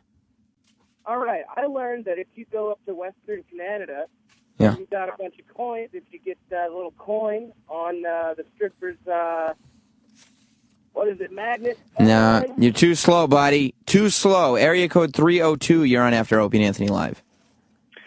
Sam Roberts, professional broadcaster. That's right. Sam, about the Celebrity Apprentice finale, I've never watched the show. I never watched anything on TV with Donald Trump in it, but Trace Atkins said he sold the most ice cream and he raised the most money. That made him the winner. No. Penn Jillette sold more ice cream. Trace Atkins might have made more money. He might have got some celebrities to come in and put some dollars down. But Penn Jillette moved more pints. Well, I'm just saying that Trace said he sold more ice cream. Trace can say whatever he wants to. The fix is not in against Trace. Well, I understand that. And about some old business, what happened to the Stalker Patty Fez Whatley wedding? Was that just a huge work? Oh, my God, that's a great question. I hadn't even thought about that. So much stuff happens that you forget about some of the day-to-days. Maybe at some point one of the Round and Fez guys will be wandering around down here, and I can find out if this whole thing is happening. Sal, you haven't heard anything about the Stalker Patty Fez wedding, have you? Remember that was supposed to happen? Yeah, I haven't heard about that in a really long time. I guess it's on the back burner because I thought it was supposed to happen around WrestleMania time, and that was a month ago. Oh, shit. I can text... I just hope they're still in love. I hope they haven't fallen out of love. Thanks, buddy. Hey, Sam? Yeah, buddy. Is Eric there? No, Eric has taken a personal day for himself today. Oh, I wanted to yell something. What did you want to yell? Well, he could hear you where he is. Legos! All right. I'll talk to you later. 567. Hey, Sam, one thing. Wait till you get to level 67 or 65 on Candy Crush. I have been on that for 2 months. Well, this is what I'm afraid of, is that I'm going to get past level 29 finally. At some point, I can only dream that I will, and I'll get past level 29, and then every level is going to be as fucking complicated as this one is. I don't know, and then you know that they're not doing anything to help you because halfway through the game they'll let you know that there's no possible, candy combinations to do anymore, and they'll have to resort everything. And so it's like, well, why wouldn't you give me a good level to begin with? Yeah, that's true. Did you hear anything about what happened with Extreme Rules by chance last night? Yeah, I was watching it. I watched the whole show. I'd hate to ask for spoilers, but can you give me some? Well, what do you want to know? I'll give you a little bit of spoilers. The John Cena and Ryback match. It ended in a no contest. There was a good spot at the end of the match. John Cena and Ryback wrestled in a last man standing, but they both just had to get helped out by an ambulance, so nobody was left as the last man standing. There was nobody standing. Oh, that sucks. Yeah, it looked cool when it happened, but there's nobody standing. All right, thanks a lot. All right, buddy. And the other thing with Candy Crush is that they have everything figured out. So they give you 5 lives, right? And then at the end of the 5 lives, you have to wait like 20 minutes to an hour before you can get another life. So you have to go through these 5. You die. You got to retry, though, because it's addicting, like I said. So you keep retrying, and all of a sudden they won't let you unless you pay goddamn 99 cents, and then they'll give you 5 more lives. 99 cents. And so people are just plunking down. You're not even gambling on anything. At least with slot machines, when you're putting in quarter after quarter after quarter until you realize your life savings are gone, at least you're gambling. At least there's some kind of possibility. Like, the reason you do that is so you can make back your money, right? But with this goddamn Candy Crush, it's just feeding this monster of a machine. Because I've done it. And I never pay for apps. I hate paying for apps. And I've had to plunk. I mean, you guys know I hate paying for anything. My TV is 14 inches, for God's sake. Eric in Oklahoma. Hey, good morning, Sam. What's up, buddy? Hey, wanted to say that I learned this on the Opie Anthony show. It's probably not a good idea to drink and drive. Yeah, I think Jesse Joyce, and by the way, Jesse Joyce, always a great guest. The reason I like Jesse Joyce in studio, I think this was his second time, if I'm not mistaken, is because he always knows a guy. You know what I mean? Like, he knows so many people that have been through whatever it is that we're talking about. But, yeah, I would probably agree with him in the sense that anybody who says that they're a good drunk driver just hasn't gotten busted yet. Drew in either Louisiana or Los Angeles. Yeah, Louisiana. All right, what's up, buddy?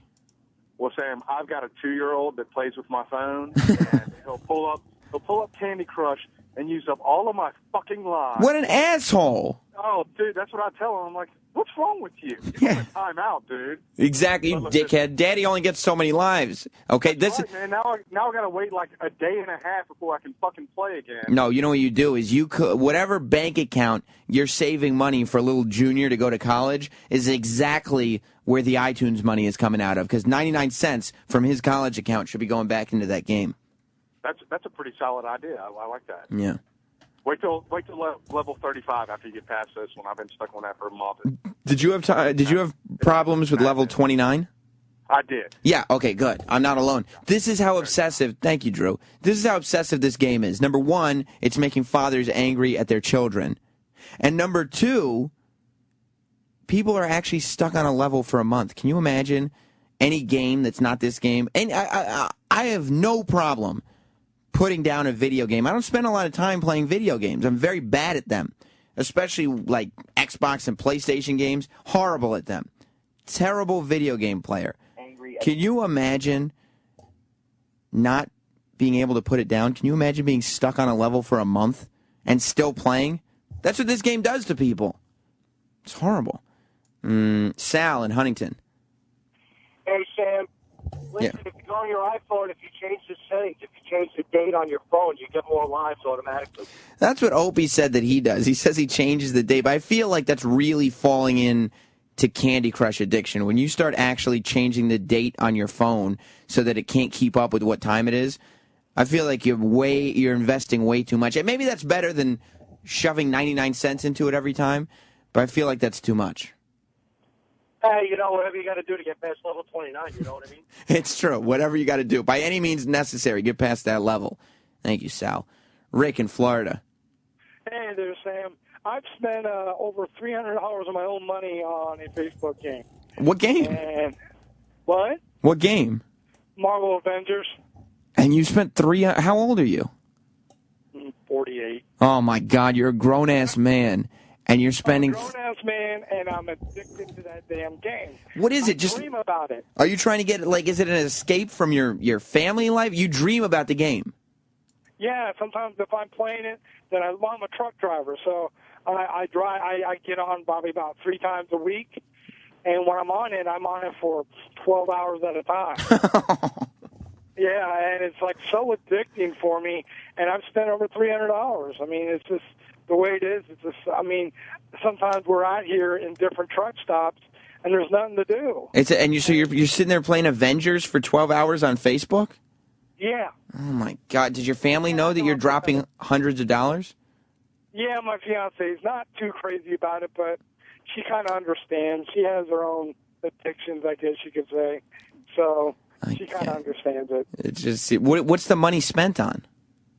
Oh, you buy gold to get different weapons, to recruit other players, to buy energy, to move up in different levels, do a different adventures. And it's also stupid because eventually you get to the point where either you beat the game or you get bored of the game. And the only thought in your head is, I wish I hadn't spent that fucking $300 on this game. I'm an idiot. The thing is, which is really, I can see the computer games out there, their point of view, but it's like just a lot of those games out there, if you want to play them, now they're making it online only. Now, I can't get online all the time. You're a truck driver. I'm sitting at shippers and receivers, and I can't get online. Well, I can if I buy one of those stupid cards, but then you're paying so much money when those... Dude, you know damn well. You know you're about a week away from driving down the road at 70 miles an hour with your laptop on your lap and playing goddamn Avengers and jackknifing into a family of 7. Or 8. Or 8, depending. All right, thanks, Rick. I think. It's weird what happens. And then I'm sitting there, watching TV or whatever with my wife, and it's humiliating because I'm just sitting there on my phone, boop, boop, boop, boop, boop, boop. I always keep it on silent because I don't want that girly Candy Crush music playing. But it's obvious what I'm doing because I won't take the phone away from my eyes, and I'm just moving candy with my finger. And Jess goes, Are you playing Candy Crush over there? It's so you could ask the question politely and say, "Oh, what are you doing over there? Playing Candy Crush?" But Candy Crush is something that it's so easy to make it sound like a shitty thing to do. Mark in Florida. Hey, if you're frustrated with having to wait 30 minutes for a next life, wait till you get to, I think it's like level 35 or so, where they start every 10 or 15 levels. They make you complete 3 challenges but you can, not number challenges, but just challenges, and you can only do one challenge every 24 hours. So if you complete one challenge, you have to wait 24 hours before you can advance in the game. How much money do I have to give them? How much money do they want before I can advance? I'll give them whatever they want. I don't know what it is because I refuse to pay for anything. But some people do. Some people do. Oh, I know. Yeah. During that 24 hours when I'm waiting, I go back to the levels that I've already completed and try to get 3 stars on everything. They have these. So I can keep playing. They have these little bonuses where you can do things to make it easier to beat a level. And I sit there clicking like, oh, how much is this? And like one of them is $5. There's one bonus thing. I don't even get how it works, but I'm tempted because it must be a miracle worker. There's a bonus thing that you can add to the game that they charge $40 for. It's $39.99 for an iPhone game add-on. And you know people are doing it because this game is a sickness. Thanks, Mark. I sit there, my wife was pissed at me last night because I was sitting there playing Candy Crush while we were watching a movie, and I had no idea what was going on in the movie and had to keep asking questions, and she was not pleased at all. Yeah, you get because you don't want to give up on the movie entirely, so you keep asking questions like, oh, what just happened there? And if you're playing Candy Crush, you're playing Candy Crush. Just give up on the movie. No, I can do both. I'm multitasking. Yeah, I think this is all Opie's fault, though. What, did he get you hooked on it? Yeah, of course, him talking about it. I didn't even know it existed until he was talking about it. Oh, boy, he really is a destroyer. Yeah. All right, buddy. All right, have a good one, man. Talk to you later. Oh, I want to talk. Yeah, Rick in Wisconsin. You're on After Opie and Anthony Live. Prime time. What's up, buddy? You know, all you need to do is just link it up to your Facebook, and you don't have to pay anything. No, you still got to pay for lives if your Facebook friends aren't giving them to you. And I don't want to ask Facebook friends for lives to Candy Crush because I don't want my Facebook friends. There's not that many of them. I don't want my Facebook friends knowing that, like, I'm one of those guys that's just sitting there waiting by his phone, hoping, because you can link it to your Facebook, and then people on Facebook can actually send you extra lives, right? And I don't want them to realize that I'm one of those people that's going to send out requests for lives and just stares at the phone waiting. Oh, I hope somebody answers. I hope somebody answers. This is what's on my mind. Look at your calls. Everybody's on. I know. But you sit there and you know it's not healthy. Like, it couldn't possibly be that there is that little going on in the world that Candy Crush should take up this much space in your brain. It's a stupid game. It's the dumbest thing in the world. Go to your fucking PC. You can get all the free shit without paying for it. Oh, I'm scared. Thank you, Rick. It's just, I don't want to do anything more. Let me see what Lou in New York says. What's up, Lou? Hey, what's up, buddy? Yeah, when you install the app, you could say don't send out requests to friends if you log in through Facebook. Mm-hmm. And all you have to do when your 5 lives are gone is delete the app and then reinstall it. And just keep going and go. But there's other things. I feel like those are the little things, like changing the date on your phone, installing and reinstalling things, figuring out all these workarounds. I feel like is when you're giving into the addiction and when you're just saying, okay, I give up on life. Like, I'm willing to inconvenience myself to this extent to figure out all the little technological ways to cheat this game out of giving it the 99 cents because I'm not waiting 20 minutes for more lives. Understood. You know? Yep. Thanks, Lou. All right, bye later. Adrian. Hey, how you doing? Good. What you gonna do when you go to the next level? You have to take an airplane and a train. You have to have tickets from Facebook friends to give you that. Are you fucking serious? Yeah, I'm stuck right now at level 35. I only got one Facebook friend that passed that level. That's humiliating. You have to ask Facebook friends for a ticket to the next level? Yeah, you got to take a plane on one, and then the next time is a train. Oh, my all God. kind of crazy stuff. I got to get myself away from this game. If there's anything else, like everything else, Angry Birds is stupid. It's boring now. We've done it. That other pipe game that Opie was all about, I beat every level. Oh, this is bad. Colors that get you. That's what it is. The pretty colors. Is that what it is? Even for men, Adrian, men like you and me have to admit, you don't want to admit to your friends that you play Candy Crush. No, I don't, but it's so addictive. And those colors are pretty. Those colors are pretty. This is like Candyland for adults. Right, and Candyland was the shit. I used to cheat at Candyland. Thank you, Adrian. I used to cheat at Candyland all day long. You know what I would do? I would insist. I would be playing with my mom, and I would insist that because you know how Candyland works? There's no die. Like, you don't roll anything. You just pull up a card, and the card tells you what space on the board to go to. And some of them have colors, and some of them have little pieces of candy. So what you really want to do is get the card with the piece of candy that will take you all the way as far as you can on the board. I mean, my parents, my mom, when I was playing, because I didn't have any friends. Obviously not. I mean, who plays Candyland with their mom, even at 4 or however old I was? My mom had to know there was something up. Because I was sitting there, and I would be like, let me arrange the cards. And I'd just go every other card, piece of candy, color, piece of candy, color. So she'd be sitting there like, oh, I got yellow. I can move 2 spaces. And I'm sitting there going, look at me with peppermint. I guess I'm moving halfway across the board. That's a little schmuck. But I can't go there with Candy Crush. Sal, do you do Candy Crush? No, I don't. Don't start. Do not start. No, I play like other like stupid fucking games. It's the worst decision I've ever made in my life to start this game. Yeah, it doesn't sound like everyone who's calling in seems pretty fucking miserable. It's all it does is bring pain to your life. Yeah. There's no good to come of it because you won't not play it. Maybe I'll give it a try. No, don't do it. Because I waited so long to install this game. I see Eric playing it all fucking day. Exactly, and that was another thing. I was like, okay, this is like the type of game that E-Rock gets addicted to, right? I'm like, I'm not going to play this game. And then I found myself, I swear to God, last week, I don't know if you were in the office, Sal, but I was in the office talking about Candy Crush with Eric about how great it was. Oh, yeah, then you get to this level, and Eric is like, oh, wait till you see, da-da-da-da-da. And I'm like, no kidding, you could just go on Facebook. And I'm like, what's happened to my life? He said, I turned around, and I was like, what the fuck are you doing on your phone? He's like, I'm sending Sam lives. I'm like, I don't even fucking want to know what's going on. See, it's nice of him, because he knows the struggle that I'm in. Because I can't be asking people. I have a reputation to uphold, okay? I'm a professional broadcaster above all else. I can't be sitting there asking people on Facebook for lives. Just ask the sex man. Like, that's what I'll do. I just say, Eric, you got any more lives for me, buddy? I need them. Because, like, the people on my Facebook are friends that I knew in high school and college. So I'm sitting there, like, sending out a photo of me and Little John. And they're thinking, oh, my God, Sam must have this great life where he's talking to celebrities and really have his shit to get.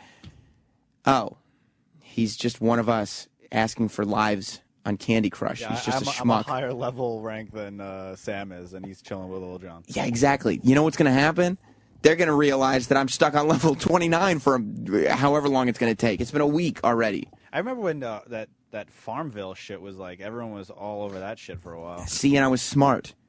I didn't start Farmville because I was like, this is stupid, and I'm above this, okay? I can live above the influence. This is my thing. I think I can live above the influence, just like that commercial says. You don't see me doing all kinds of drugs. You don't see me smoking cigarettes or drinking alcohol because I live above the influence. Like, you've seen that commercial, right, Sal? Yeah. I live above the influence. I thought I was going to, like, you know, professionalism is my anti-drug, you know? Yeah. And then I download Candy Crush. And I just look like a fucking asshole after all of it. Is it like one of those things you could play like while you're taking a shit? Like you could play. I play it while this show is on. I play it while Opie and Anthony and Jim are like, Sam, why don't you have this on the computer? And I'm like, cuz I'm not looking at the computer right now. I'm looking at my phone, guys.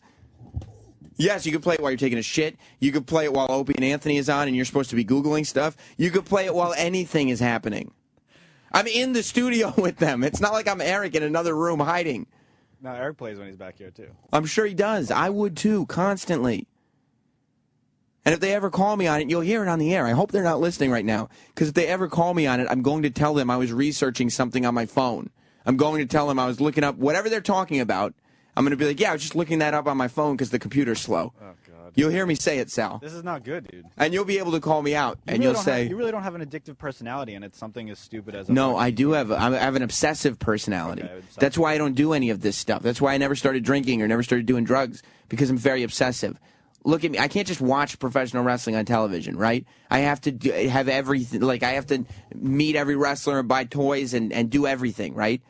I can't just enjoy Rob Zombie's music. I have to get his logo and autograph permanently tattooed onto my arm. Same thing with Jack White. And I'll do it with Jay-Z if that motherfucker ever comes in this building, okay? I have an obsessive personality. That's why it was a bad idea to download this Candy Crush game.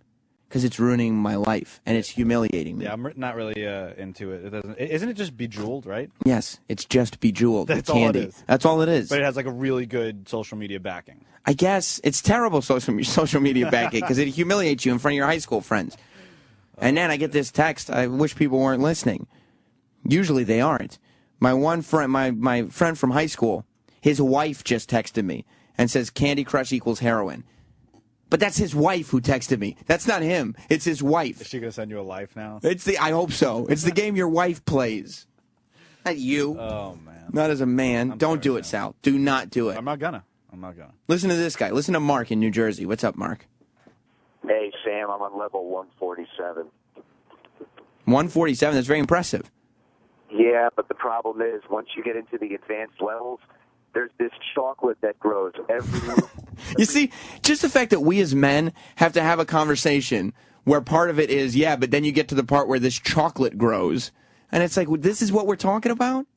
And it has its own cool sound, and they change that stupid song every once in a while. But if the chocolate grows, every move you don't break the chocolate, more grows. And eventually it'll completely lock you out of the board, and you have to quit.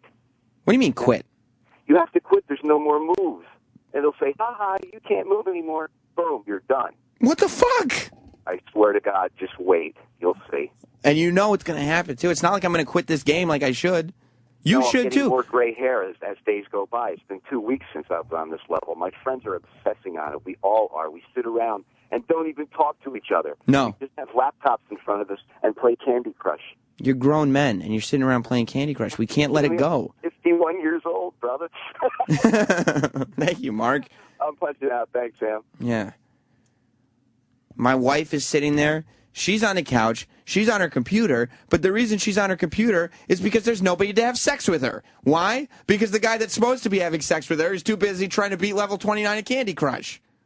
It's ridiculous. Does she play or no? No, of course not. She's above it. She's far too mature to be sucked up in stupid Candy Crush. She's sitting there surfing the web being like, okay, I guess I'll just entertain myself for a while this man in my life is sitting there going, doo, doo, doo, doo, doo, doo, playing Candy Crush, hoping that some Facebook friend just randomly sends him a life because he's got too much pride to go on Facebook and ask his friends for fucking extra peppermints or whatever goddamn things they give out. I want to know, how deep does this go? Do you play this during wrestling, when wrestling is on? I was playing this last night during the pay-per-view, Sal. During the pay-per-view, dude? Yeah. The beginning of the pay-per-view, not the end of it. Shit. But yeah, I mean, am I going to sit there and just watch a Mark Henry Sheamus strap match? Or am I going to have a little Candy Crush in there, too? Oh, my God, Sam. You know, Mark Henry and Sheamus, they have a beef, right? And I want to see this beef get settled. And they're settling it in a strap match. But at the same time, I've seen these guys wrestle before. Let me add in a little Candy Crush here to keep the pace going. You know what I mean? Holy shit, Sam. You got to delete it off your phone right now. And my wife is sitting there next to me while wrestling's on the TV and Candy Crush is on the phone. And she's sitting there going, what is this? This is the man I believe in. Yeah. This is, to me, this is the guy that I'm counting on to be the future of my life. I want this man to one day to one day supply me with the seed needed to bear children. Jess is a fucking saint, man. Yes, she is. She really is. Or a glutton for punishment. I can't tell. No, she's just a saint. Maybe she's a cutter, but she doesn't want to cut herself, so she makes herself deal with this. Like, she doesn't want physical scars, so she just creates situations for herself where there'll be some terrible emotional scars. The twinkish husband who's playing with fucking cell phone games all day. It's not like I'm working out, Sal. Dan in Detroit. I don't have time to work out. I'm stuck on level 29. What's up, Dan? What's up, Sam? How are you, buddy? I'm not great, actually. How are you? Unfortunately, I'm on level 335. I won't. I know. I won't play the fucking game. I'll only play it on my iPad. That way, I have to stop playing it for a few weeks because the updates put on the iPad for so long. But the one thing I can do is I can accumulate lives, and like right now I have 60-some lives that people give me, so I can, when I do play it, I'll go home at night like 9, 10 o'clock and play it. I'll play it for a good solid hour. But I've honestly played this fucking game for so long that I'll look at the clock and say, I just spent 3 hours of my life. I just wasted 3 hours of my life playing this stupid game. Yeah, and you think about how much you could have accomplished in that 3 hours. How much could have gotten done. Like, when you're being productive, think about how much a real productive 3 hours gets done. You could do a lot. And that guy was touching on the chocolates that grow. Well, it gets worse later on because you get bombs that you have to detonate before they fucking go off. And Chocolate bombs. No, not chocolate bombs, just bombs. They're just bombs. You have to strategically find your way to get the candies to the colored bombs, detonate them. So if they don't, they'll blow up themselves and they'll end your game. But then there's stone walls that, like, you know how you have the jellies? They'll have stone walls where you gotta land it 3 or 4 times on this thing. Then they have cages. It's fucking ridiculous, this game. But It's all so stupid, and I like too that Dan, that you said your idea of curbing your addiction, of maintaining your own semblance of what's going on, and figuring out that, okay, I have to have a life. I'm only going to play on my iPad, so I'm going to beat every level until there's just no update. You know what I mean? That's a lot of time. Thank you, Dan. It's horrible. It's become a fucking thing in our family. My mom, my brother, and I, we see who can get on the levels. It's just stupid. So stupid. When you have to have conversations with your mother about chocolate that grows, it's like, what happened? What happened? Right. All right, buddy. I'll talk to you later. All right, take care. Nicole from the Morning Mashup just walked in. I'm Nicole. gonna start barging. I just need some love. No, just hang out. You know what we're talking about? I feel like it's Candy Crush. I want to punch you if it is. It is. Really, dude? Yeah. You don't know the pain of Candy Crush until you get to almost level 100 and right? drop your phone in the toilet and never save your game, so I had to start over. So now I'm back at like 39 or 40. And so the chocolate growing is going to be the bane What do you of mean your you're back existence. at 39 or 40? Like, I didn't save the games. Like, I was up why to, like, would... I don't know. How do you save the game? I thought it just saves. No. So, like, when I had to get a new phone after I dropped it in the toilet, how'd you drop your phone in the toilet? I was drunk, of course. Oh, of course. It was in my back pocket, and I went to go pee real quick at the bar, and then as soon as I pulled out my pants, boink. There goes the phone. There goes the phone. There goes your Candy Crush. That's right, Candy Crush. Everything. Everything. And I'm telling you, the chocolate growing, oh, God, you're gonna want to punch chocolate in the face. Look, I've been on level 29 I'll help you. for a week. I know. I want to just give up having a smartphone. No. I'm like, maybe I just go back to having like a Motorola Razr or something like that. How many times have you pressed the 99 cents? Yes, I will order more lives. Yes, it will. I think only maybe twice. And I was telling Sal and the callers, because, if you sign up, if you do the Facebook thing, if you join it, then people on Facebook can give you lives. No, but can I tell you a secret? Yeah, please do. Okay, if you go into your settings. Oh, okay? my God, with the settings No. now. Go into your settings and where you do set time automatically. People were telling me about this. But I feel like it's like... Cheating? It's not cheating. It's saying, okay, I'm letting the addiction take over now. When you'll go so far as to go into your set, like one guy was like, you know what you do if you want more lives? Yeah. You just uninstall Candy Crush on your Facebook and then reinstall it, and they give you more lives when they...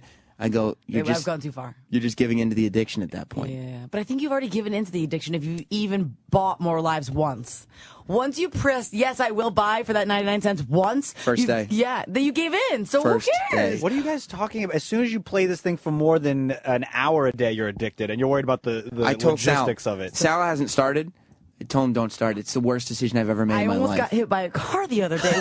Okay, there's the addiction right there. I was walking, playing Candy Crush, and you should never like text and walk or text and drive, but you should never ever play Candy Crush. And you weren't even inebriated? No, straight up sober after work, just trying to walk home to go walk my dog. See, like there's a lot of situations I could see you, Nicole, being in that would result in you accidentally getting hit by a car. Yeah, if you died by mistake at a young age. Yeah. And the addiction that you died of was Candy Crush. That would not be what you'd expect. I'd be like, what a waste of time. She could have gone out like with at least having a little more fun than trying to match up lemon candies. So wait and see. There's so many different candies coming your way. I can't even handle I don't it even because know. you can't stop playing. No, you're not going to. No. And we had a discussion last week about this, and I thought maybe after the weekend you'd be over it. And your hair looks crazy. You look like it's taking over your life. I told Sal, I'm sitting there. There's pro wrestling on the TV. There's Candy Crush in my face because the phone's up, and Jess is just sitting there next to me going like, I wonder who will have sex with me. You know what? I was going to ask you, did she get any this week, or did Candy Crush get all? Candy Crush. You know what? Candy Crush was too busy raping me for me to have sex with anyone. Oh,